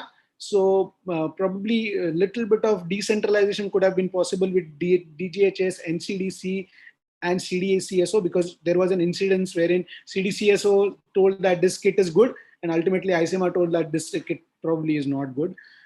There's lack of involvement of other private bodies of public health. So being a public health person, I really felt that IPSM, IPHA, and IOS, these bodies were not really involved. But again, this is a matter of conflict of interest.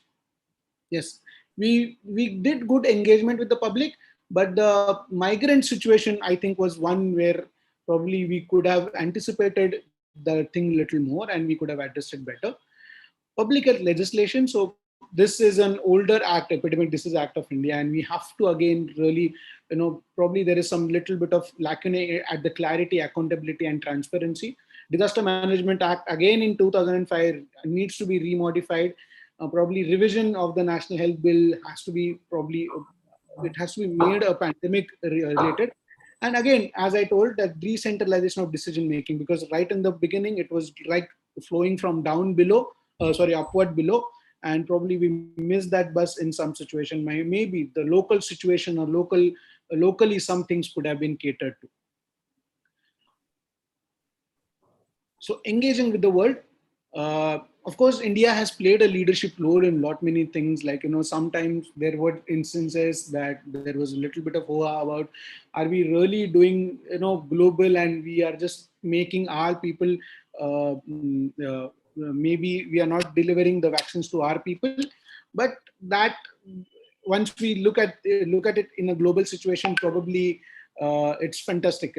They have done a global leadership level, specifically in Southeast Asia region.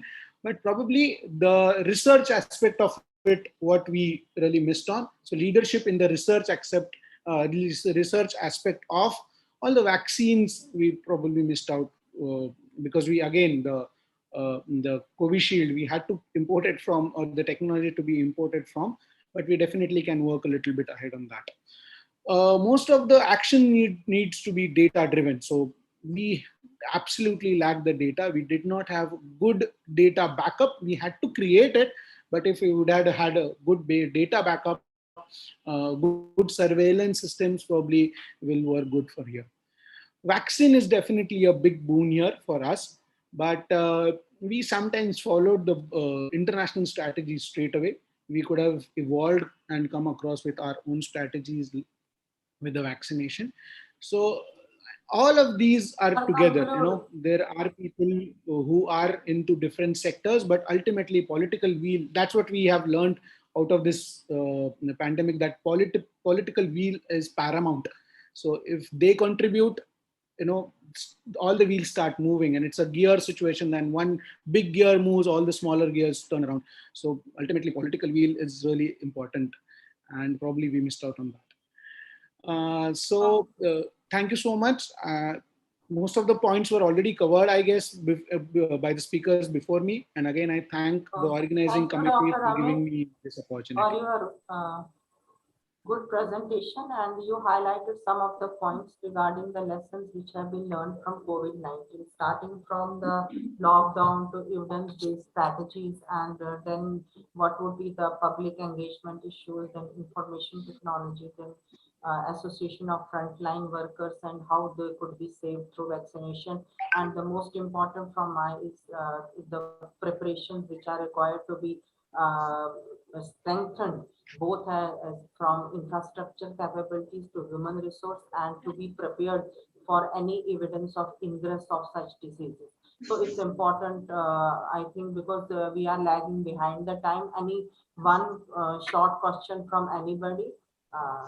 So I think if there is any question, if there are no questions, I would say that definitely we need to have political will, then advocacy, implementation of the health guidelines, and what was emphasized was the One Health approach and involvement of all stakeholders.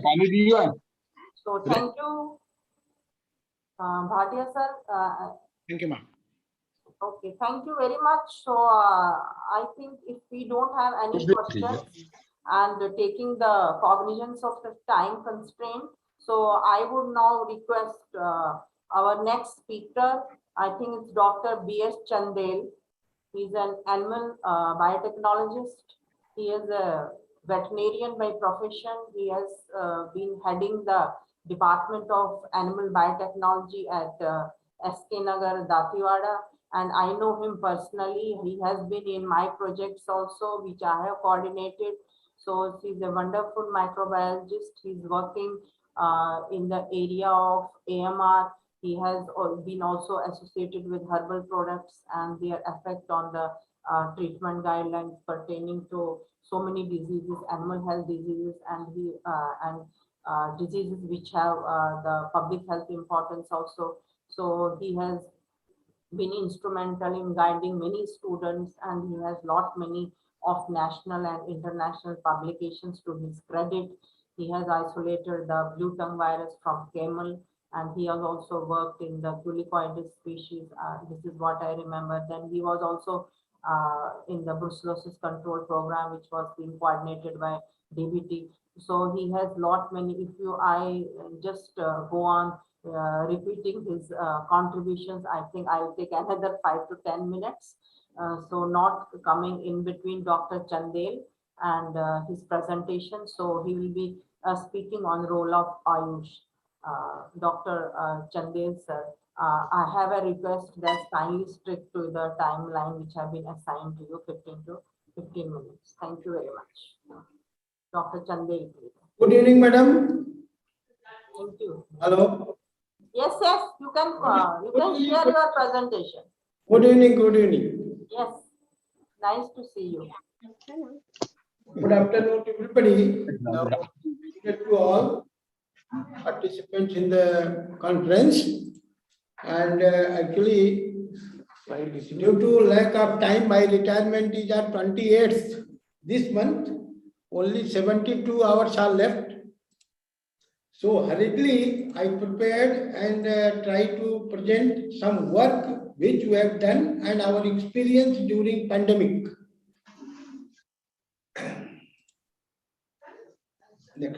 Next slide is slide. You go into slide mode, sir. Yes. Your slides are not moving. Slide visible. Slide visible. Share में जाइए हाँ जी. Share में करो. नहीं move रहा है. एक minute. Long press. एक minute. Karthik. Full screen. Sir, do it full screen. Slide ये नीचे है ना, जो नीचे आ रहा है ना, उस कप पे आप कर रहे हैं. Is it visible? Yes. Yes. Okay. Next one. आगे बढ़िए sir.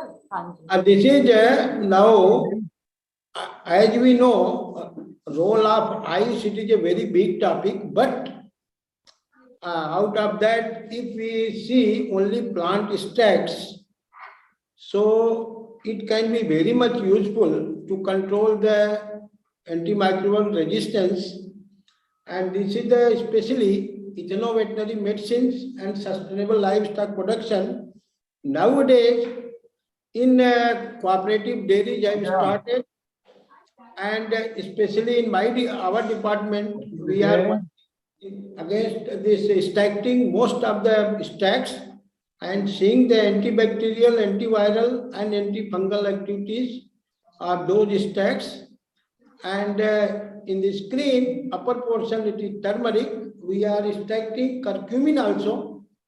And these curcumins are used against breast cancer. We are maintaining this MCF7 cell line and doing some molecular work and giving a very good result. Second, this plant is very important, but bioavailability is a questionable. Nowadays, international scientists are working how it is to be make more bioavailable in the circulations. So some scientists are making these nanoparticles, and they are getting very good results. The reason is this plant, this curcumin, it has been seen, it acts in very synergistic manner with most of the conventional antibiotics.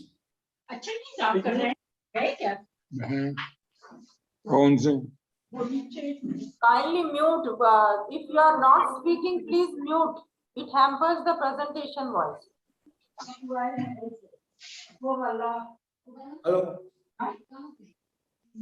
Bhatia sir mute कर दीजिए.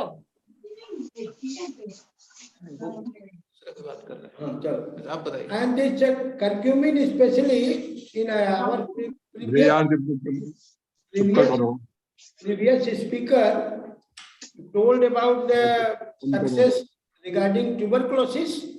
So I have done some work also on this, as we can fulfill the dream of our Honorable Prime Minister and this WHO chief, Dr.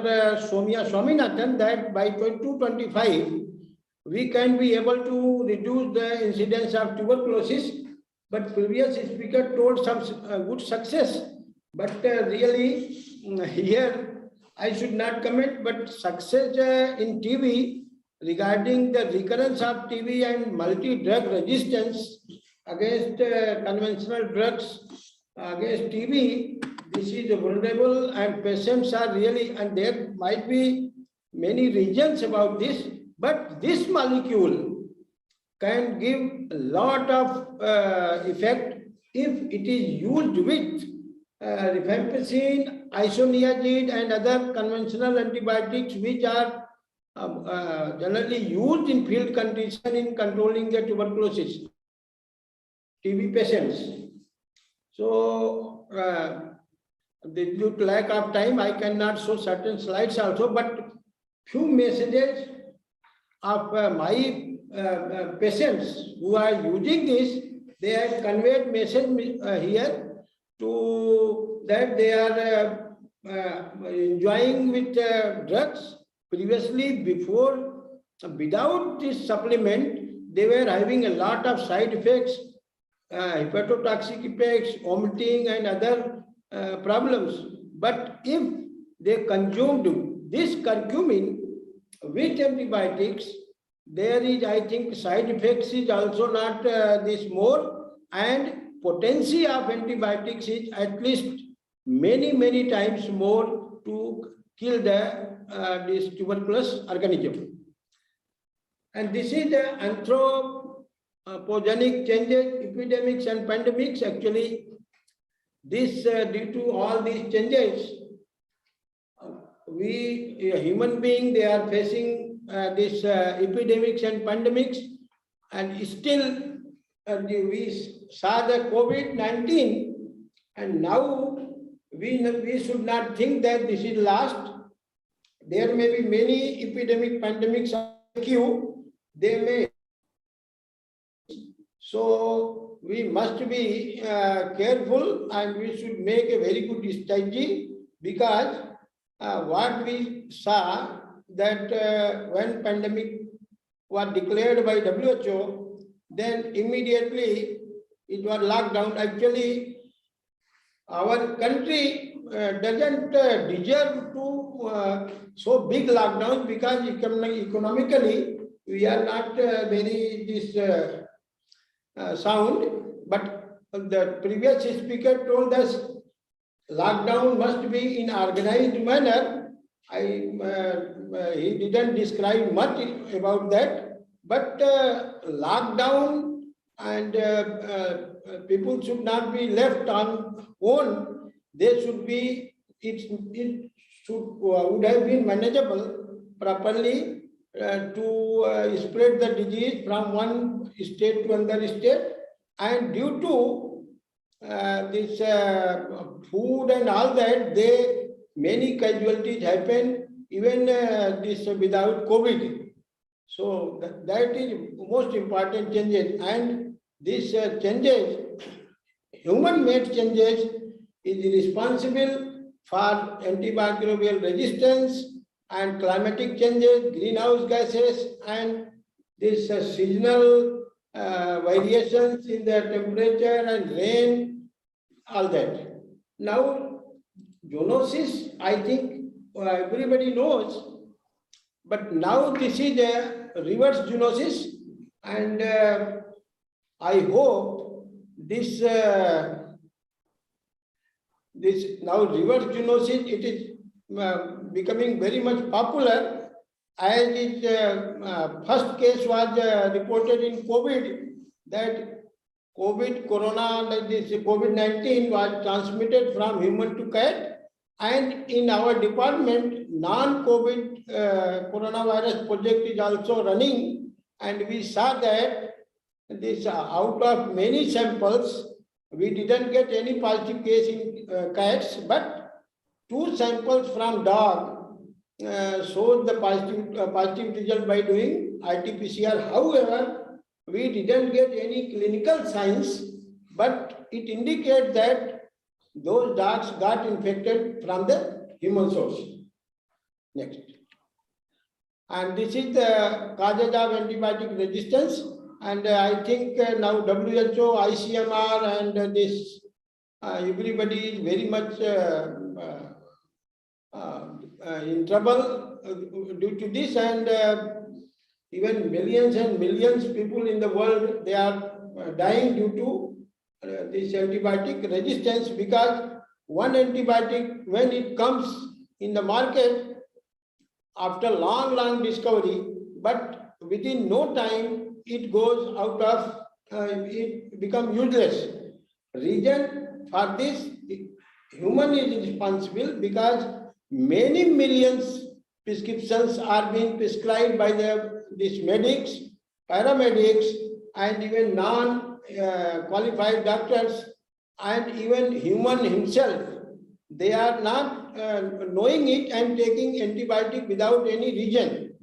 So overuse of antibiotics is creating problems. So here I want to say, if we want to reverse this antimicrobial resistance, it can be reversed by using certain plant alkaloids. Plant alkaloids can reverse it by this using with them. One thing, it can work in synergistic manner. Second thing, selective pressure must be reduced by unnecessary prescription of antibiotics. So there must be a law that it should not be prescribed by any region. As I read one report in UK, if there is a fever, 3 days, till 3 days, they don't take any.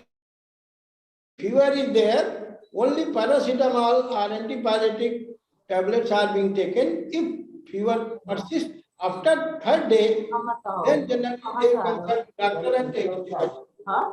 These 2 projects are.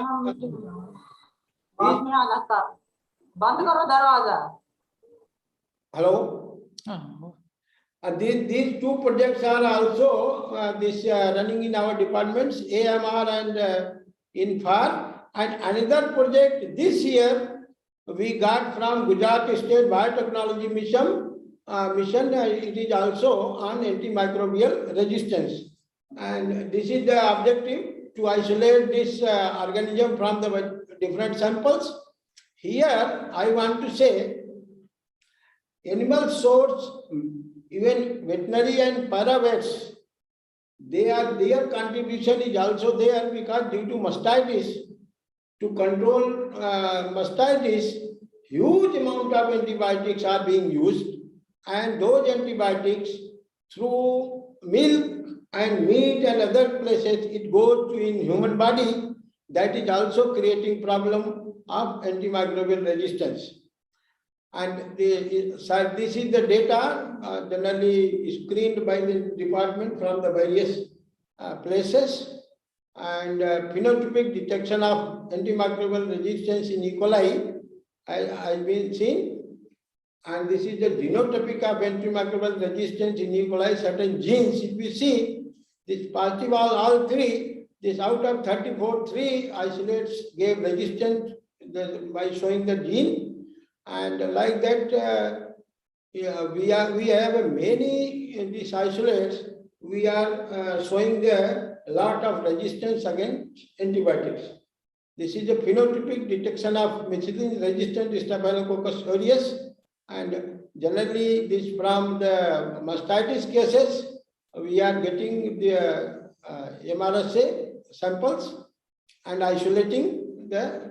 And here, unfortunately, I am not able to show that slides, because these isolates are also this antibiotic sensitivity with plant stacks has shown a beautiful results that in one slide I will show later. And our department has a very good facility due to region during pandemic. This collector of Banaskantha, he showed interest to start this COVID testing lab, and now this lab was closed day before yesterday. Till now, we tested 2,07,000 COVID-19 samples were processed in our lab. Next. And other this our department is engaged working on Brucella, Staphylococcus, E. coli, Streptococcus, Pasteurella, Listeria, rabies.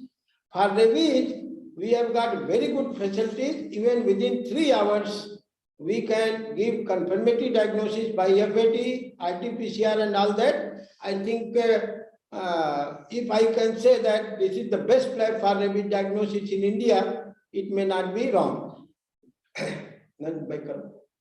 Now this this canine parvovirus, we are doing this methicillin resistant Staphylococcus aureus isolates. We have many isolates and doing a lot of molecular research. And infectious bursal disease, canine distemper virus, salmonella, avian adenovirus, chlamydia, anaplasma, and babesia. For these 3 hemoprotozoan, we have developed a multiplex PCR also, and that is very much helpful for these farmers.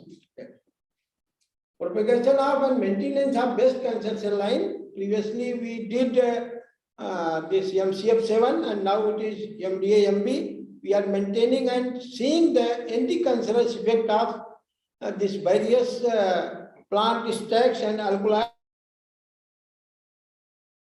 line. Next.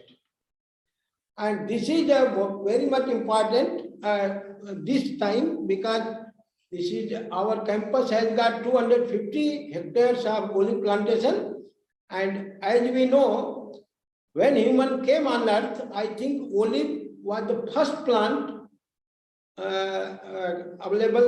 become available on the earth, and as olive has got a myriad properties of medicinal properties, and this compound was sent to Chandigarh, IMT Chandigarh in 3 years. Now a beautiful piece of work has been done, and this paper is going.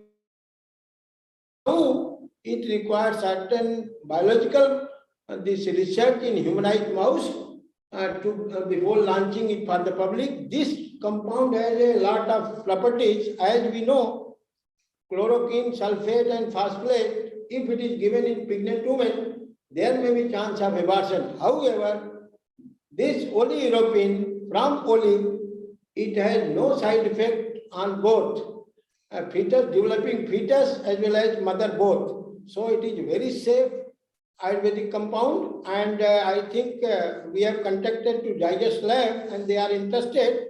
I think in future this we may be able to get this anti-malarial drug and without any much side effect and very safe. And this is the anti-cancer effect of this same plant.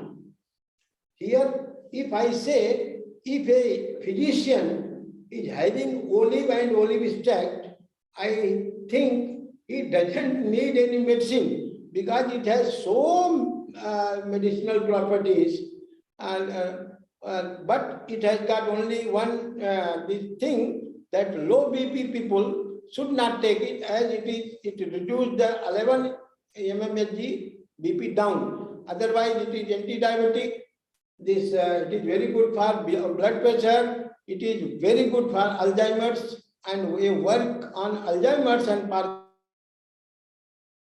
This going on in IMT Chandigarh.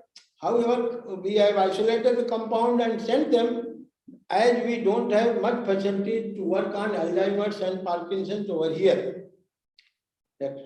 And this is the NDDB. They have developing, using these plant products for the teaching the animal diseases, and I think it is a very good piece of work.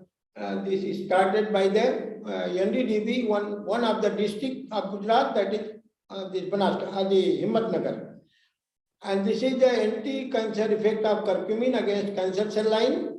And we have used, we see the first availability of curcumin percentage by stacking this, and this is antibiotic sensitive pattern of curcumin. If you see here, certain organisms which are resistant to antibiotics, but they are susceptible with curcumin. Results are very clear, and I think this compound requires huge amount of research at this country level to solve the many problems by only single compounds. And this is the, it enhances the human macrophage control of mycobacterium. This is the, here I am also giving the samples in the poor people, and with curcumin with rifampicin giving fantastic results, but it will take some time to publish it, and it also needs some this. Curcumin enhances the human macrophage control of mycobacterial tuberculosis infection. It prevents recurrence of TB and helping the clearance of TB organism from the host. So this is a very good. And this is the anti-cancerous activity as seen by doing MTTSA for the cell viabilities. This is morphological changes of MDA-MB 231. If you see here, this even 62.5 molar, we see here cell starts rounding and detaching from the this cell surface. Next.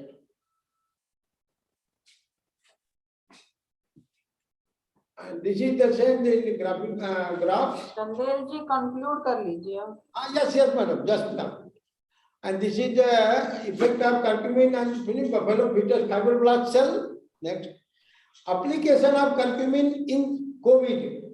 Actually here, now I am going to retire, so this is on this platform, I may not hesitate to speak. I treated 28% by my medicine of COVID patient. Out of 28, only 1% of 74 years old died because due to he was having diabetes. Otherwise, 27% this discharge from the hospital without any remdesivir and other any these allopathic medicines. But at that time, it was not possible for me to communicate in media and all that due to certain reasons that you might be knowing. Next. Thank you very much. Thank you, Dr. Chandel, for your talk. And I think I would only highlight one point, which is very important, that you mentioned about lockdown. Lockdown was very important because if we have to be concerned about the economic livelihood of the people. But if the economic livelihood does not designate or define the lives of the people when so much of lives are in danger. So that time it was very important, and definitely the role of Ayush has been highlighted at various platforms also, and how they have interacted with other organizations and even with ICR, and their apps have been very successful and very helpful to the people in the COVID times. So thank you very much. So we have been now bestowed and very highlighted by the presence of Dr. Shashank R. Joshi sir, who is an eminent diabetologist, and he is a Padma Shri awardee, and will be very much pleased to listen to his presentation. So he is a member task force of Maharashtra state on COVID-19. Dr. Joshi would be speaking on role of researchers engaged in development of diagnostic tools. As we know that surveillance is key for getting the information from different regions about the serotypes of, especially about the COVID-19 serotypes circulating in various regions. And for that systematic surveillance and epidemiological tools, we need to have very reliable and specific diagnostic tools. And I would now invite Dr. Joshi to speak on this important topic. So we are highlighted by your presence. Dr. Joshi, please. Thank you, Dr. Jyoti. And I must thank Dr. Kakru and Dr. Ravindra Kembavi and everybody else for this initiative. So the topic allotted to me is what should researchers do in the diagnostic space of COVID-19? Now, we all know that COVID-19 was a new virus, and in virus diagnosis is the key. And we know that in RNA respiratory viral infections, in the past, we never used RT-PCR as a technique with a nasal swab or a throat swab. They were there. Microbiology world always had them, but we didn't use them as standard of care, or we didn't use them as routine. And this was not a way of life. So before COVID hit us, we didn't have that. And we did not have labs, exception maybe Kasturba, or maybe in Pune, 1 or 2 labs, or our National Institute labs like ICMR labs, like NIV. We didn't have labs which were routinely doing viral cultures and viral RT-PCR. So we didn't have that facility.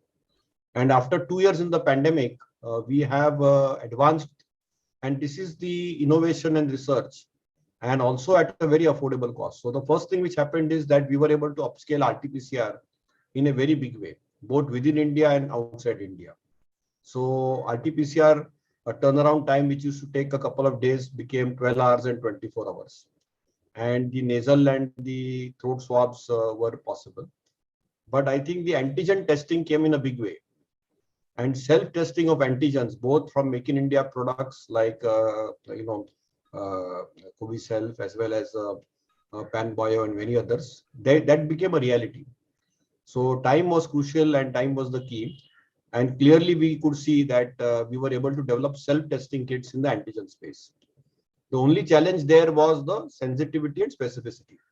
So obviously the antigen test had a RT-PCR threshold of around 24 and below. They were able to pick it up, the rapid antigen test. But somebody had a RT threshold of 24 and above, that would get missed.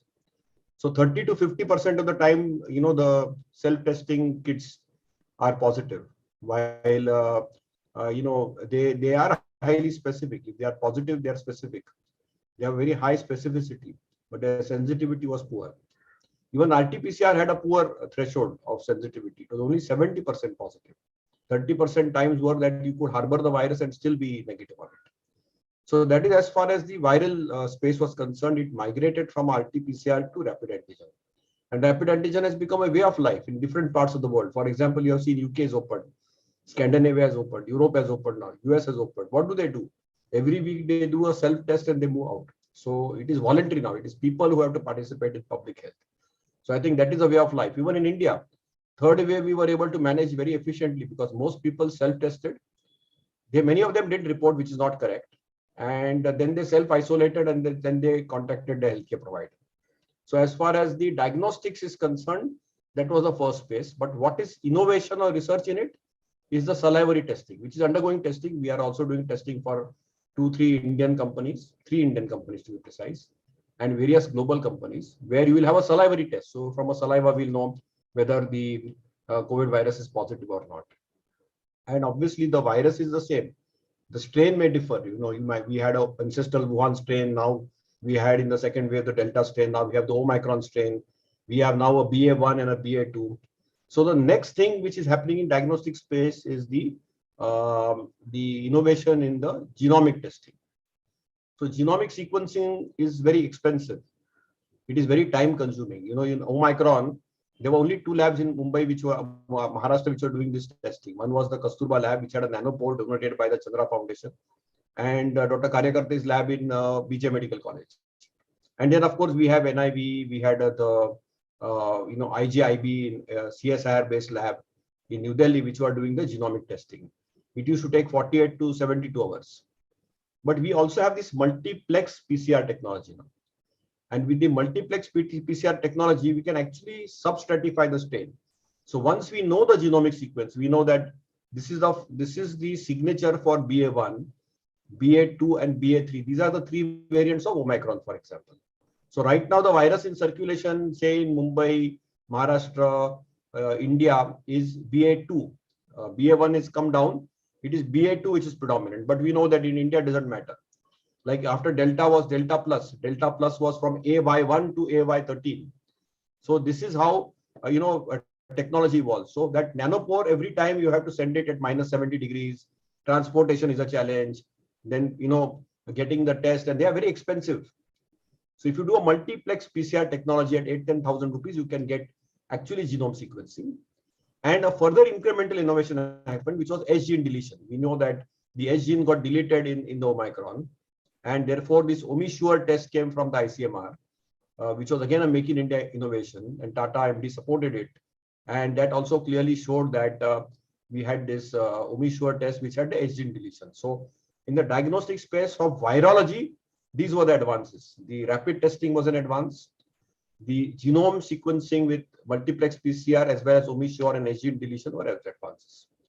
The other thing which Dr. Jyoti did allude to passing is that we need to know what is the status of the host immunity.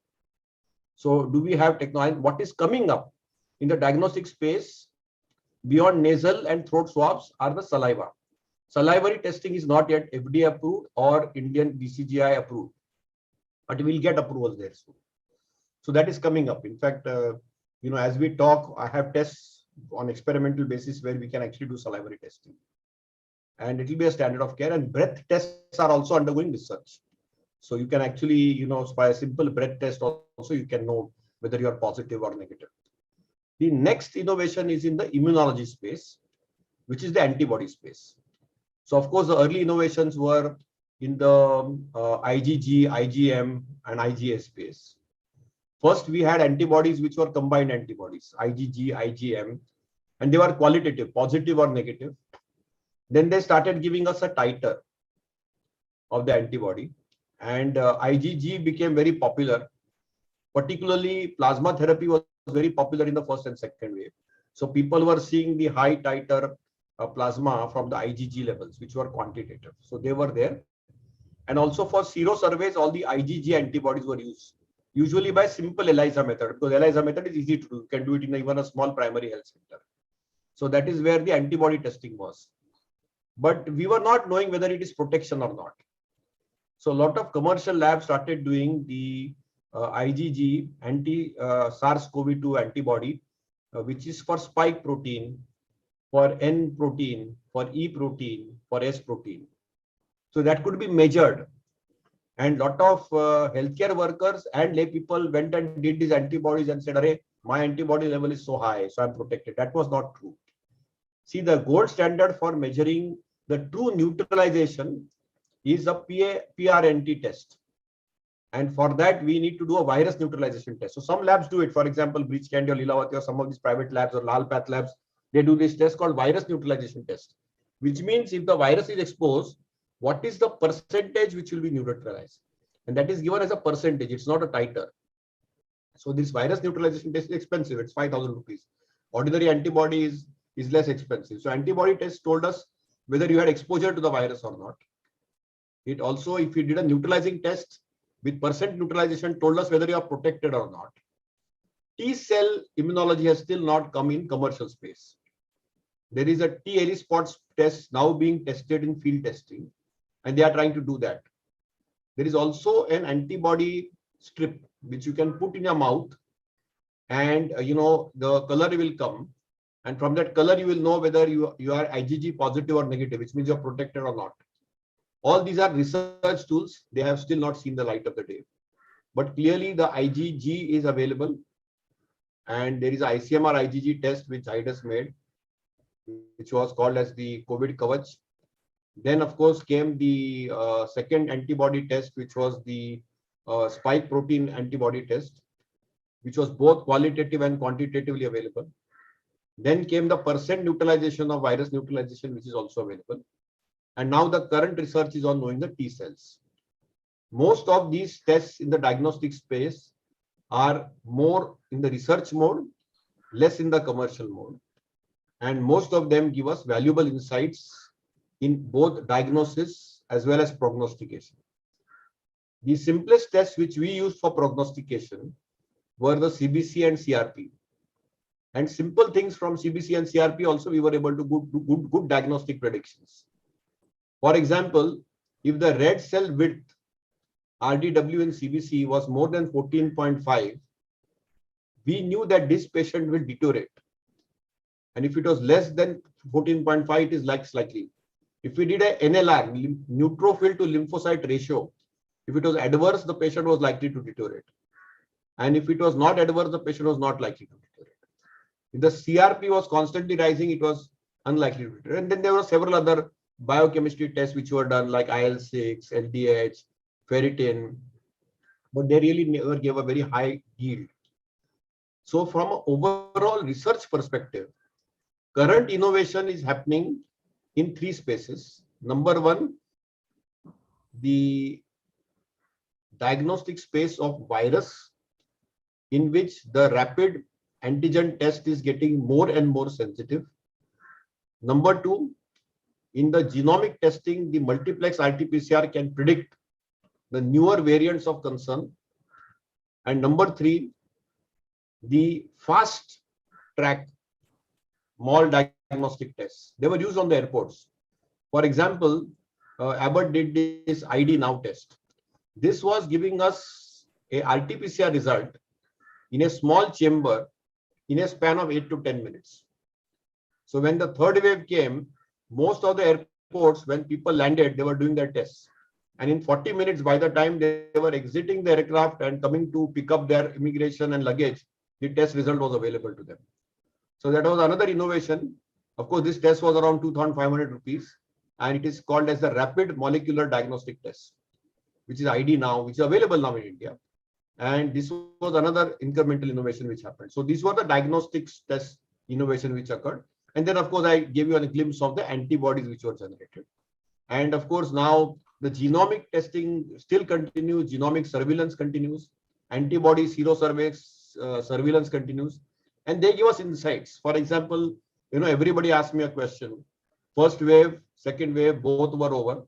In Mumbai, like city, which is highest population density on planet Earth, it both had a thick tail. While in the third wave, we are not seeing a thick tail.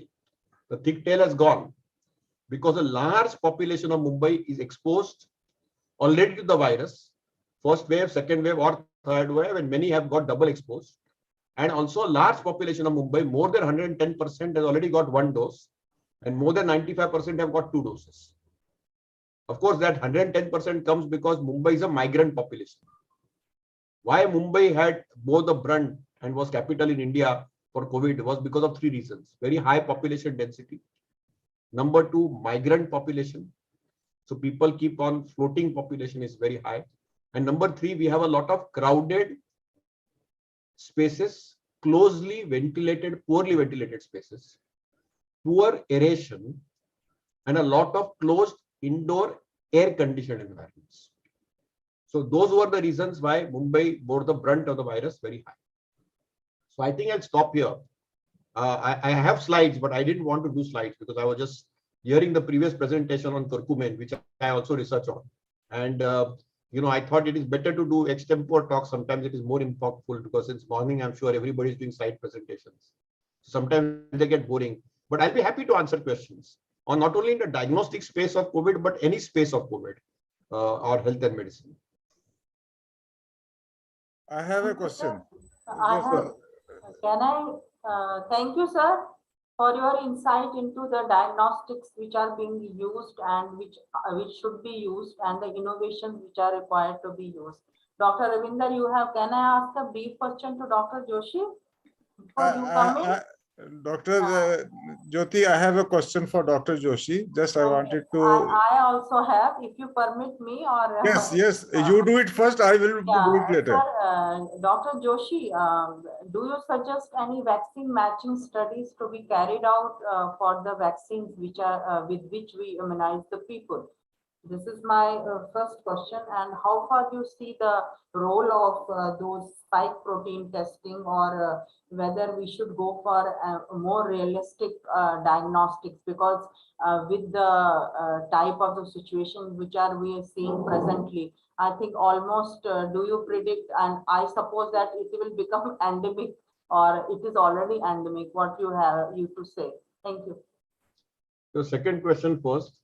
Once WHO declares the pandemic over, only then we can use the word. That's the first thing. Oh. Clearly, in Mumbai, it is endemic, if you ask me, and we all know it. The next question which you're asking is, should we use the spike protein antibodies? They are a false sense of security, so don't rely too much on them. Very clear answers. I'm very yes or no types. There is no need to do these antibody testing. They give you a false sense of security. Sometimes we do it in people who are immunocompromised, steroid taking patients, people who are having immune inflammatory disorders. There we do it. Otherwise, there is no need to do those spike protein antibodies routinely. And your question on mix and match is very correct. We need to do studies, but the heterologous immune response is always better than homologous immune response. So if you have taken 2 doses of Covaxin, you should take a Covishield. If you have taken 2 Covishield, you should take a Covaxin, is what general logic tells us. But we need to generate Indian data. That is not coming through. But mix and match is always better. Mix and match is always better than homologous matching. Keeping the ecology of the coronavirus, we have seen their evolutionary approach also. Yeah. So, thank you. Dr. Uday. Dr. Joshi, I have one question, simple question. If a person who is, well, I talk about myself only, for example, we are double vaccinated with comorbid conditions. Then there is a infection, not proven as a COVID infection, but there has been some cough and cold for 1 or 2 days, not prolonged. Should we go in for the booster dose? Or if not, what should be the gap? So very clear. First of all, that current vaccines, unlike the nasal vaccines which are undergoing, are not sterilizing vaccines. So there is an immune escape with all these vaccines. Okay. If you had a presumptive SARI-like condition or a COVID-like condition, do your nucleocapsid antibody. That is also done. I didn't allude to it. In that case, if your nucleocapsid is positive, it means that that so-called flu-like syndrome which you had, which was COVID negative, probably had virus and you were exposed to it, because nucleocapsid will always be positive if you had genuine exposure. Do that. That's done for only 400 rupees, say, in any lab, including Lilavati. And then if you were positive, then ideally the gap should be 3 months. You should do an extra dose. There's no harm taking an extra dose. The ideal sterilizing vaccines will be mucosal immunity, which will be either a nasal vaccine, oral vaccine, or a gastrointestinal vaccine. Nasal vaccine is undergoing trials. We are also a part of many of these studies. And nasal vaccine is the answer for the future. But in the meanwhile, as far as you are concerned, if you had exposure just a month back, after 2 months, I would go ahead and take an extra dose or a precautionary dose. I don't call it booster at all. And I call it as a precautionary dose or an extra dose. And most people will need to take a dose every 6 months in the future, is what is being predicted. And these vaccines will evolve. These are all early generation vaccines. So it will be polyvalent vaccines. And they will come like the flu virus, because it's a slowly mutating strain. So that is where the vaccine world will move. But we'll need vaccine every 6 months to 1 year. But there is one query again towards it. If we see the data in US or Canada or other European countries, they are doing the extra dose irrespective of your exposure to COVID after 4 weeks only. See, I don't go by US and Europe at all, because they have failed. After taking 4 doses also, their death rate is almost 8 to 10% mortality. India's mortality of 1 to 2%. Number 2 is they did that mRNA novel experimental technology, which has failed because it was on the spike protein. So Omicron beat that spike protein. So even if they give 4 doses, after Israel gave 4 doses also, they still got highest peak. Even Denmark right now, people are dying in Denmark after opening everything. So I think I will not don't look west. For COVID, look east. Look at China, look at Korea, look at Japan, look at Taiwan, look at Singapore, look at Thailand. Rather than looking west, because west, everything has failed. I don't think they have done very well, compared to us or the east. So I'm very clear about it. They experimented on mRNA technology. They worked only on the spike protein. Their 4 doses also led to this thing. Only thing what happened, when you take multiple doses, you get milder infection and you are unlikely to die. Okay, you're unlikely to die. I'm not saying you will not die, because you can still get a bad strain and you can die if you have a bad comorbidity. Everything is about how quickly you diagnose and how aggressively we treat. Okay. For example, I had a colleague of mine, and I can name him also, Dr. Sudhendra Kulkarni. He's no more. He had a spike protein antibody of 80,000. He was an endocrinologist at Fortis Mulund Hospital. And he got the infection. He was 54 and he's no more. He died due to COVID, somewhere in October.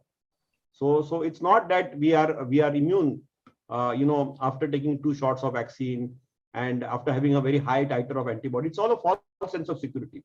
I think the strongest vaccine in absence of a vaccine is mask, but that doesn't mean we don't take vaccine. Vaccines only ensure that they prevent death and severe disease in most of the cases, not in all the cases. Right. And therefore, this is all early science. Early science with where data has been very forthcoming. So another 4 or 5 years, we'll have better data. Sir, my question is that what is the feature of pandemic in India of COVID? Because you are telling already Mumbai has been immunized and cases are coming less. So what is your anticipation in the future of COVID? Our first 2 wave was cyclonic. Our 3rd wave was tsunami-like. We have reasonable degree of herd immunity and natural exposure and vaccine exposure. So for next 6 months to 1 year, unless there is a new strain which comes in circulation, we are good to go.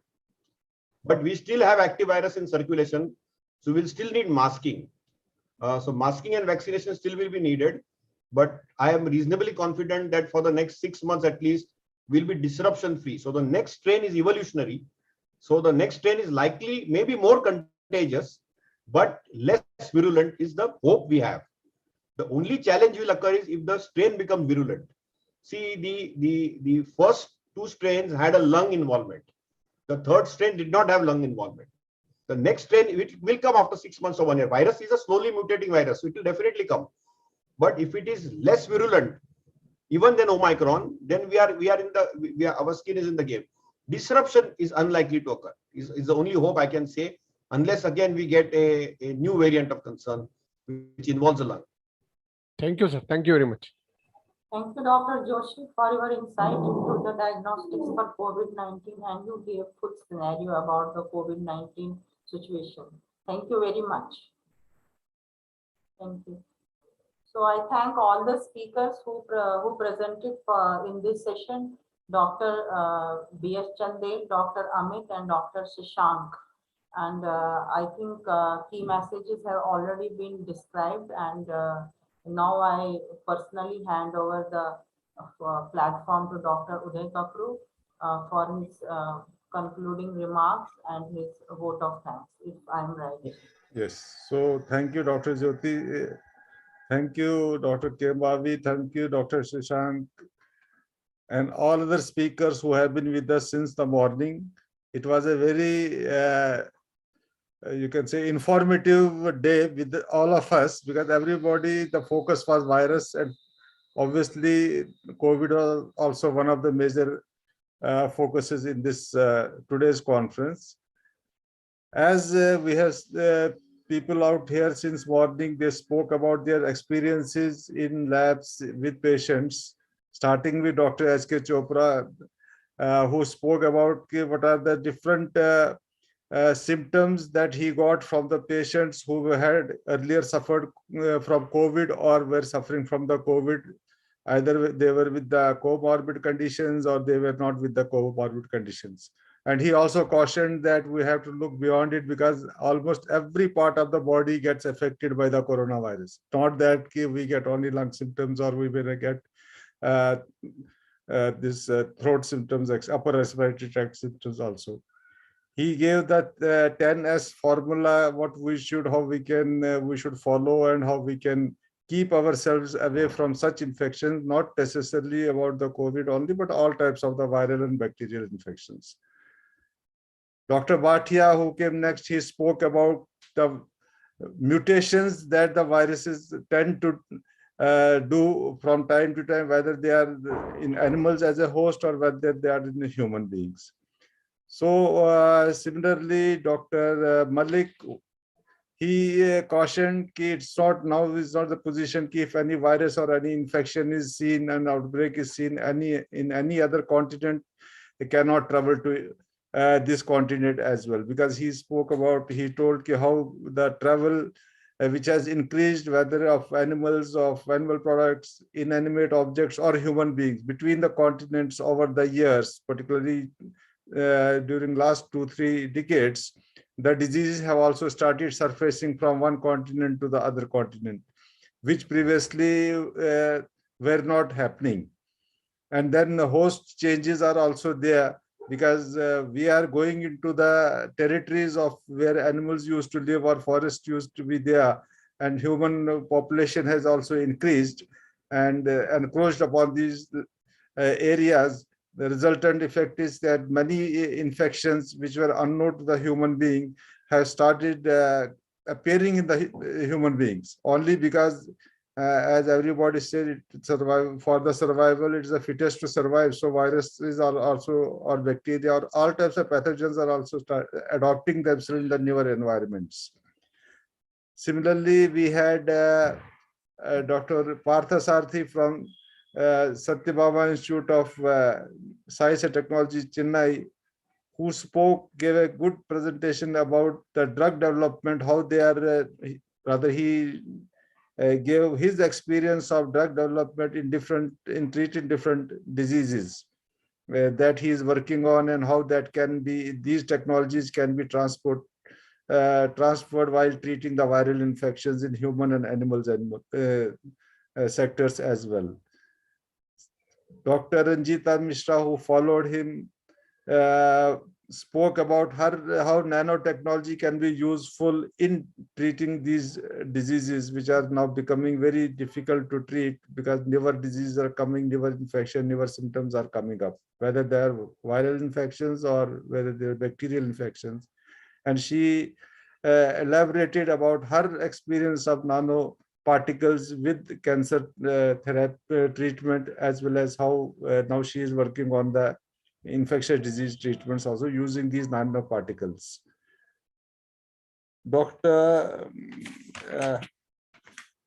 It was followed by Dr. Manoj Chikara, who has been in the vaccine development for more than almost 2 decades now, 18 or 19 years. So he elaborated about the difficulties that they have faced in this vaccine development because of lack of infrastructure or lesser infrastructure availability, whether they are labs or they are in developments, fundings, etc.